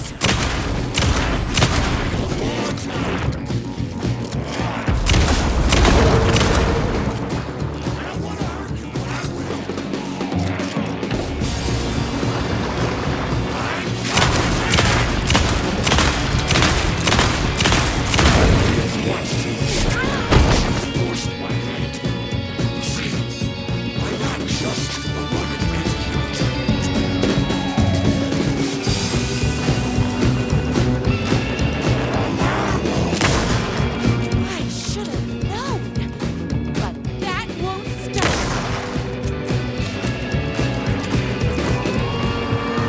Darn it!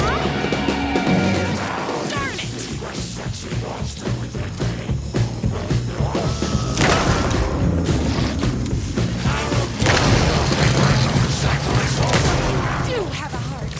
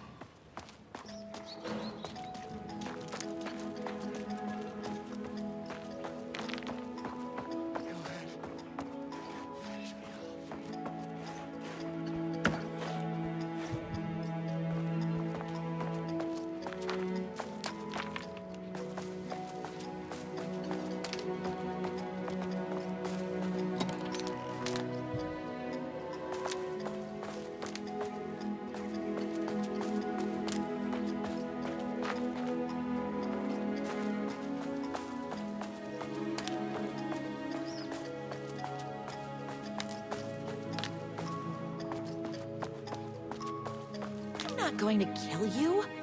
You're my darling writer's brother. You really do love him, huh? I guess I never even had a chance. I was just jealous of his talent, his money, his velvety hair. But mostly, that he's got the love of somebody as amazing as you.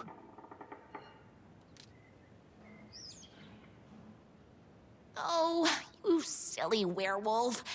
You could have all those things too. You just need to stop wanting to be him and start wanting to be you. Your words have shown me that it wasn't my brother I hated. It was myself. Oh, what have I done? Those haters will tear him apart, and it's all my fault. Please, go save him. Oh, I intend to.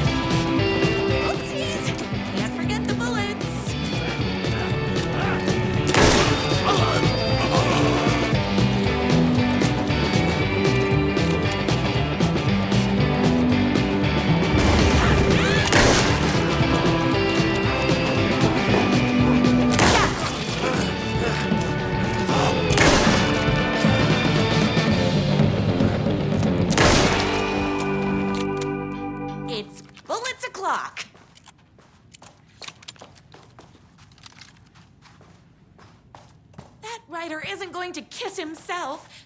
I mean, save himself.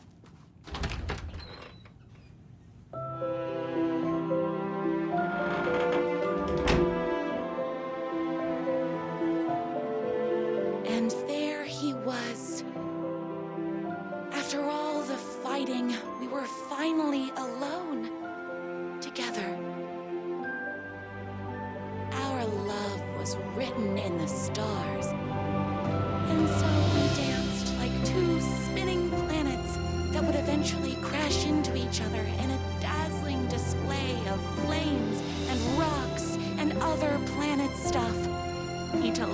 the sweet things I'd been waiting a lifetime to hear. I saw myself reflected in his eyes. I would always be at his side, to inspire and protect him. He needed me, now and forever. After all, I am his #1 fan.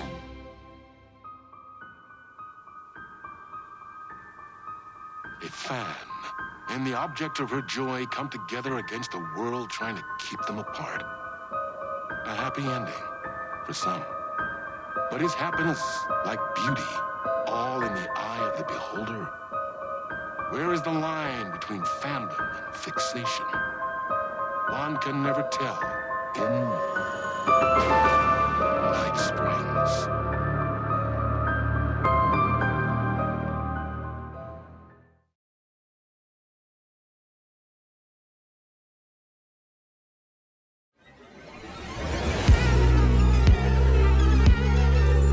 Space invader, looking cute in a human suit. Secret agents with the down race they shoot. Psychic powers, hypnotizing magic fruit. Strange machines, weird mysteries. We got freaky fantasies. In Night Springs, psycho killer on the run. Yeah, in Night Springs, down the black hole sun. 'Cause in Night Springs, we're just looking for the thrill. All your nightmares come true. Crashing through the warning signs. Your car breaks down just outside in Night Springs. Endless versions of this town. They called out the elder god who live inside a sleeper's dream. Better let her sleep in Night Springs. If you die in your arms on a Monday, I hunt you when you like it. In Night Springs, caught in an endless time loop. Yeah, in Night Springs, a solar system in your soup. 'Cause in Night Springs, we're just looking for the thrill. All your nightmares come true. Lost in mist for days and days. Now you see the sign it says Night Springs.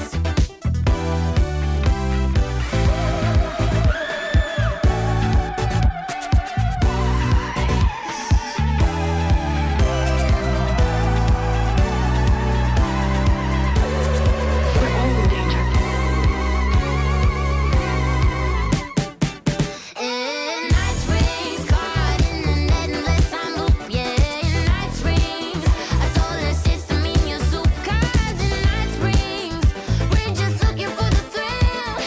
All your nightmares come true. Lost in mist for days and days. Now you see the sign it says Night Springs.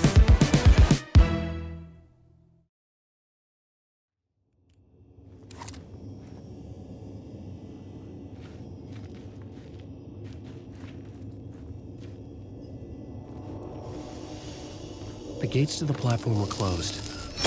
I had a ticket.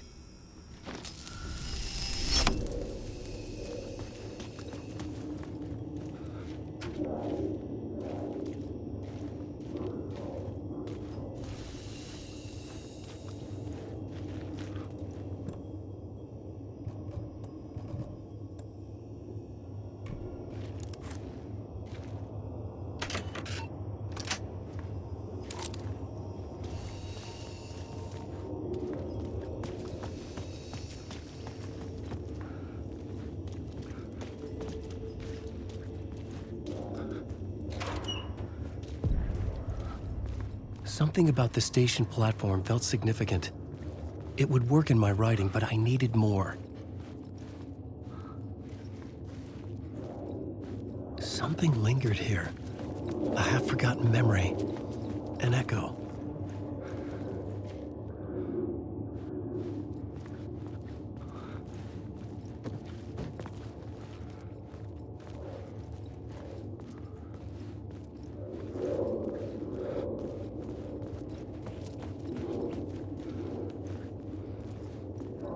Something was here.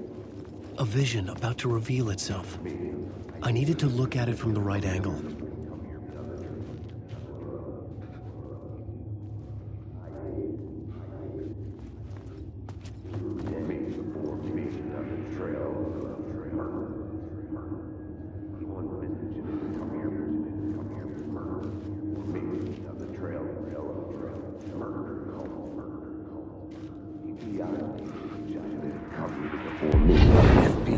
agent had come here before me on the trail of a murder cult. He'd gone missing, presumed dead. The cult was leaving me clues to follow, connecting the dots from one murder to the next, inviting me to draw an obscene picture on the city map. Caldera Street Station. The name made me think of the exit wound of a bullet. I had a flash of inspiration. The ghost of my fictional detective. A story thread I could use in my writing. I had a location. I had a story thread.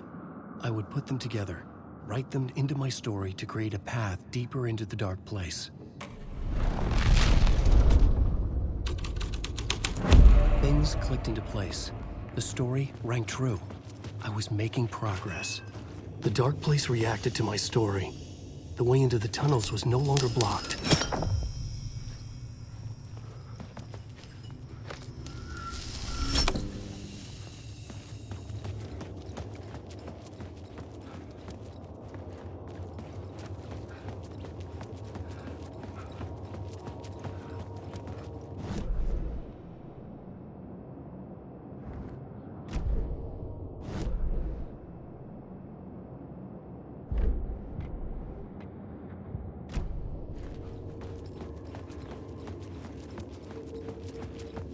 The tracks led into the tunnel. That was my way forward.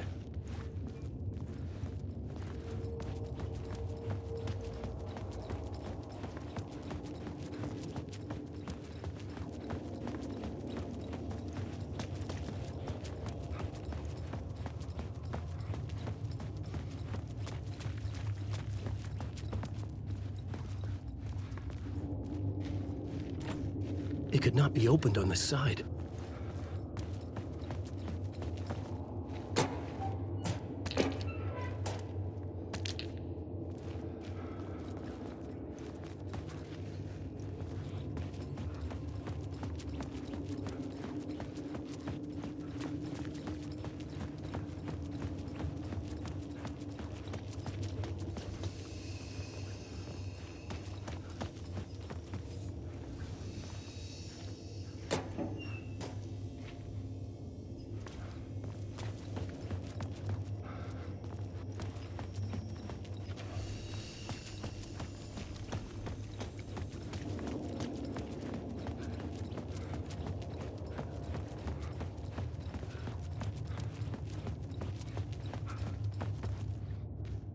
The Fed had glimpsed into the maw of darkness.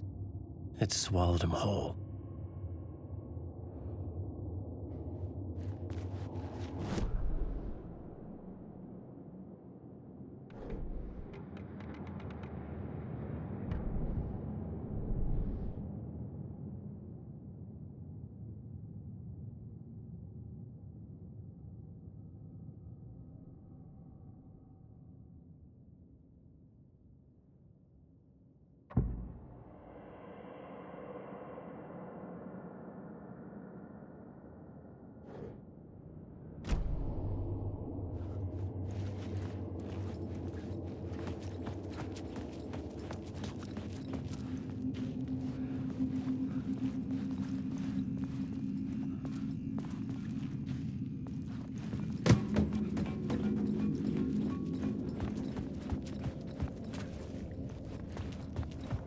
The blood trail continued deeper into darkness.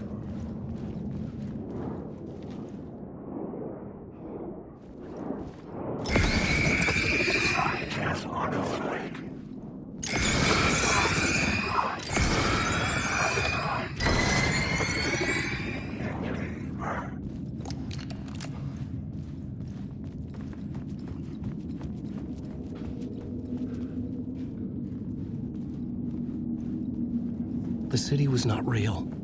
I was limited to the confines of the dream.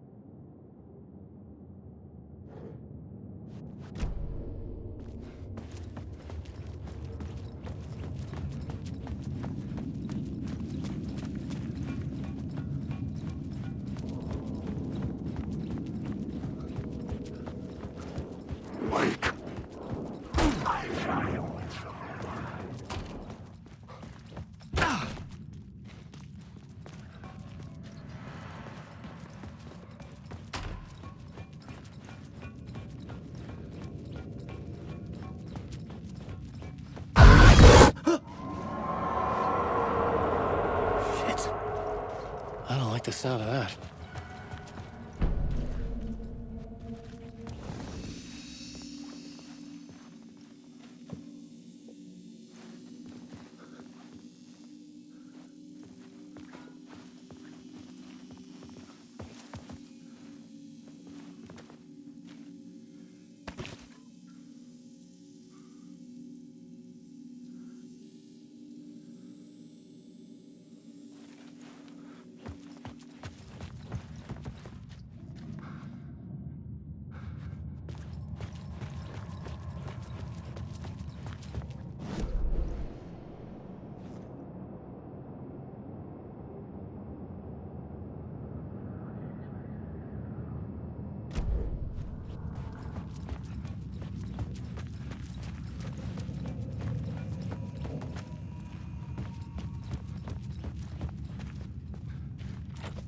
It could not be opened on the side.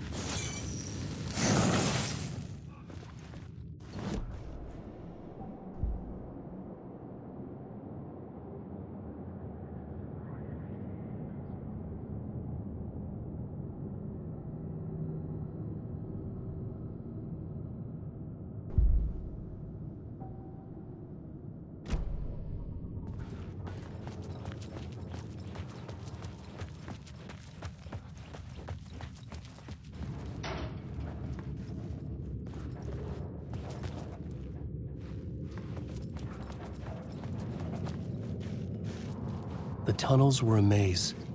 The blood trail led me on.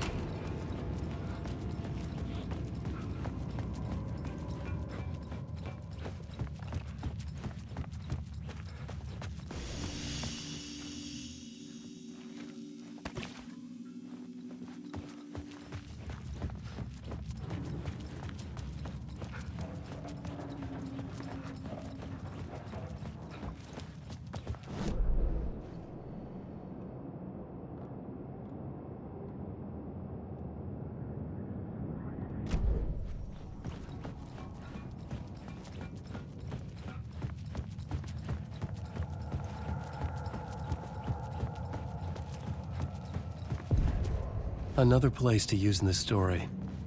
I needed to search the tunnels for further visions. Inspiration, a story that would lead me deeper.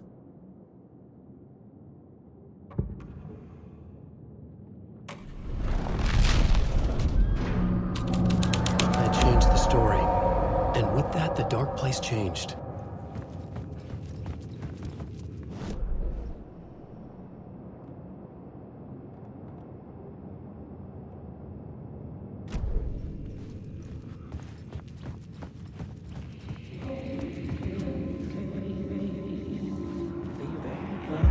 It's bad luck to be on this case.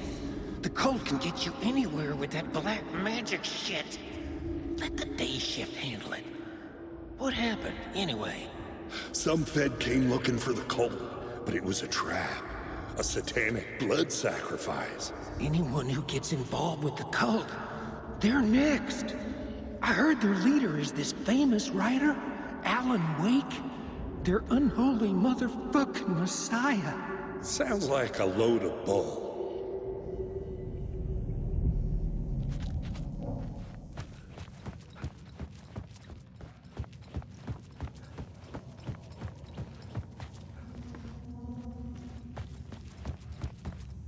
The blood trail disappeared under the rubble. I had a feeling something was waiting there.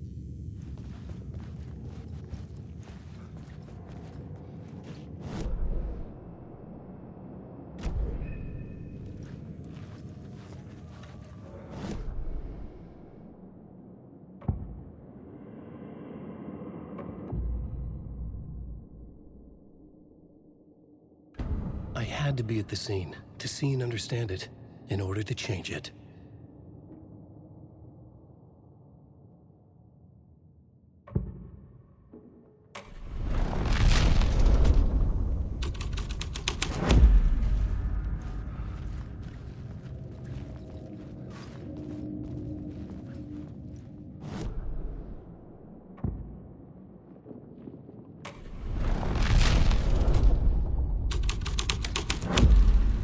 My writing was affecting reality.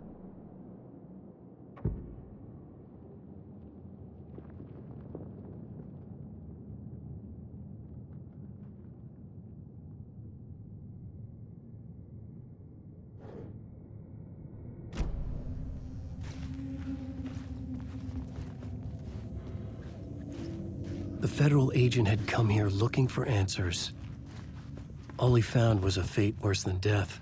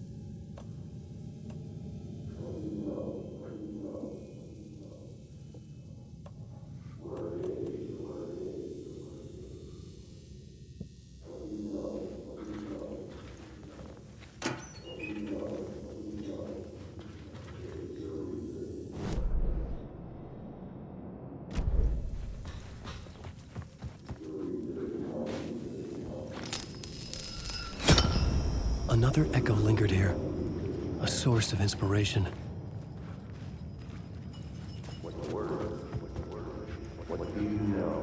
Word is, your research can help me, ma'am. What do you know? There's more than one urban legend about the cult of the Word. The murder cult used these tunnels for their ritual sacrifices. They say the cult reenacted the murders in Alan Wake's crime books. That Wake was even involved somehow, under a false identity. Mr. Scratch, which is, of course, a nickname for the devil himself. It was disturbing finding myself in the story this way. But I was desperate, and it felt right for the story.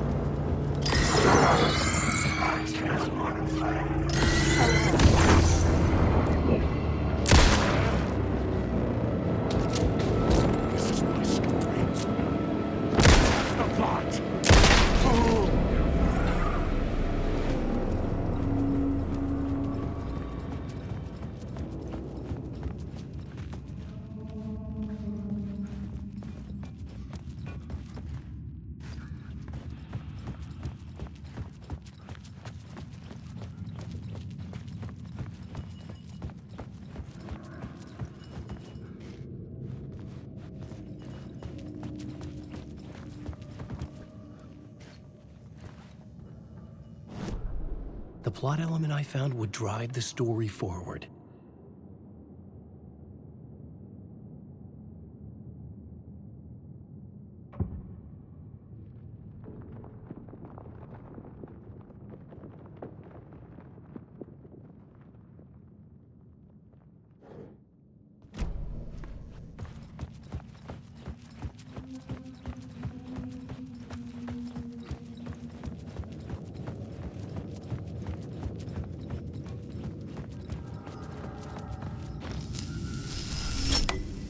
The water was gone.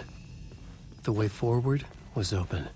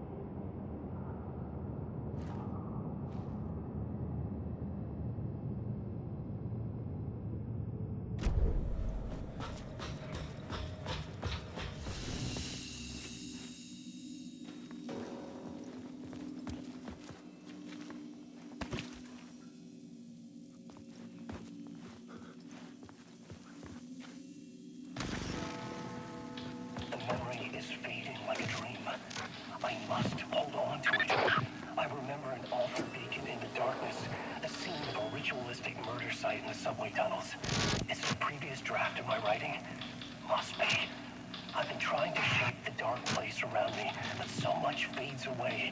Even my memory of the process, washed away by dark waves. But some things remain. The darkest, nastiest elements, like the murder site. It's my goal, a stepping stone to travel deeper to escape. Write a narrative that takes me there. Casey will lead me to it.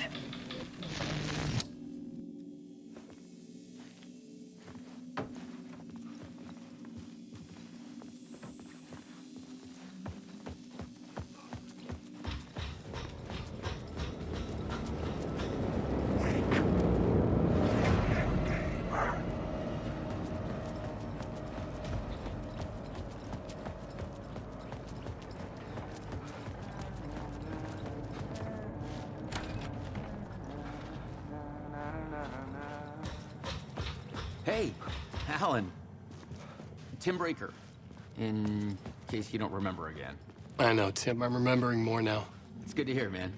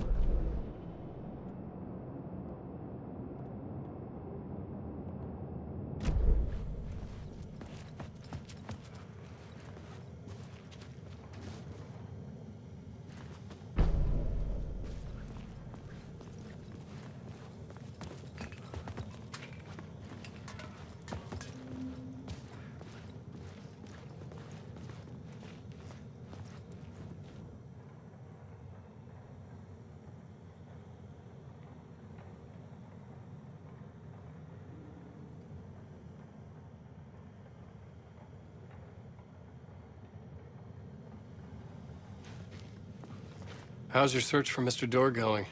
It's not great. This dream we're in, putting a lot of roadblocks in my way. The sketch you have does look like the Door I know. The talk show host. All I know is the Door has something to do with what's happening to me. And he knows that I know. He's like some sadistic mastermind torturing me. So you think this is a dream? I'm not ruling it out. You know, my dreams have always been incredibly vivid. They feel real until the second I wake up. You know, in the dreams, I'm often someone else. A different person with a different name, living a different life in a different world. It's alternate realities, maybe. But certain things don't change. Like Door.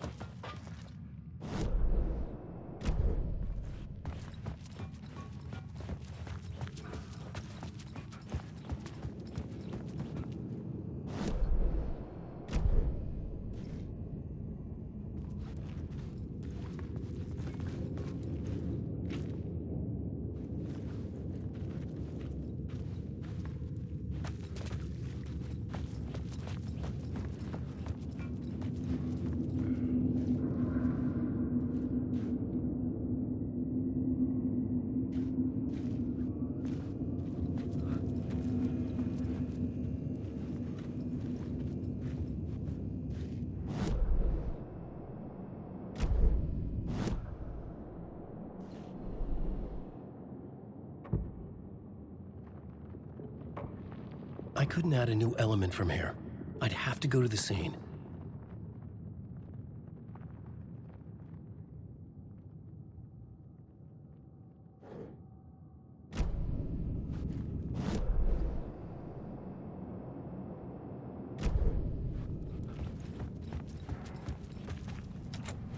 It was locked from the other side.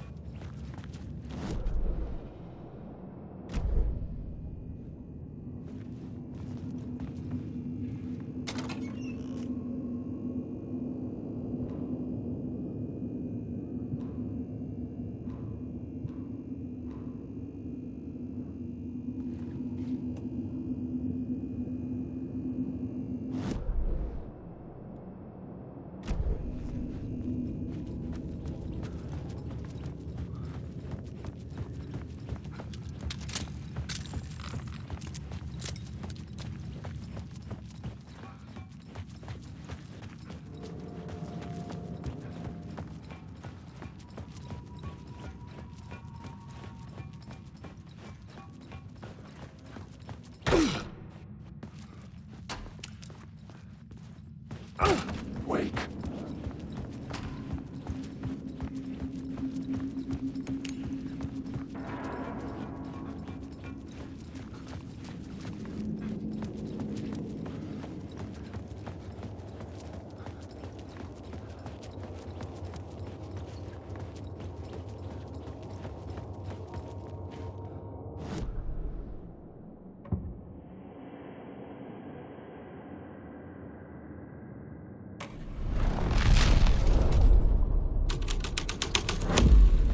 The scene here had changed.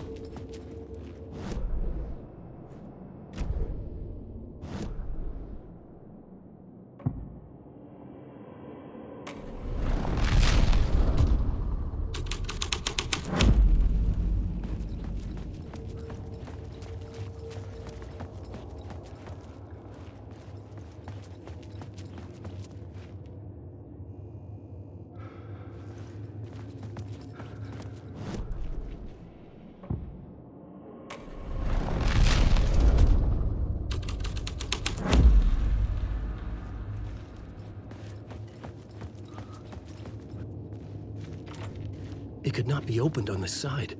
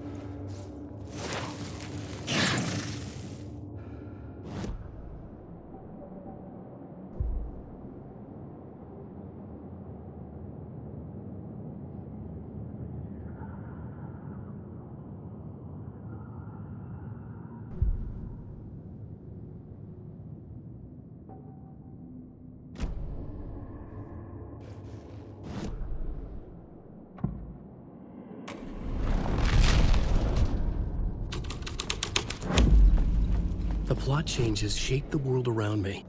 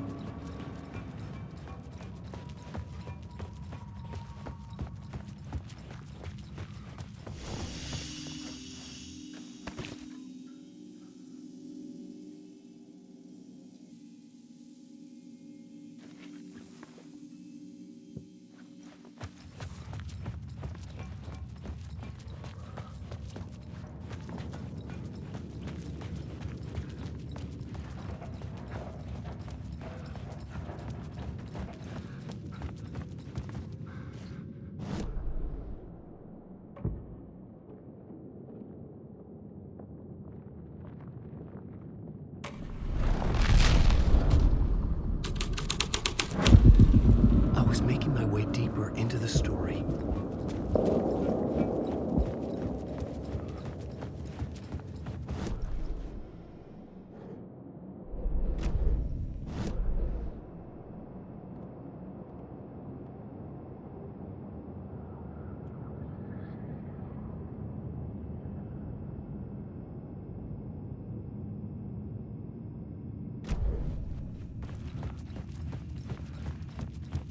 I could imagine this murder cult performing their macabre acts beyond the collapsed tunnel.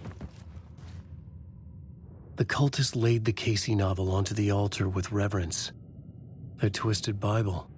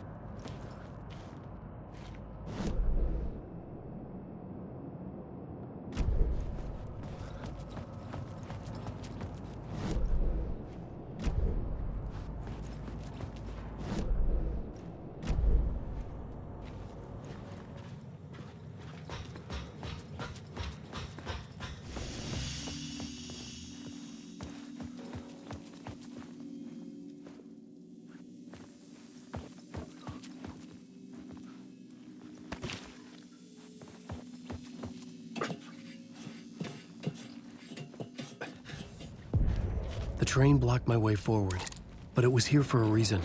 It had a role to play.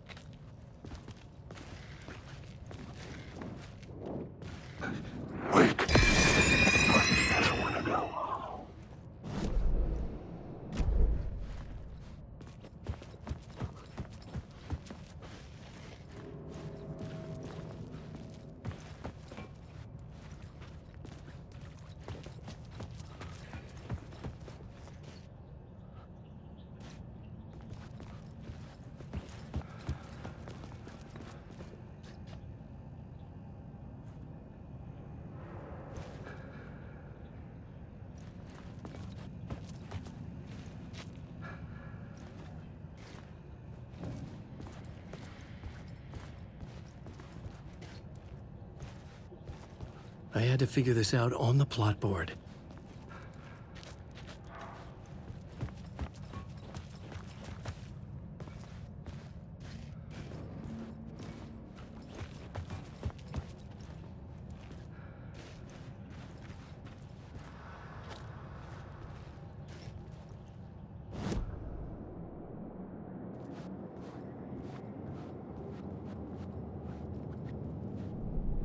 The new scene I had found was important for the story.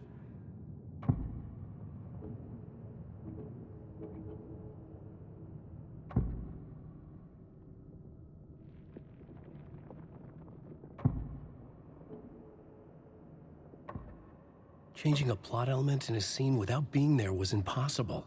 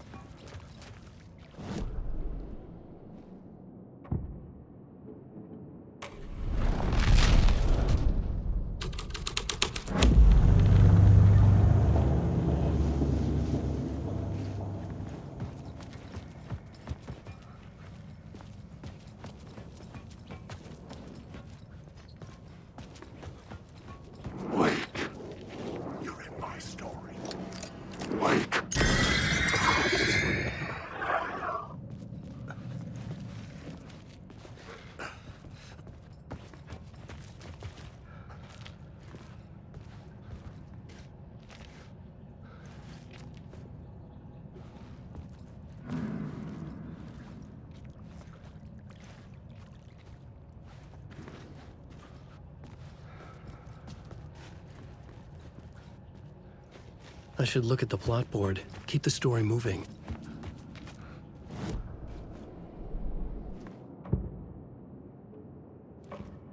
I had to be at the scene, to see and understand it, in order to change it.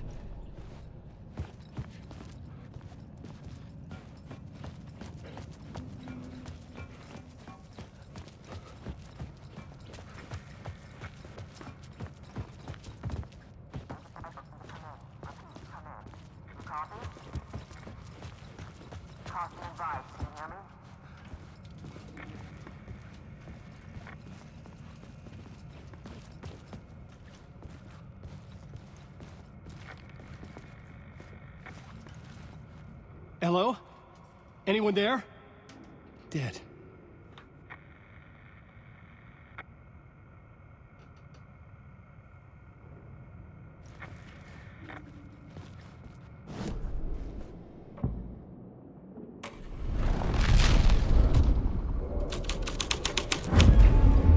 I changed the story.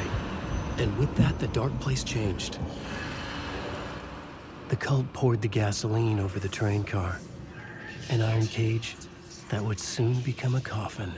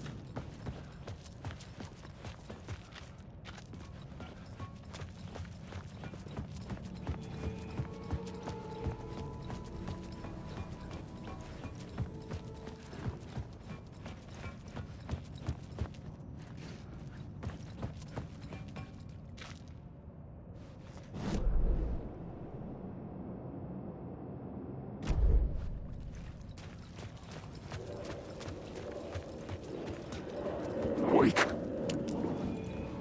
This is my story.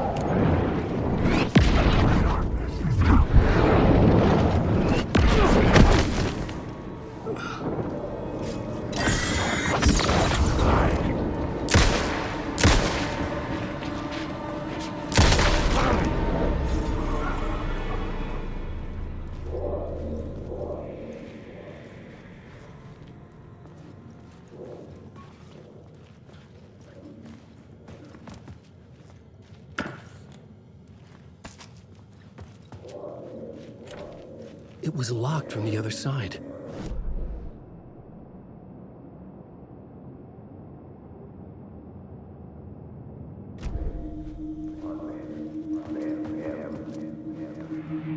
Go on, ma'am. This is where the history of the cult gets genuinely disturbing. The cultists tracked down the torchbearers living in the tunnels. They locked the poor folks up in a derailed subway car, doused it in gasoline. Yeah. Charming. It turns into a bit of a ghost story after that. They say the dark smoke from the fire still roams the tunnels searching for new victims to devour. There are no happy endings in this city. The story thread felt important. I could use it in one of the scenes I'd found. This new plot beat would carry me deeper into the story.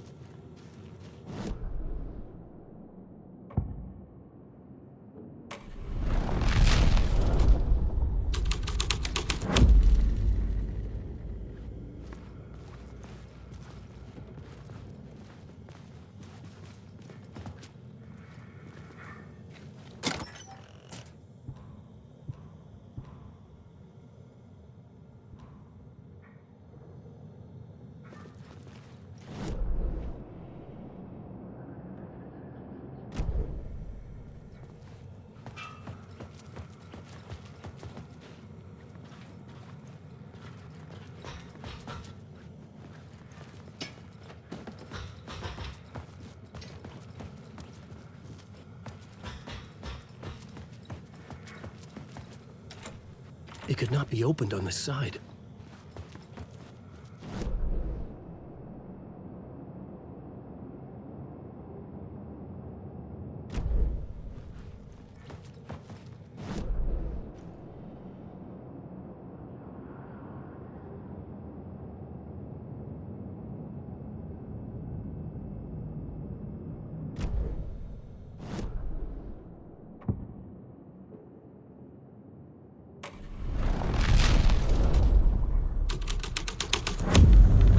The scene had changed.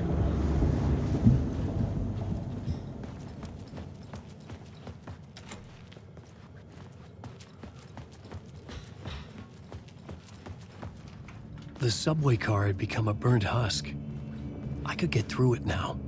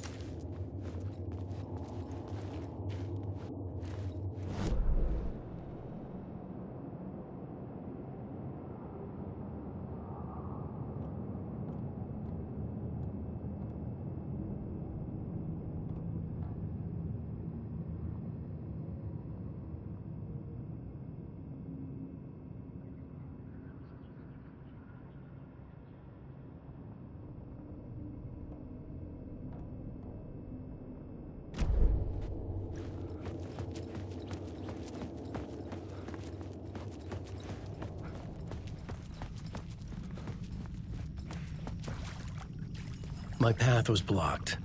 I had to find a way through. The lights would help me.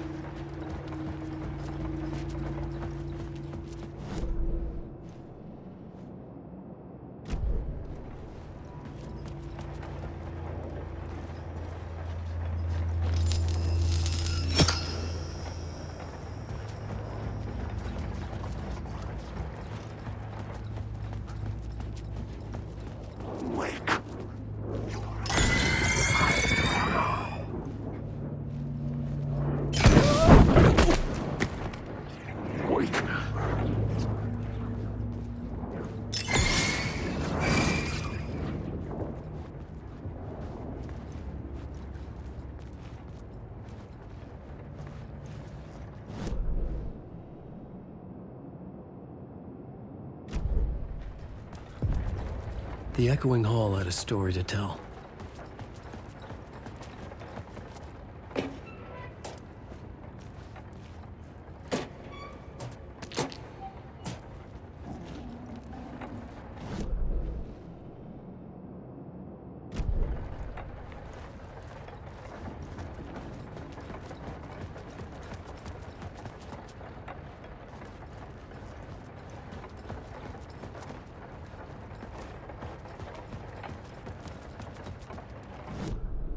I had a new idea for a scene.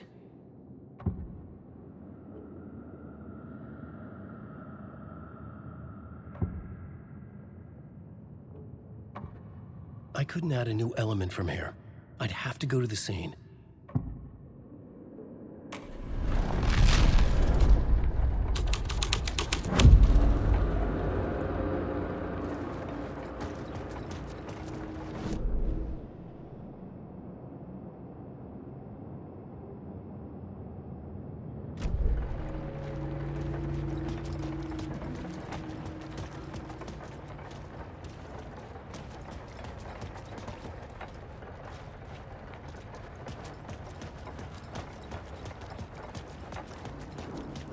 Wake.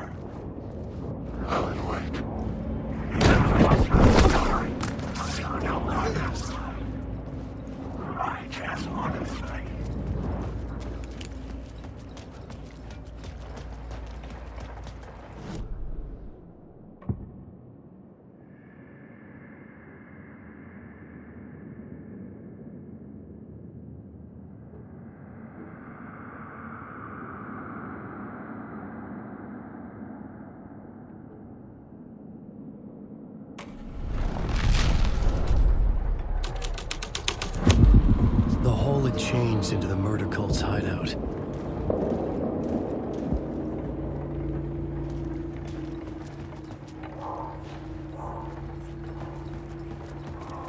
The cultists were close now, a dark presence rising from the depths.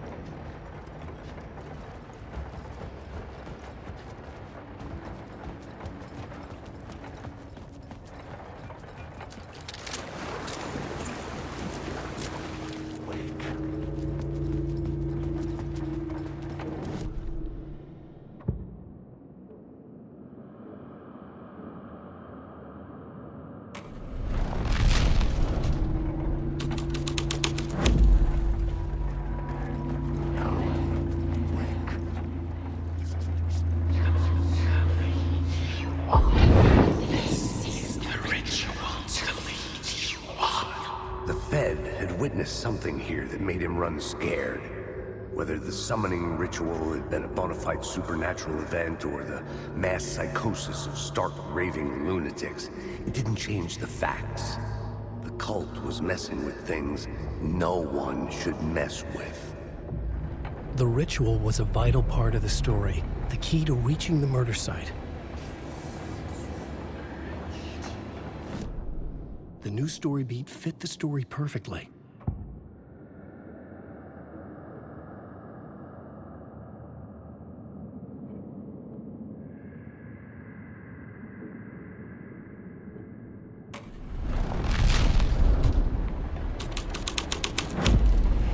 This was dark, but the story had to be dark. Your friends will meet him.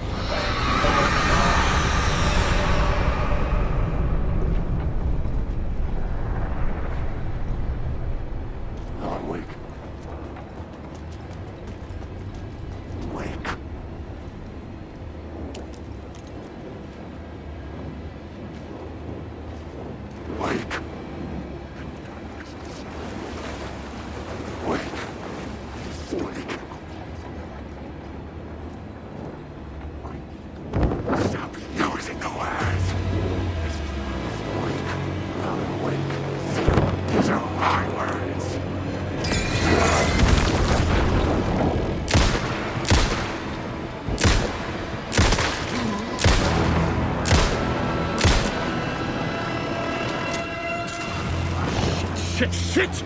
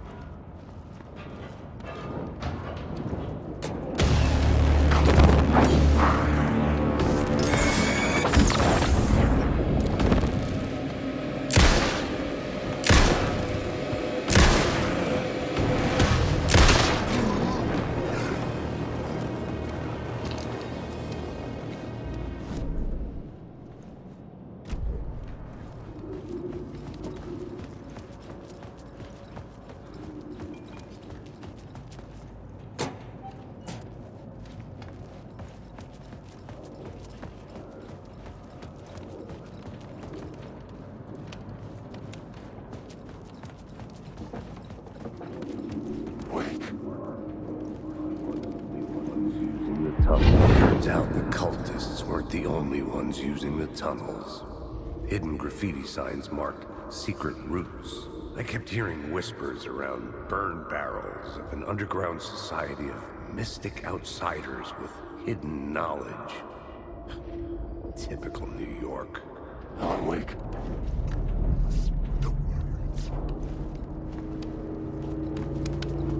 Alan Wake.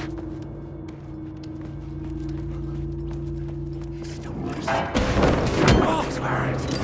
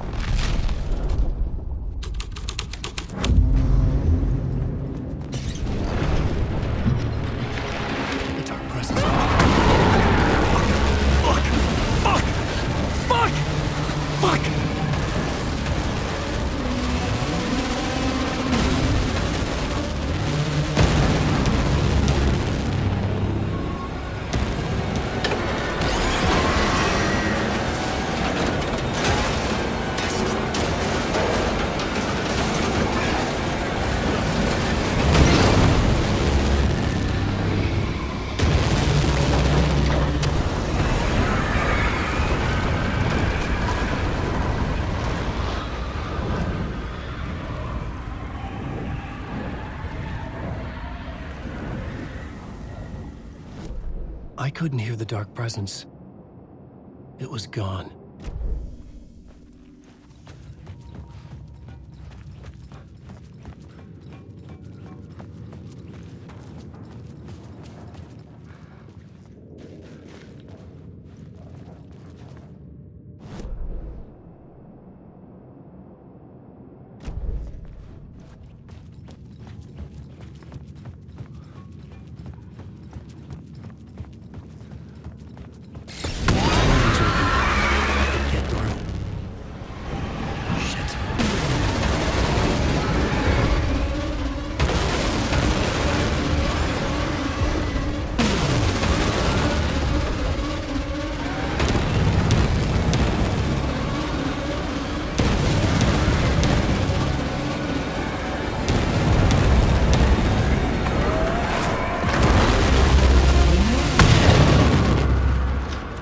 Dark presence. I had seen it before. I remembered now. It was always out there, hunting me.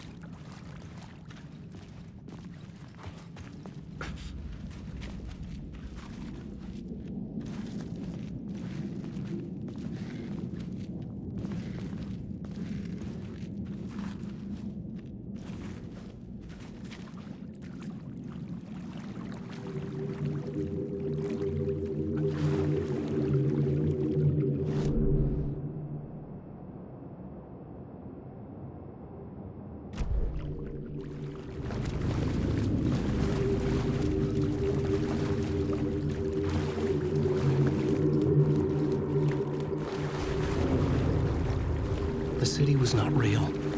I was limited to the confines of the dream.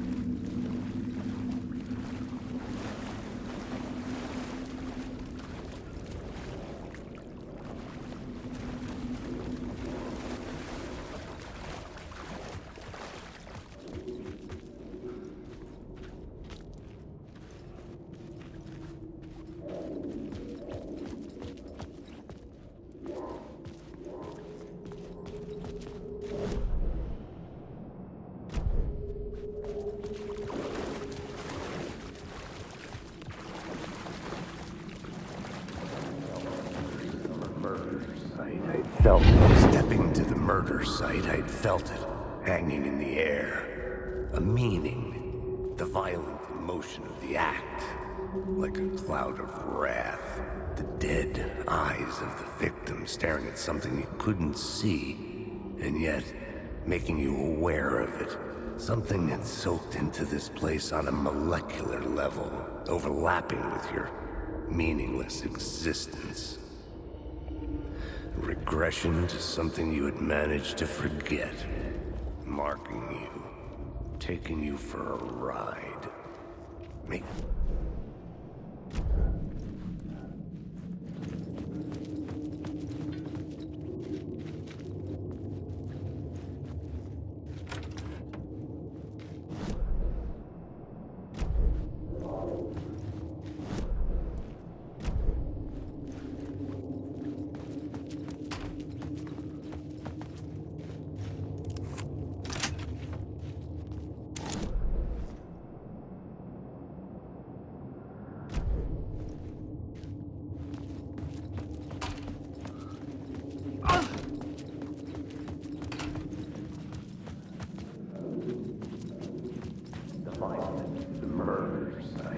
Felt it. Stepping to the murder site, I'd felt it, hanging in the air. A meaning, the violent emotion of the act, like a cloud of wrath. The dead eyes of the victim staring at something you couldn't see, and yet making you aware of it. Something had soaked into this place on a molecular level, overlapping with your meaningless existence. Regression to something you had managed to forget. Marking you. Taking you for a ride. Making you crazier.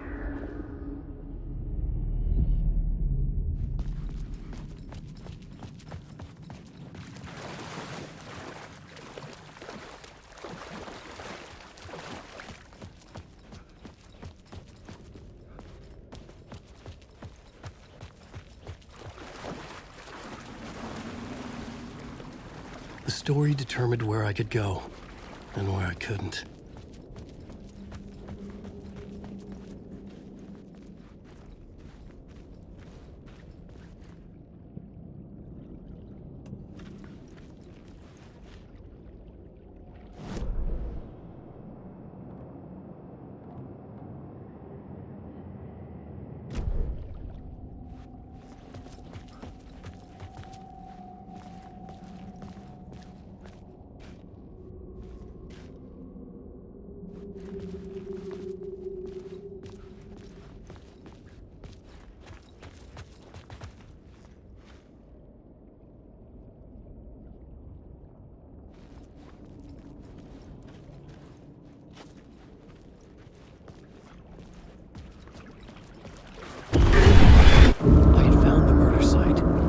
Somehow the victim's heart was the key.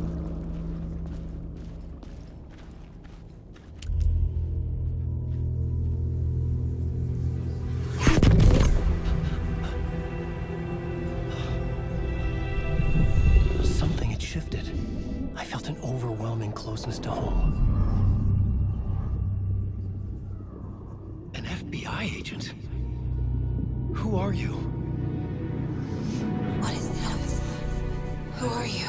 She can hear me. I'm Saga Anderson, FBI. This is Alan Wake. I'm trapped here. The dark place. Under Cauldron Lake. Cauldron Lake? Who are you? I'm trying to escape. I'm making progress, but I'm in danger.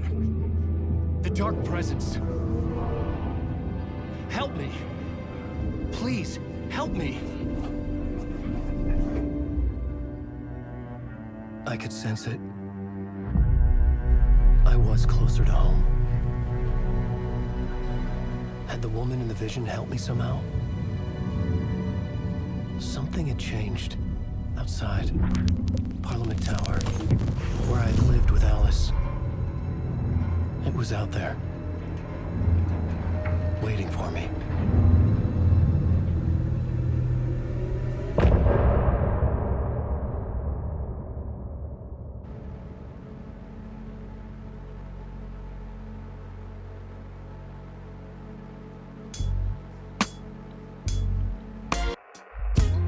Some say that it lives forever, this road that I lose you on every time. Some say that it lives forever, this road. Some say that it lives forever, this road that I lose you on every time. Some say that it lives forever, this road. I can see you there, but you don't see me anywhere. I'm right in front of you, I'm right here on this winding road. What are you looking at? Is it your face on a pane of glass?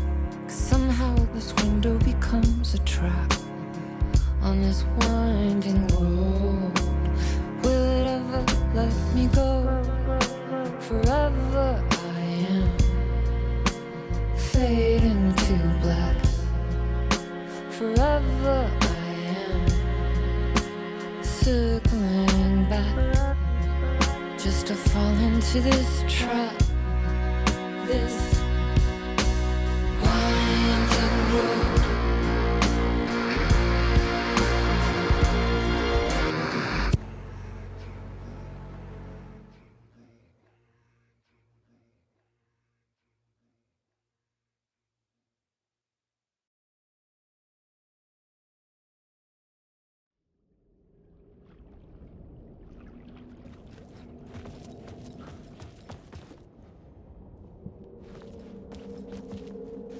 Who was writing who? Who was writing this poem? Me? No.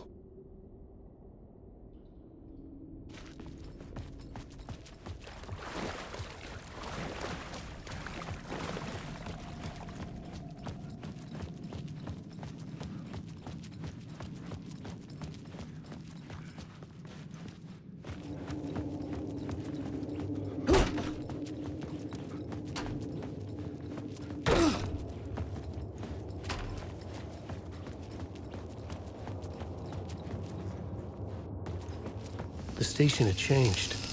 I was closer now.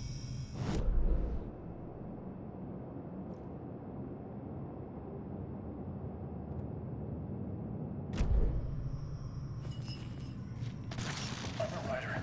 I write. Writing is the key. Art is the key to find my way out of the dark place.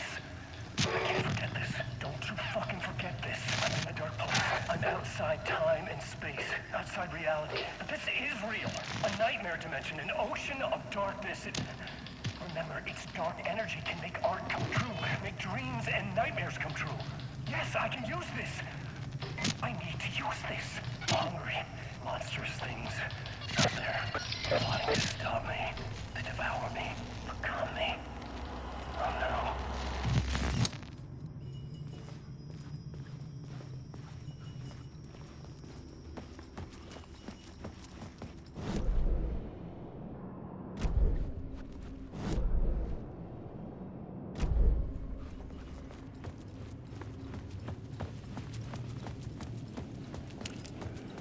Parliament Tower. Our home in New York. Was I really this close to being home? Going up to our apartment? Would I be home? Or was this just an echo of the real thing? Even then, the murder site had brought me one step closer to escape.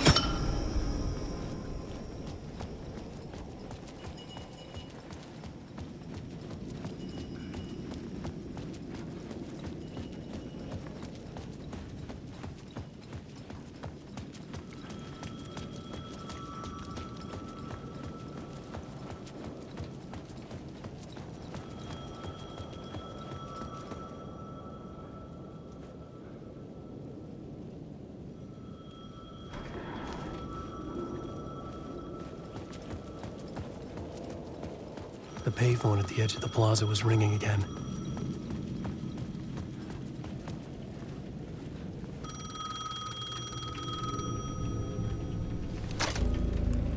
Hey, Alan. Thank God it picked up. I thought I lost you again. Who are you?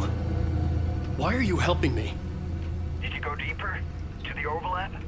Are you talking about the murder site? Yeah, I did. That's fantastic, Alan. We're closer to getting out. We're making progress. Well, we would be if you would answer my damn questions. Last time we spoke, you were pretty worried about Alice. Did you ever check Parliament Tower? To make sure she really got out of the dark place? Well, of course she got out. That's why I'm here. That's the whole goddamn point. Be very careful, Alan. The dark presence is stealing from you. It can already manifest as your double. Scratch will come. Wait, hello?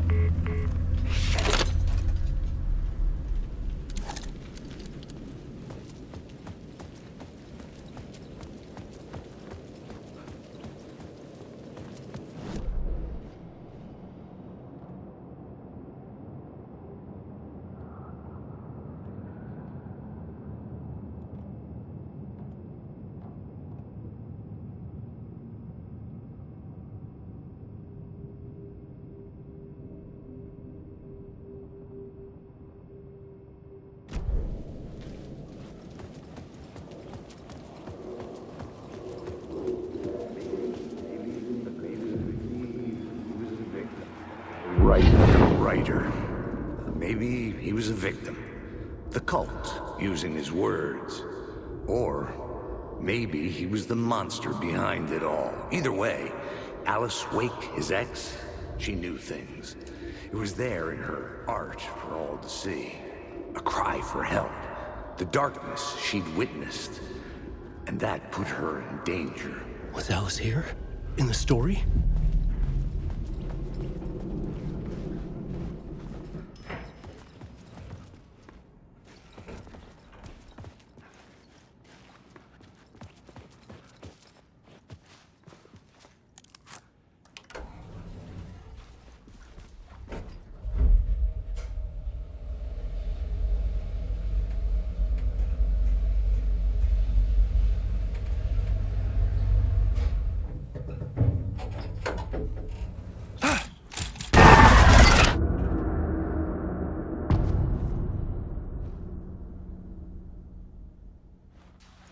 Alice's photo equipment. Set to go off when the door opens.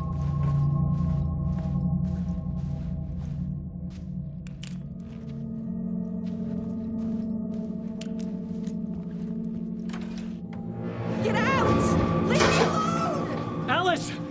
Alice!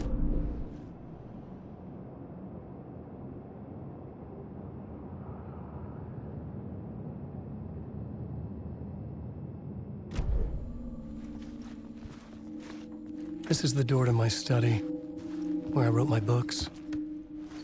This symbol wasn't here before. Alice's video camera. No memory card inside.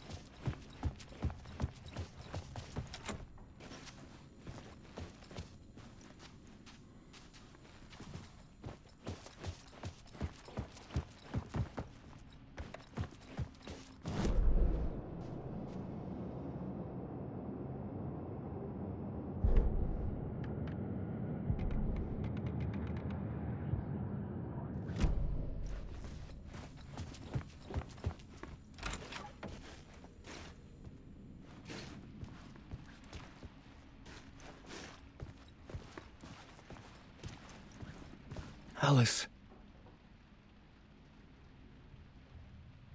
This is a photo of Scratch. How did Alice get this? Is he stalking her?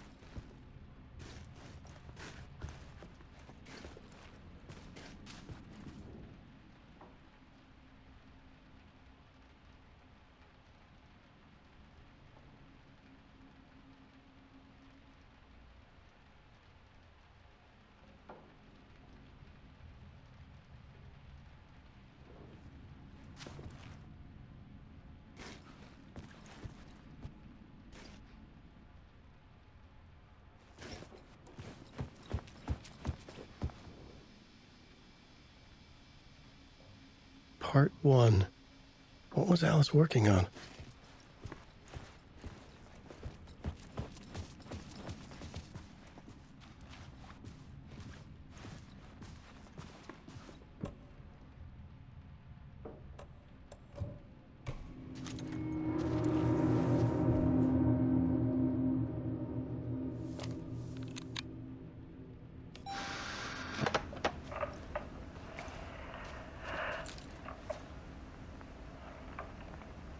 When I was younger, photography was everything to me. I moved to New York thinking I'd make it as an artist. And then I met Alan. We had a good thing. We were both dedicated by our creative ambitions. The only difference was that Alan's work made money. He brought me work when he could. I took his promo shots, created covers for his books. I'm sure he forced his publisher into it. I was taking photos, just not my photos. And that gnawed at me. Things got complicated sometimes, but that's life, right? We loved each other.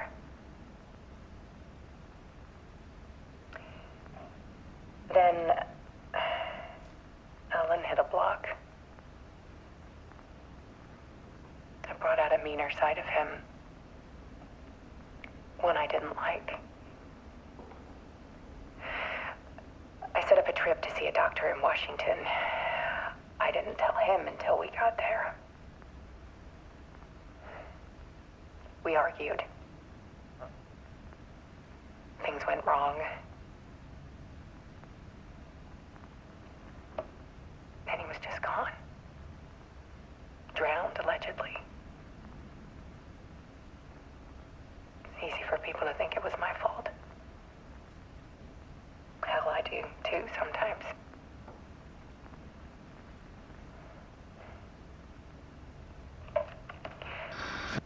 About years ago, I started hearing noises in the night. Typewriter keys clacking. Voices. Alan was back.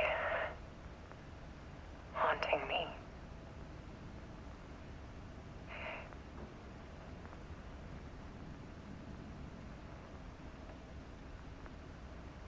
Then it got violent. It was Alan.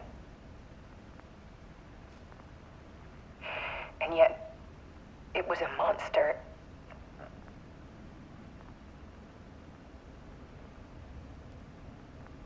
He always did have anger in him.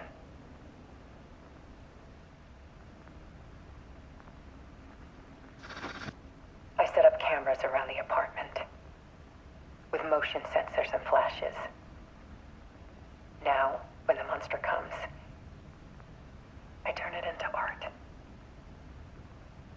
My nightmares caught on film. And this is the focus of my new exhibition. To show people the world is so much darker than they ever knew. I'm calling this exhibit The Dark Place.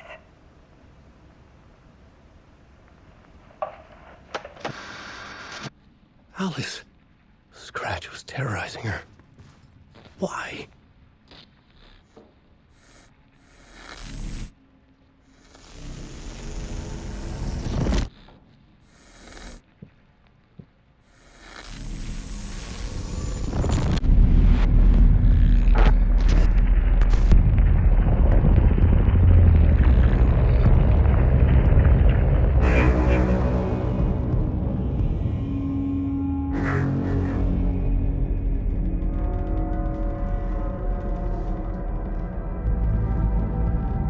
I sat in the writer's room and wrote a story.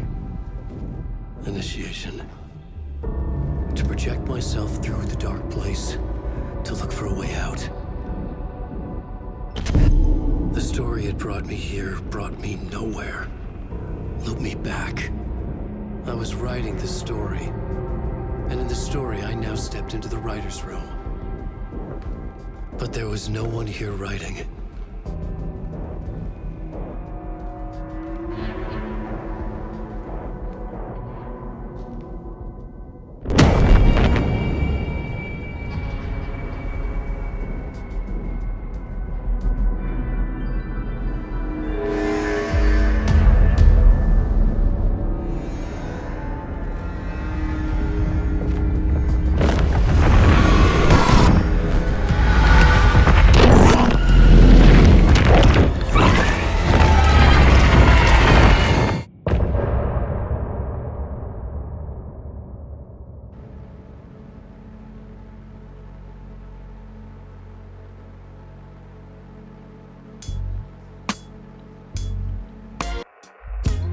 Some say that it lives forever, this road that I lose you on every time.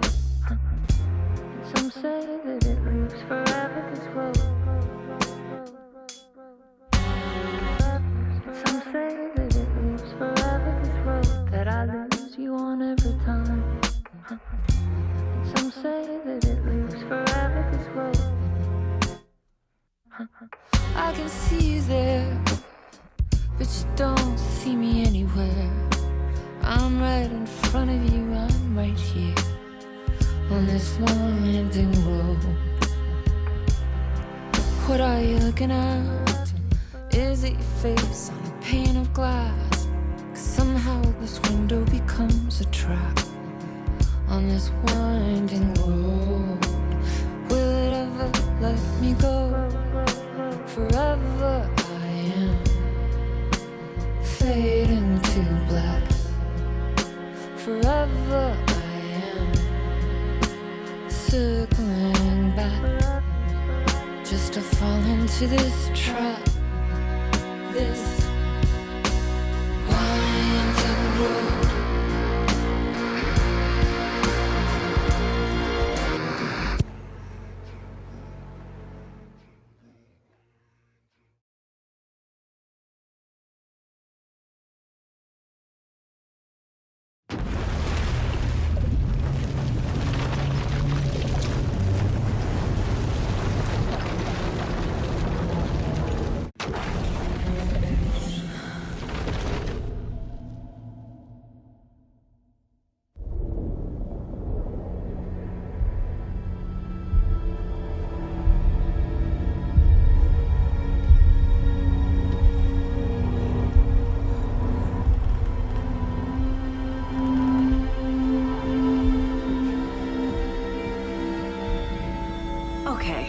Let's recap what you've told us so far, Alan. For the past 13 years, you've been trapped in a nightmare dimension called the Dark Place. It's like New York, but it's not New York. And can be reached from the bottom of Cauldron Lake, but it's not really under the lake. And after all this time, you've managed to get out. Yeah. But so has your evil doppelganger.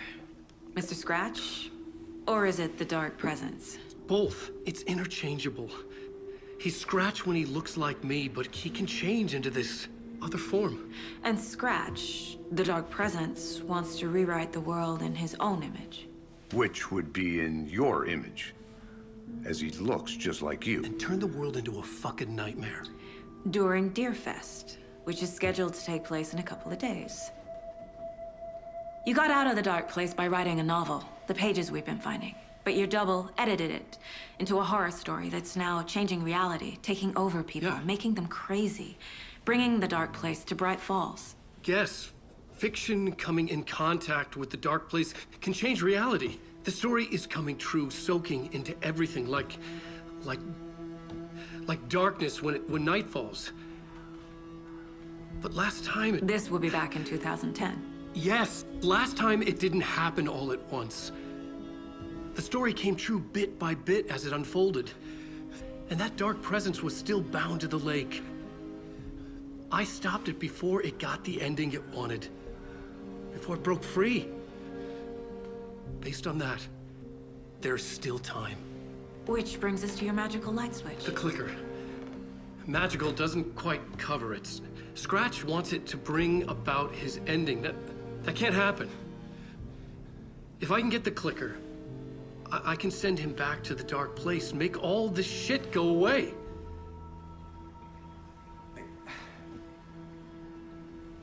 Look, I know it's batshit crazy. My memory is full of holes, and I'm not sure how much I can trust. It's like a half-forgotten dream.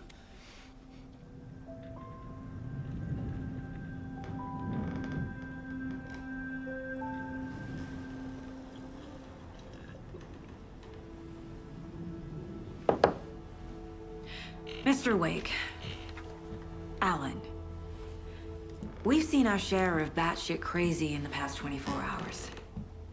What I want to know is, why am I? Why are we written into the story? I think I saw you. Or a vision of you in the Dark Place. I think you helped me reach out and escape somehow. With that in the story, Scratch would have edited it to get to you. To hurt you. We are all in danger.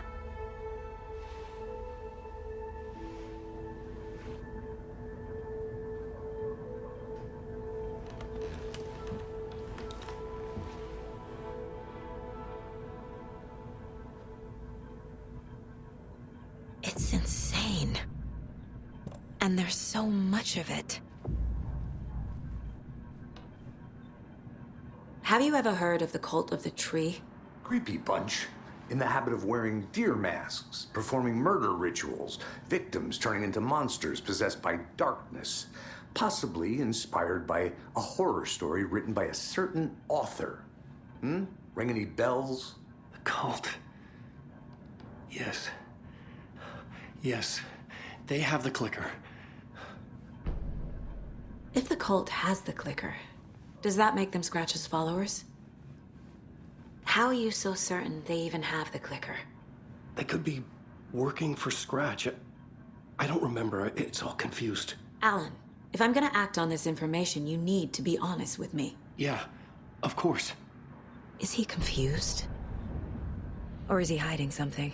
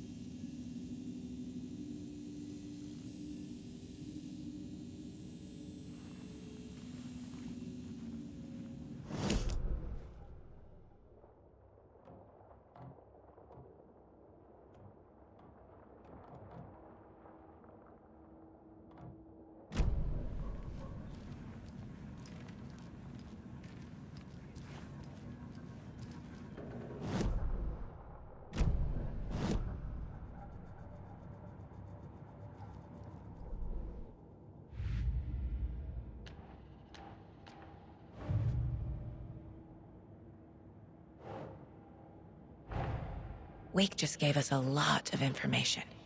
But this clicker seems like a good place to start. If we find that, then we find the cult.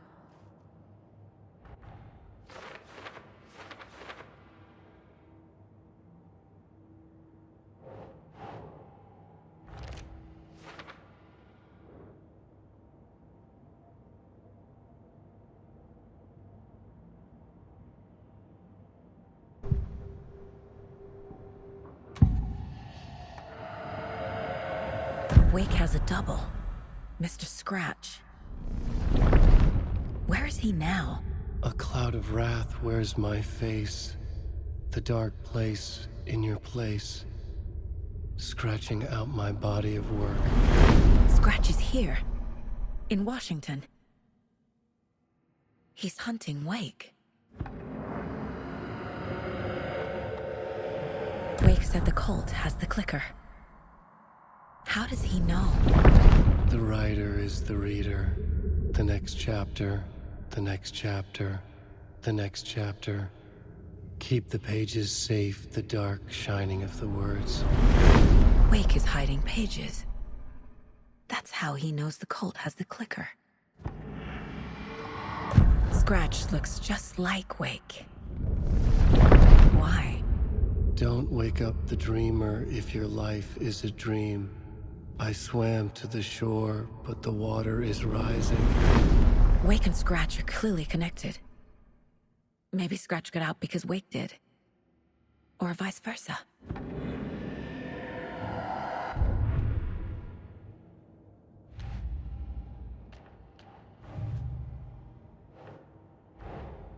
The pages we've been finding are from a horror story called Return, written by Alan Wake.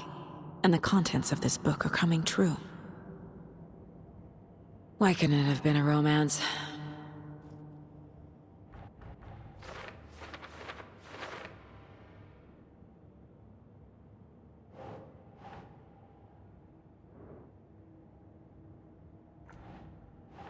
Sure.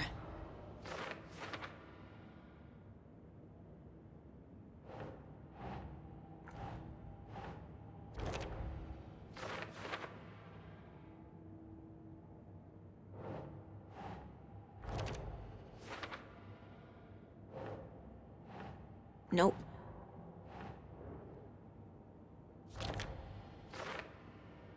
But your double edited it into a horror story that's now changing reality, taking over people.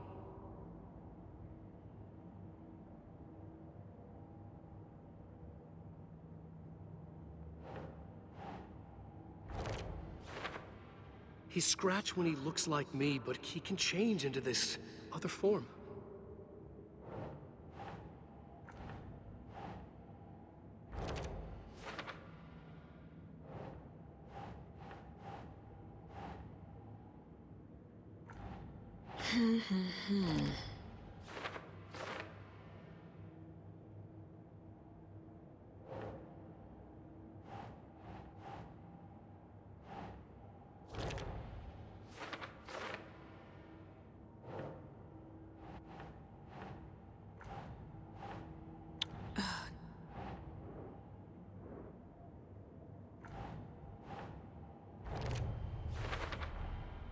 The dark place.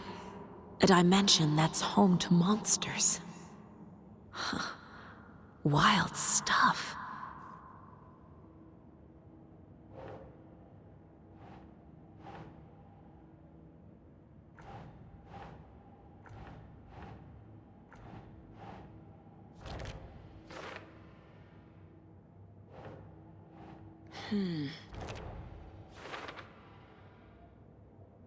Fiction coming in contact with the dark place can change reality.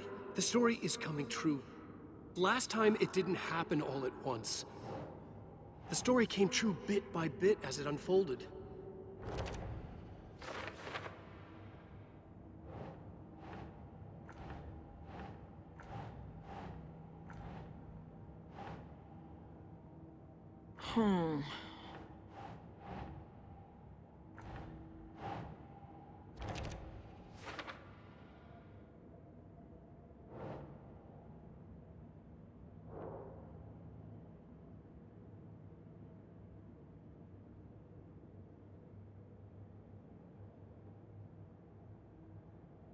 The dark place.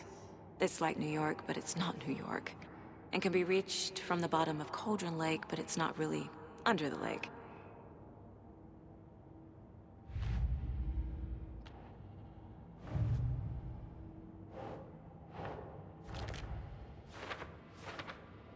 They could be working for Scratch. I don't remember. It's all confused.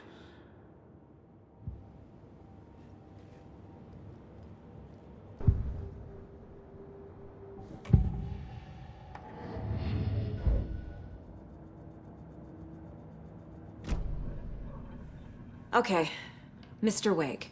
I know you have more pages of the manuscript on you. You don't understand how vital these pages are. They're the only way I can know what's coming. You're not the only one trying to solve this. This is our job. Okay. Here. Now, this is all I have. Be careful with them. Inside the trailer, at the outskirts of Watery, Saga had seen Wake's fabled clicker for the first time, in the hands of the Cult of the Tree. A cultist stared at her. She drew her weapon.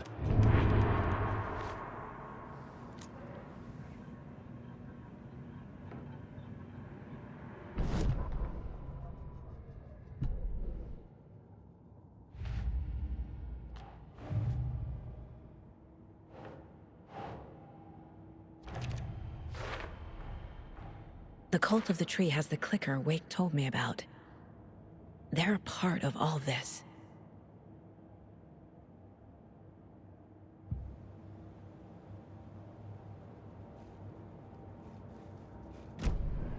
It's all on the page. The clicker, the cult.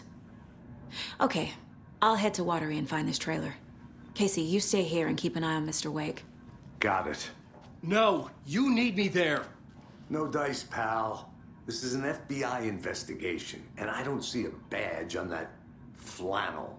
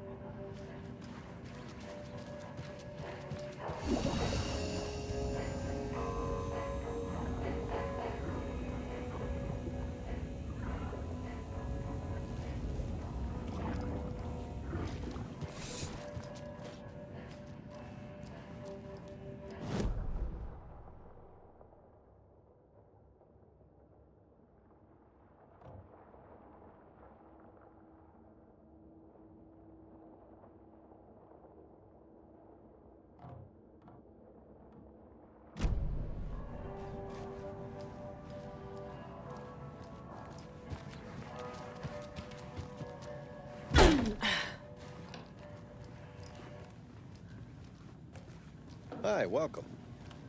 Okay, past favorite Deerfest floats. Go. The yarn puppet monstrosity. Stuffed moose and squirrels one. No, thank you. Those beady dead marble eyes still give me nightmares.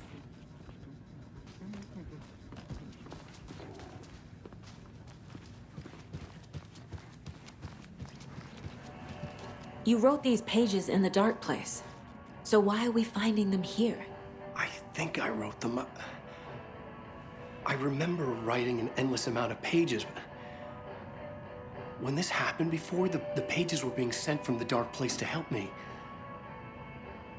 Maybe the same thing is happening here. That's all for now, Mr. Wake. Thank you for your cooperation.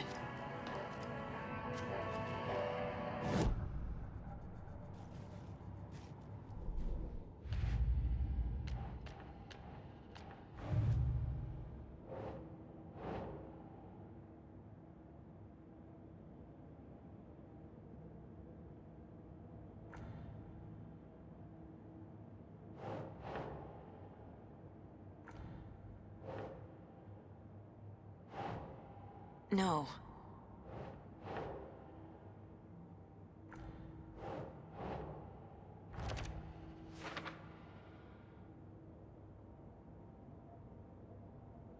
I think I wrote them.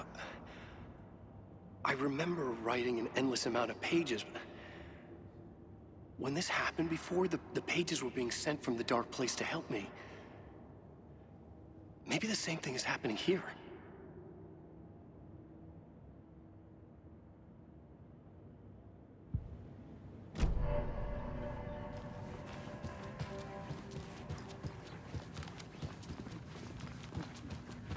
So who's in for a bet this year? $100 says there'll be at least one vendor bender between the floats. For that amount of money, you'll cause it yourself. Yeah, I'm not taking Hello, that and wager. welcome to Coffee World, voted Washington's best coffee-themed amusement park. All of our attractions are family-friendly and available to children of all ages, just like our coffee.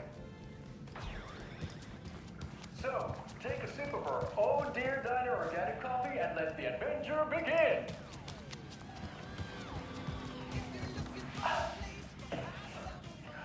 Hold on for dear life on the Espresso Express. Oh! Soak in some local history at the Huatari Well, where two serial killers once hid the disemboweled bodies of their murder victims. It's not haunted. No. Come join Mocha Moose and the goats at our amusement park petting zoo. Just don't share your coffee with the goats. Seriously, stop feeding our goats coffee. Seriously, it's not amusing. Take in amazing views from the Slow Roaster Ferris wheel. I can almost see the Watery Lighthouse trailer park. This is so much fun. And finish off at our beautiful gift shop where seniors and children under 10 receive a 9% discount on keychains and propane tanks. Welcome to Coffee World.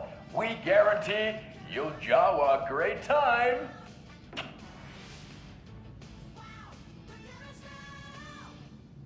This is the third time I've requested something be done about the TV in my room. It keeps going on by itself. It's keeping me awake all night. Yes, sir, I'm terribly sorry for that. We've called a professional electrician. In the meantime, have you tried unplugging the TV for the night? Oh, there's an idea, Einstein. Why don't I just get rid of everything I'm paying for in that room while I'm at it? Sleep on the floor. Go to the toilet in the corner. Hey, I'm not unplugging it. You're fixing it. Of course, sir.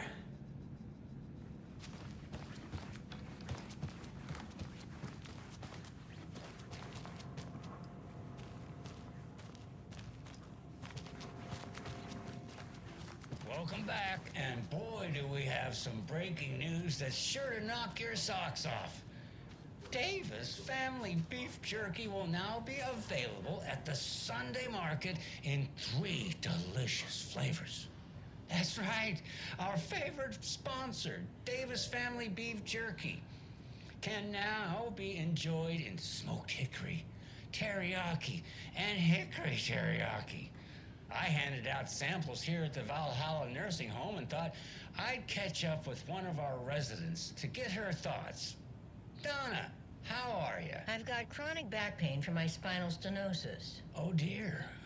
You know, when I'm feeling stiff, I find a light snack helps. So, did you try that beef jerky? No. Lunch is at 11, and I wanted to save my appetite because today was the fish soup with crackers. You're allowed up to 4 crackers, but I only take 1 unless I have a glass of cranberry juice. They ran out of cranberry juice at breakfast, which is at 7. I didn't take the oatmeal today because it makes me gassy before cribbage, and I can't... So you didn't try the jerky. Got it. Well, that's too bad, Donna. Their new teriyaki flavor sure does hit the spot. They had teriyaki salmon with rice on Friday's dinner menu. Dinner's at 5, but we all know the salmon takes longer to prepare, and then you're late for bingo. And who needs all that spice? I agree. Teriyaki is a shit flavor. Who? Is that Tapio? How are you on the line? I couldn't end the call. You've been on the phone this entire time? Yes, and I hate teriyaki. Well, it's delicious on jerky. So, let's give a big thank you to Wendy Davis for these samples. Wendy? No, that can't be right. Wendy went missing in 2010. I heard she's dead. No, I'm referring to Wendy Davis from our sponsor, Davis Family Beef Jerky. Wendy Davis. That's the dead one. She's dead. Right. Well, that's our time. Remember to keep your coffee warm and your chin up because that sunshine's right around the corner. Pat Maine, signing off.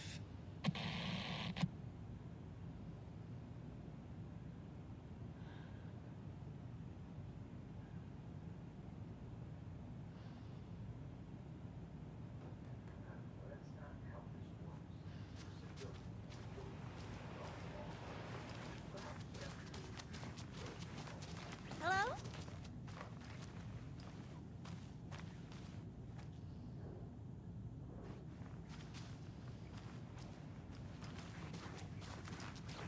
Hello?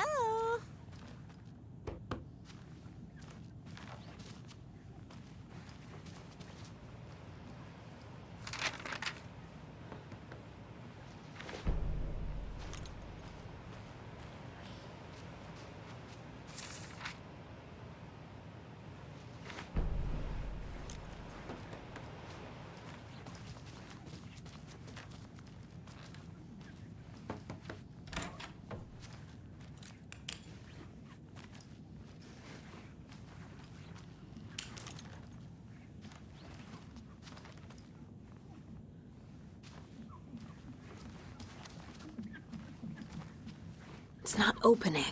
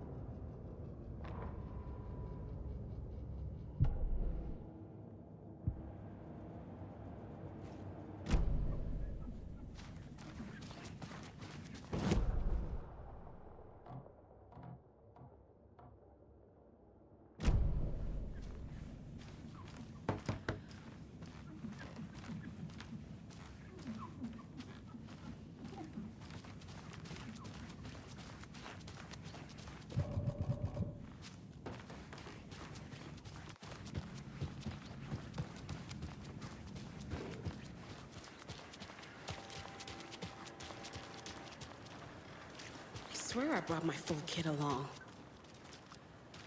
Jules, you didn't forget to pack the EMF reader, did you?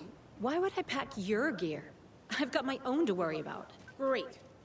Now how am I supposed to measure the energy signatures emitted by paranormal manifestations?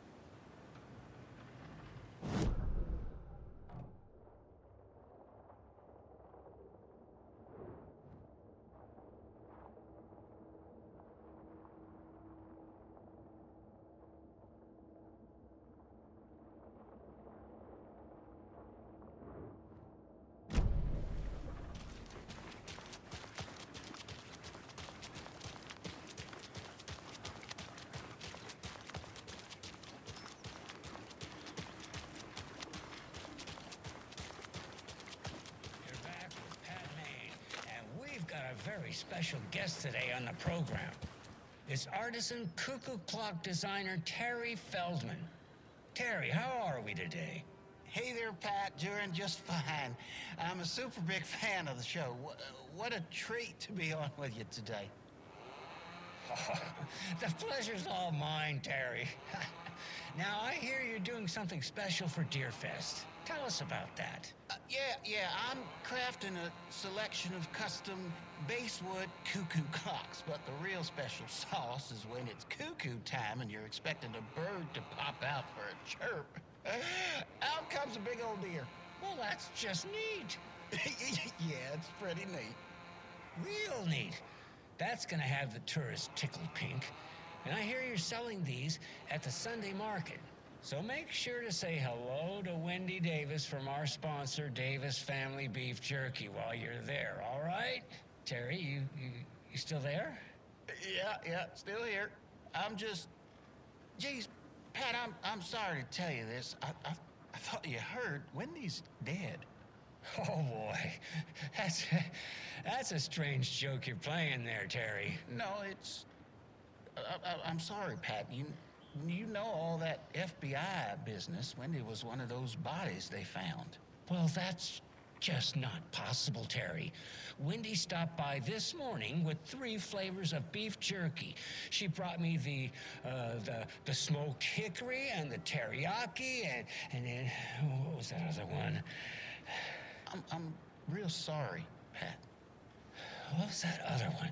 She was just talking about this just hours ago. Smoked hickory, teriyaki, and... Hickory teriyaki! Thanks, Tapio. It's just a bit of a strange joke, Terry. Did Yako and Elmo put you up to this? Pat. Well, somebody's having a laugh over this little prank, I'm sure. Terry, thank you so much for your time. Can't wait to see those Deerfest cuckoos at the market. Wendy will be there with her beef jerky as always, and we'll be back after this.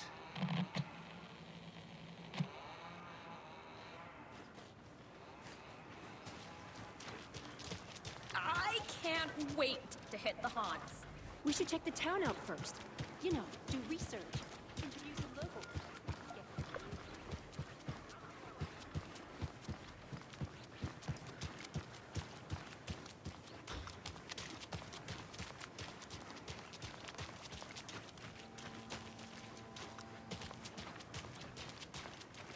Not before I find my frickin' EMF reader.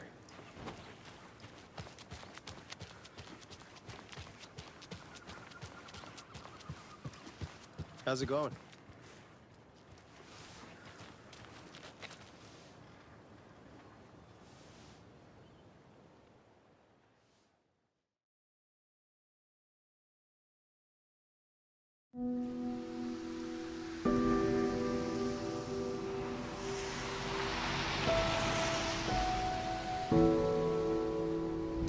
Yeah, Anderson, I didn't want to say this in front of Wake, but are you sure this is a good idea? Going on your own? Assuming we believe the page, I need to check this out. We need to find the cult. Anyone we meet here could be a member. And this Scratch guy. The evil doppelganger? Must be true, or else this guy can't write for shit. The quality of his writing aside, if this page turns out to be true like the rest have, this could be a breakthrough. We might solve this thing before backup even arrives. Yeah, but they're taking their time, so just be careful out there. Meanwhile, I think me and Wake will have a chat. Maybe I can shake something loose. Okay. But remember what happened with the salt shaker? Yeah, real funny.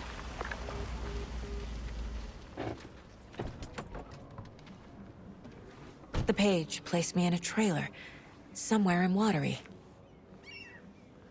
I should ask around.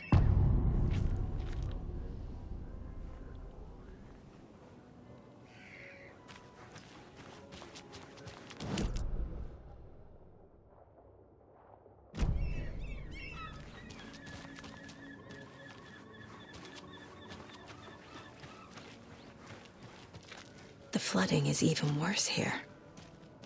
More like underwatery. I'll have to tell Casey that one later.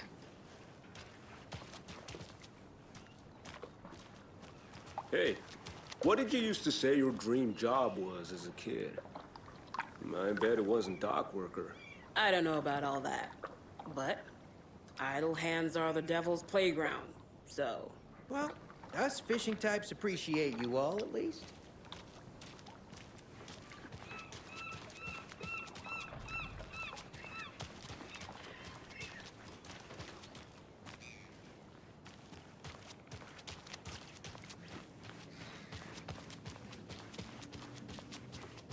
Hey, where's the time gone? There's just a wretched husk of what used to be me left.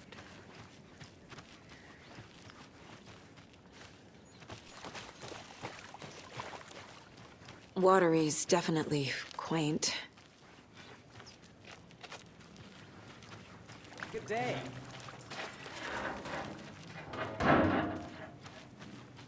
I bet they have good fish here.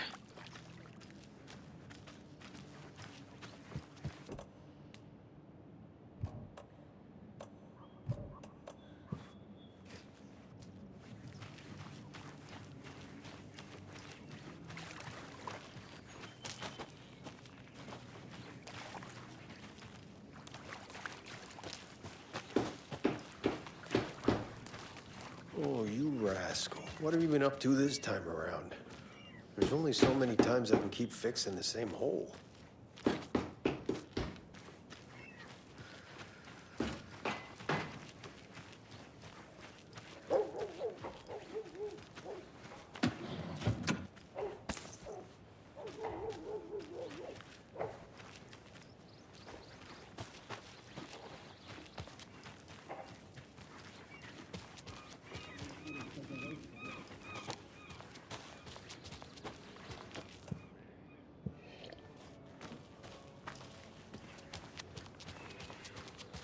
A trailer park. Ilmo Koskela. He's that tour guide we met at Cauldron Lake. I need to find him. Mom's family was from Sweden. I've always imagined it kind of like this. Saunas, lakes. Seems nice. Ever heard of the Cult of the Tree? The half-deer, half-man monsters? Oh, sure I've heard of them. They're the reason I can't risk taking walks in the forest anymore. If one of them shows up, how am I supposed to get away? I can't run with a bad hip. I'd be killed for sure. I could maybe use my crutches to defend myself. Do you think that'd work? You're the professional. Probably smart just to stay in the sauna for now. Enjoying the sauna? You bet. The steam is amazing on my creaky old joints. I'm just waiting for Ati to wrap up his show so we can crack open some beers.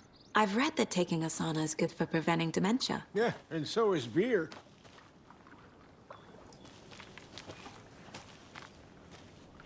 Hey, Seva, a sauna doesn't fix what ails ya? You're a goner. They also say silence is golden.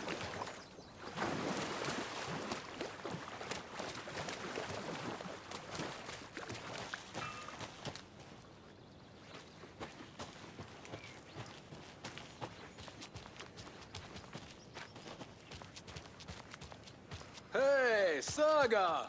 Over here!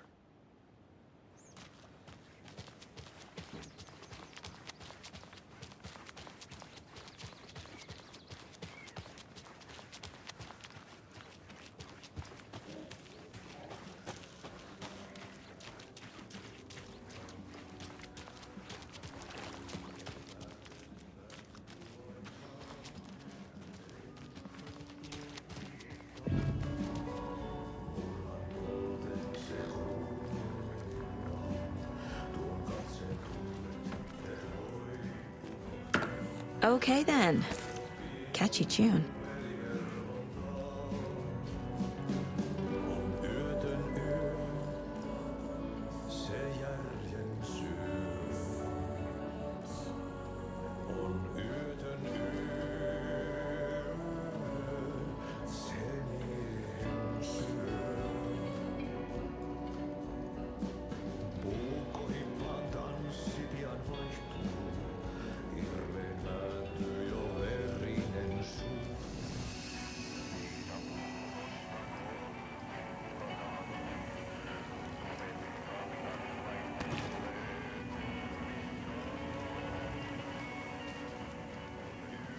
Such a shame.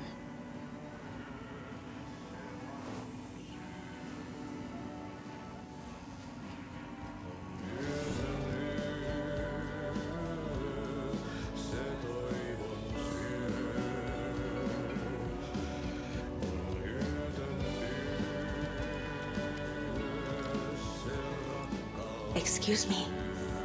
Do you know where... Hush! Artie's in the middle of his show. I wonder if I'm the first FBI agent to ever get shushed.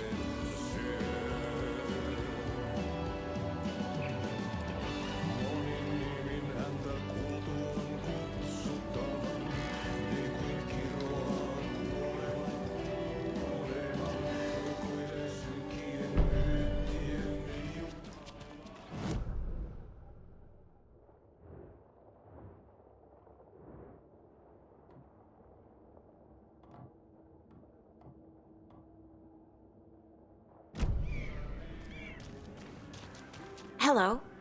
Do you have a second? Ah, long time and no see, Miss Anderson. Thor and Odin are not here. They are old tricksters always sneaking off. Sorry, no, I wanted to ask you about something else. Do you live around here? I live in Bright Falls. You've seen me around. I am Mr. Blum. You call me Vladimir. I work at a nursing home. I take care of your old people. We are on day trip, music, sauna, the good times. I bring them here in the bus. The elderly are very important. And it's a very nice bus. Thanks. See you around.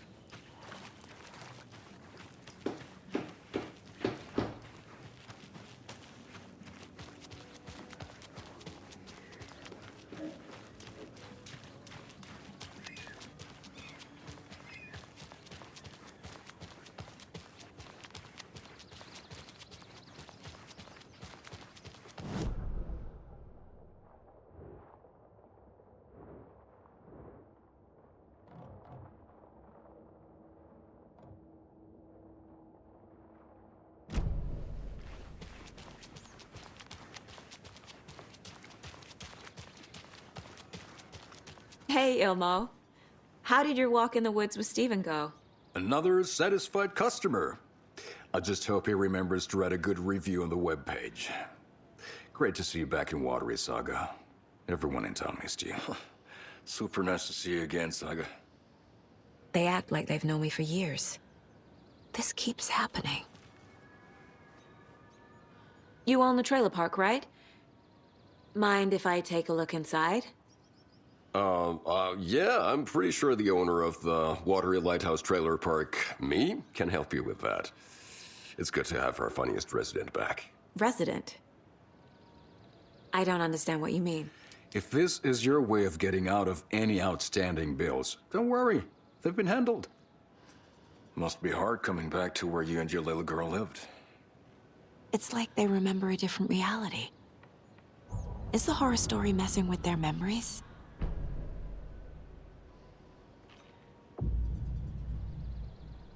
Are you familiar with the cult of the tree? Yeah, we always thought it was an urban legend. Kids drawing creepy symbols to scare each other, but, now it's gotten pretty damn real, huh? It's terrible what happened. We're all in shock. Well, we're looking into it. Hoping to get things back to normal soon. We're all for that. As normal as it ever gets around here. So what is Coffee World?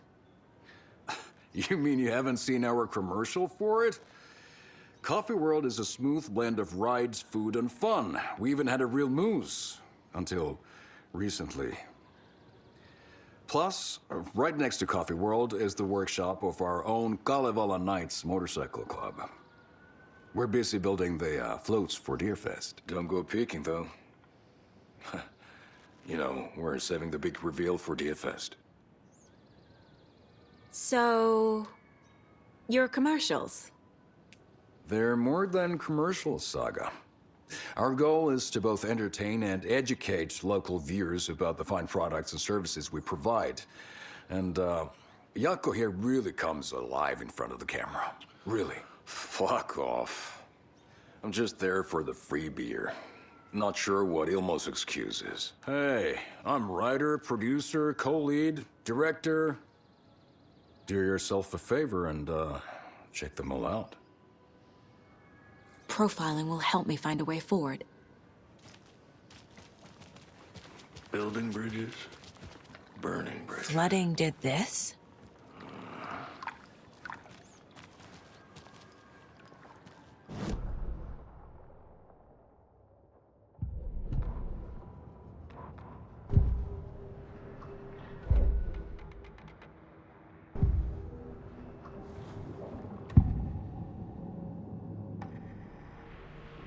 Elmo thinks the cult is just an urban legend. Or does he? There are things that go bump in the night. It's all true. It's all true. Sound the alarm, brother. Gather the troops, brother. Accu, the shadow of the forest is creeping closer. They don't think it's an urban legend at all. They understand it's dangerous.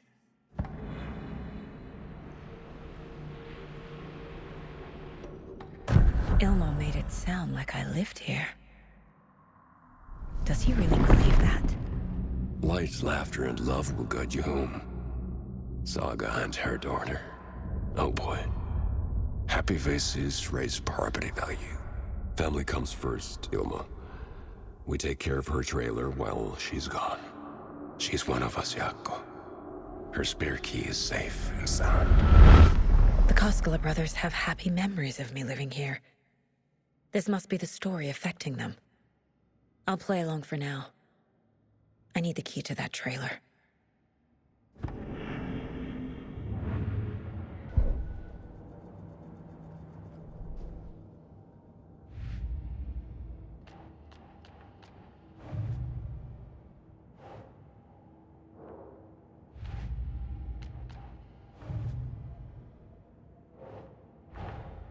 Wake says the story will change reality around us.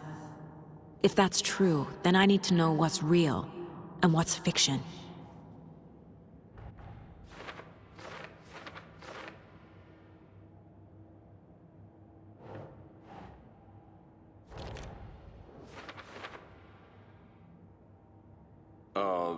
Yeah, I'm pretty sure the owner of the Watery Lighthouse Trailer Park, me, can help you with that. It's good to have our funniest resident back.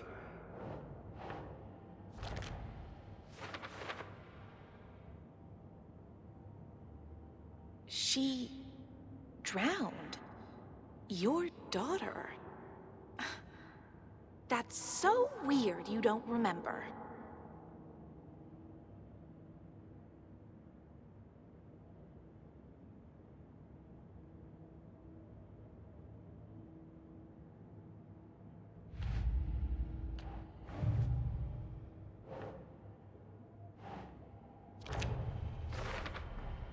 A trailer park is a good place to look for a trailer. Keep it simple, Saga.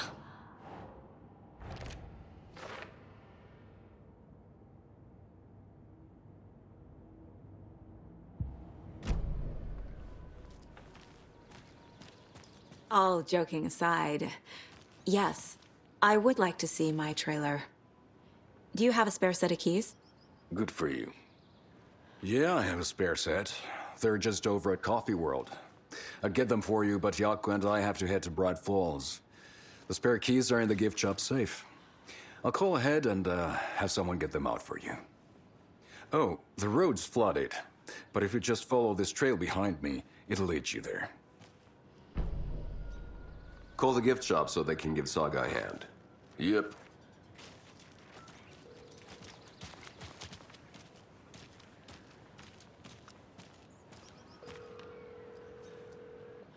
Nothing?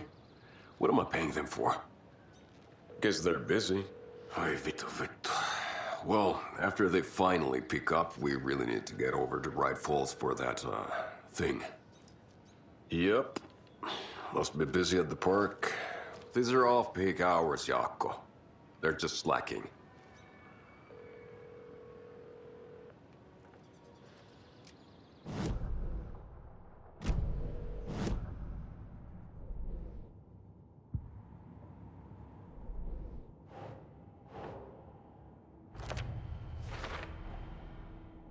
The Koskelas think I lived in the trailer park. With Logan.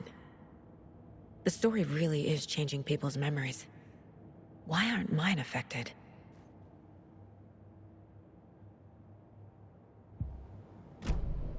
The spare key is at Coffee World. First the witches at the diner. Now the Koskelas. They all think Logan and I used to live here. Wake said the horror story would make people crazy. Like they're being brainwashed to believe the story. Is it spreading?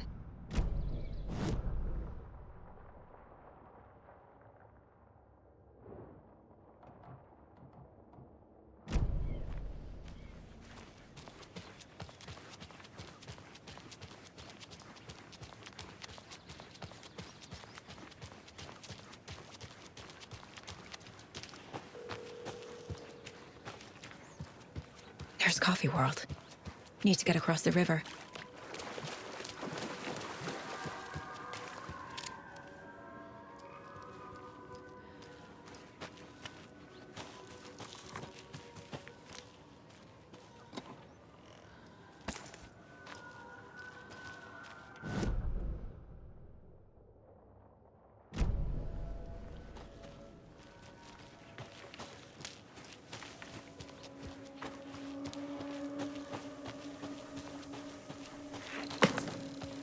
What was that?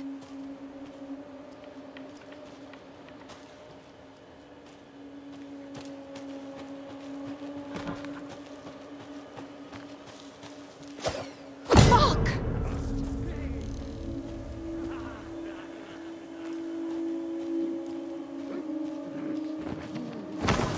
FBI, show yourself!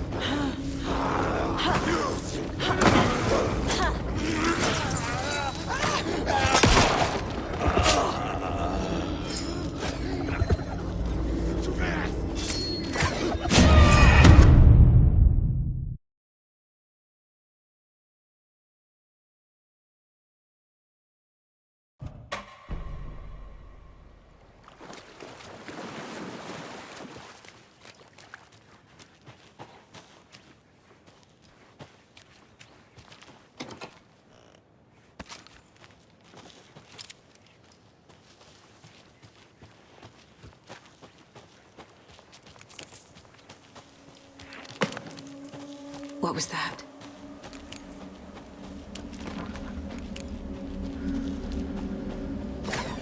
Fuck!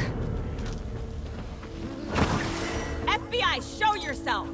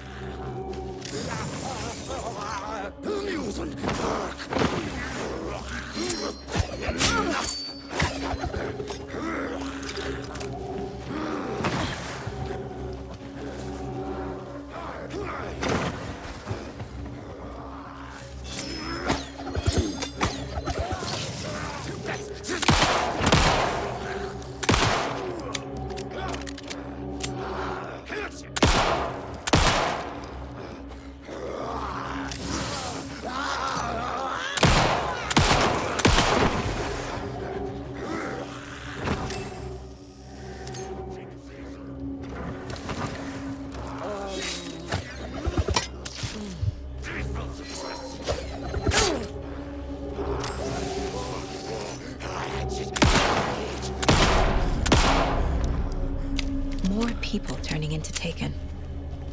Is this the cult? Or the story? Or both?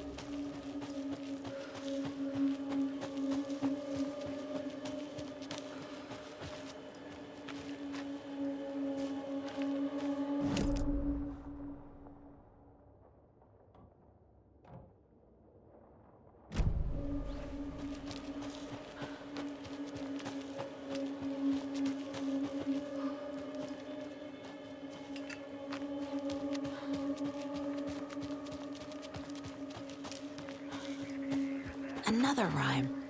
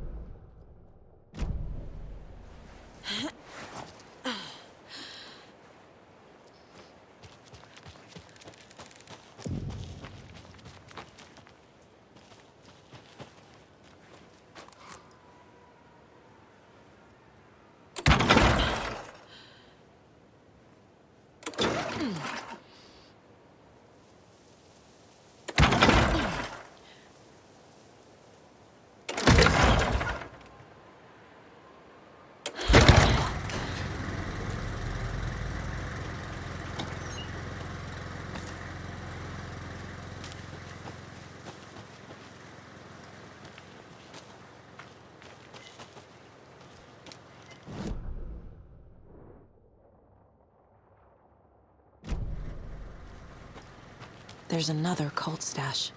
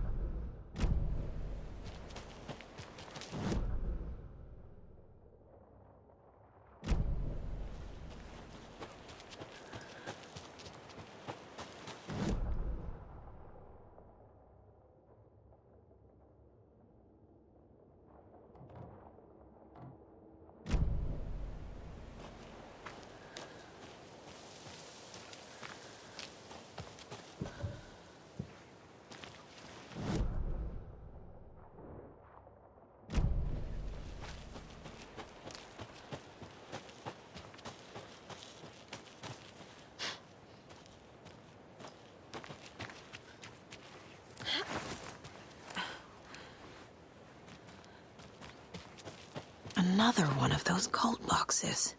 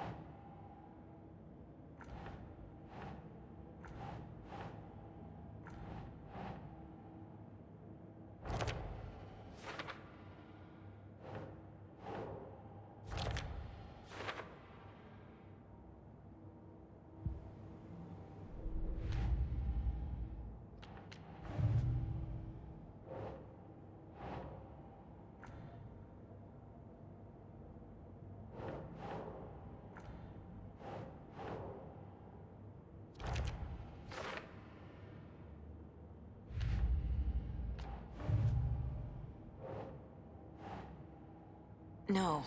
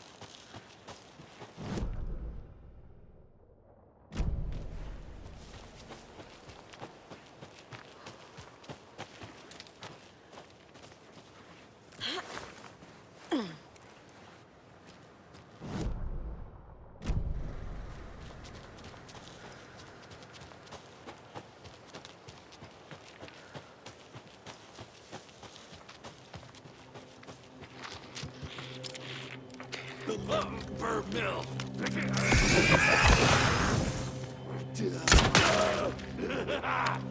The night!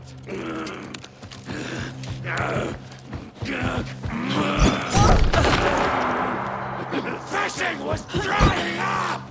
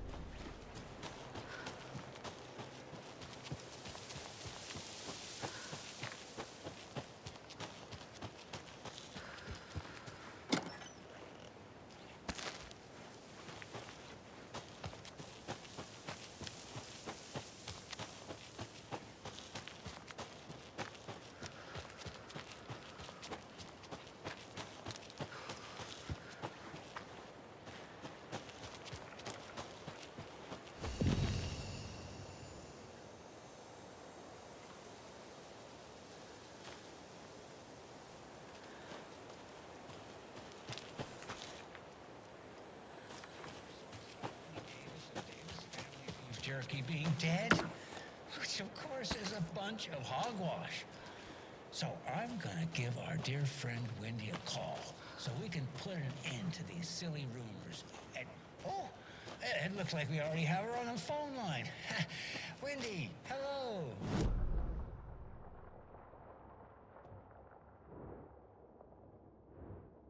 Jim Figamore. Remember? We were gonna do the announcement today. Oh, was that today?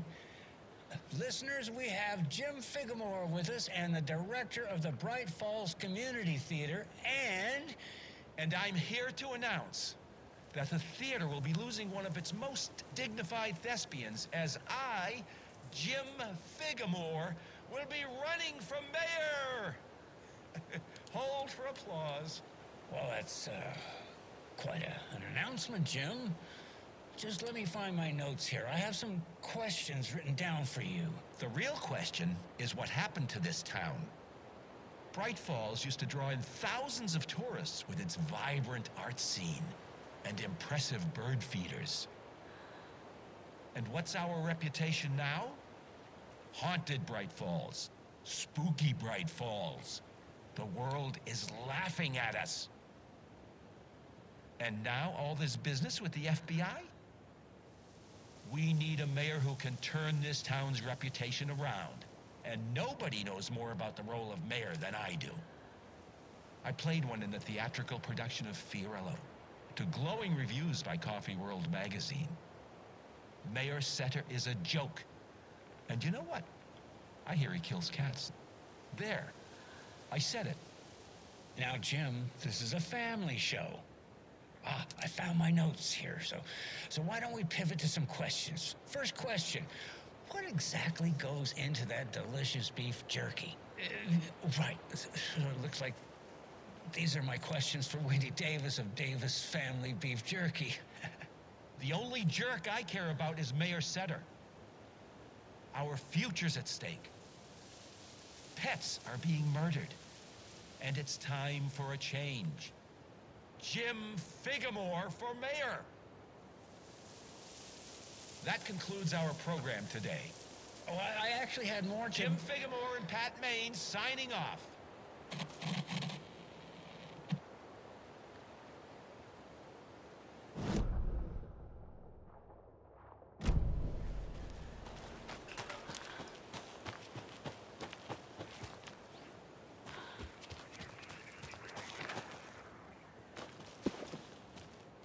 More of those rhymes.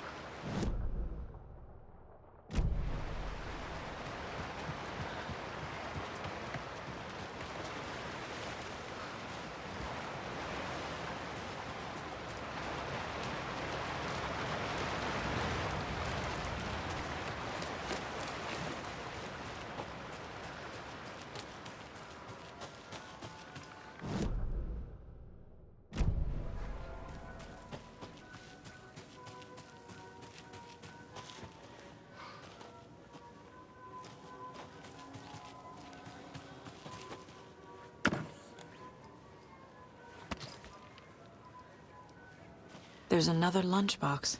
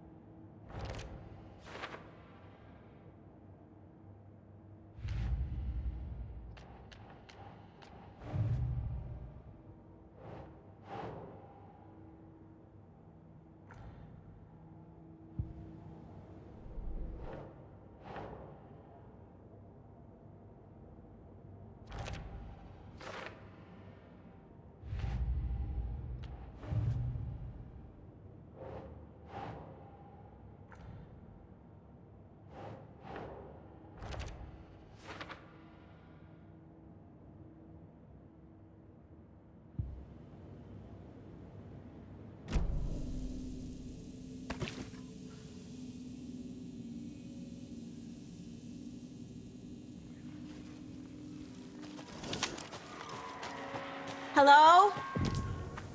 Anyone here? Nope.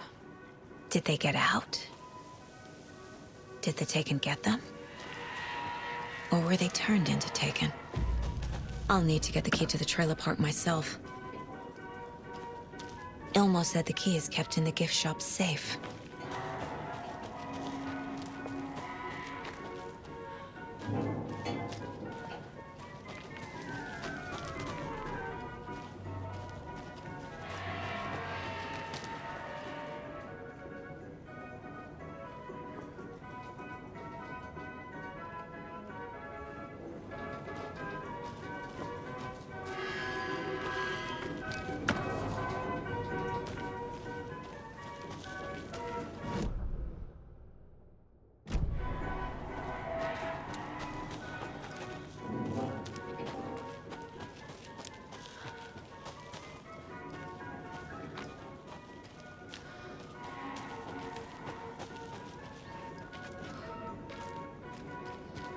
Locked. Needs something to jimmy it open with. A list of maintenance work. A screwdriver. Huh.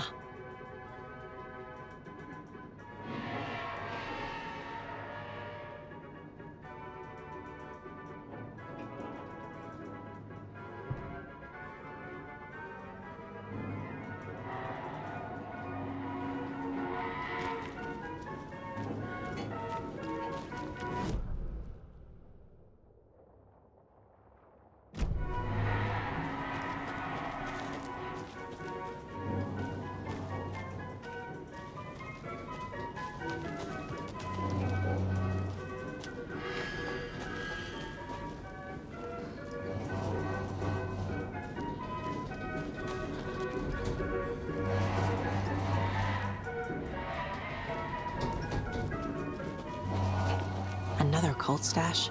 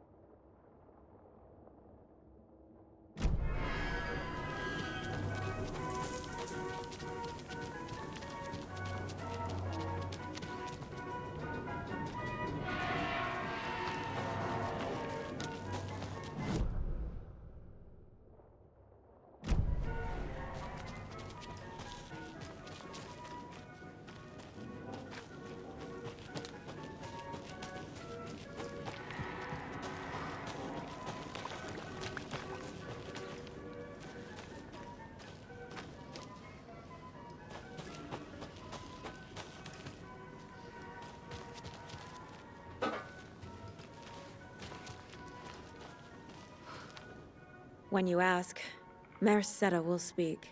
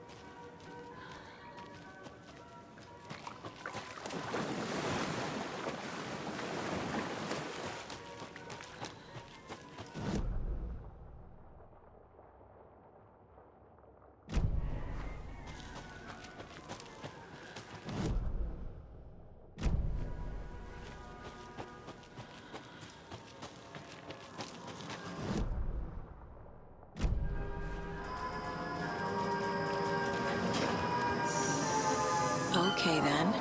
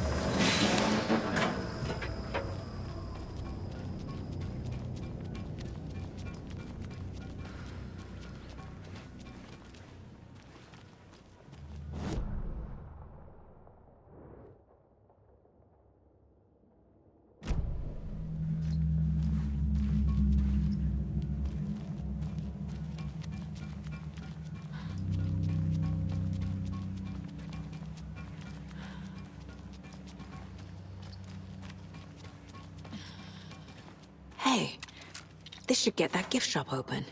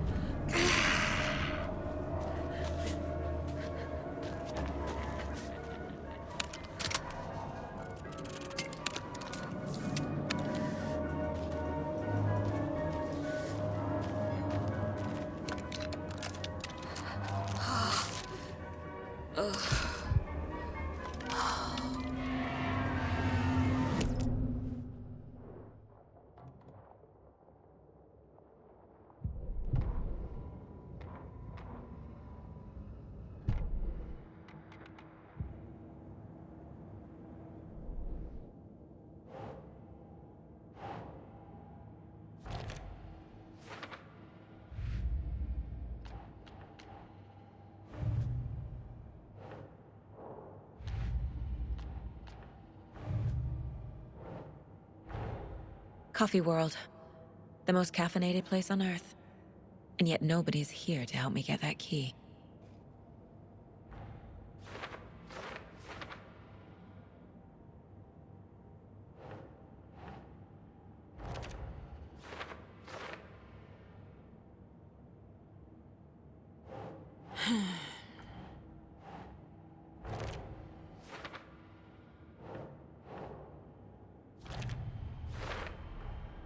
Using screwdrivers to break into gift shops isn't exactly standard procedure.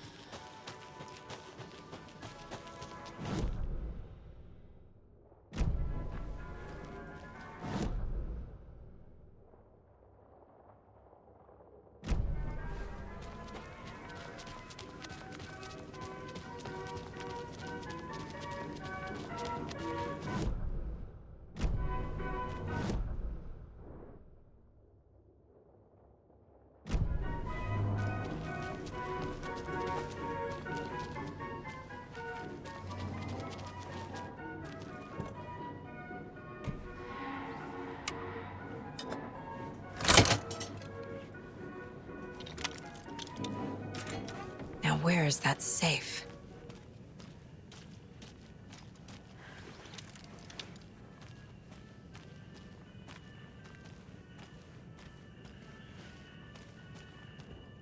Locked. Okay.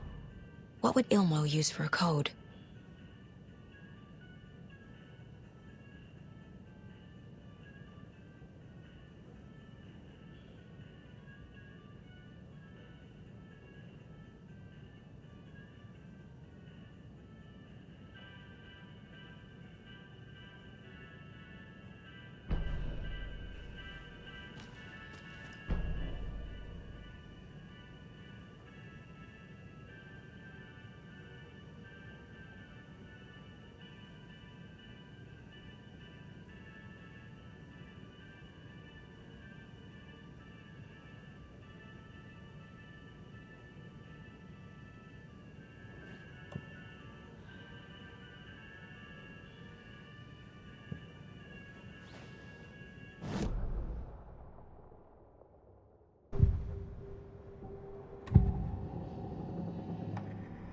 I need to open the safe. What's the combination? People hate the puzzles, Ilmo. Why not just use keys? People love the puzzles, Accu. Only very smart people can think up good puzzles. Just look around and you will find the answer. Dedicated staff will be rewarded. The combination to the safe is somewhere in the gift shop.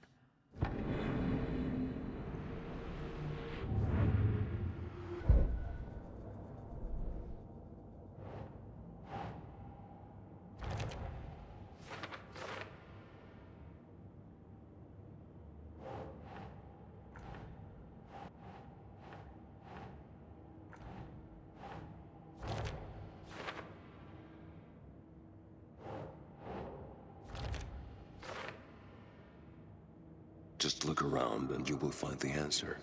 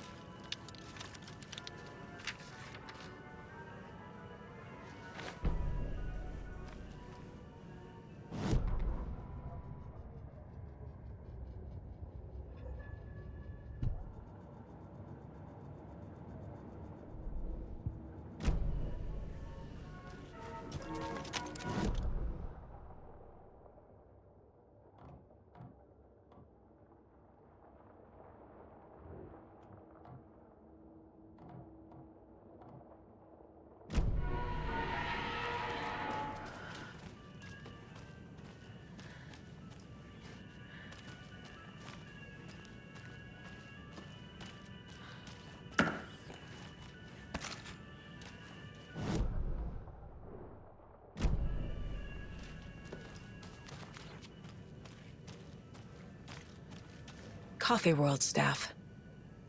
Hope they're not all monsters now.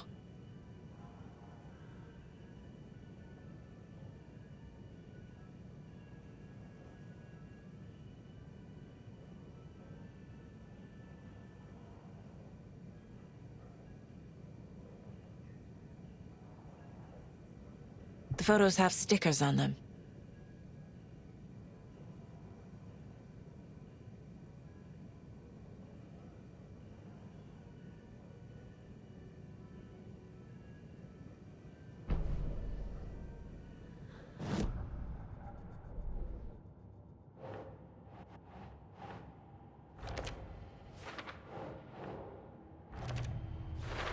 I bet Ilmo's the kind of guy who likes Sudokus.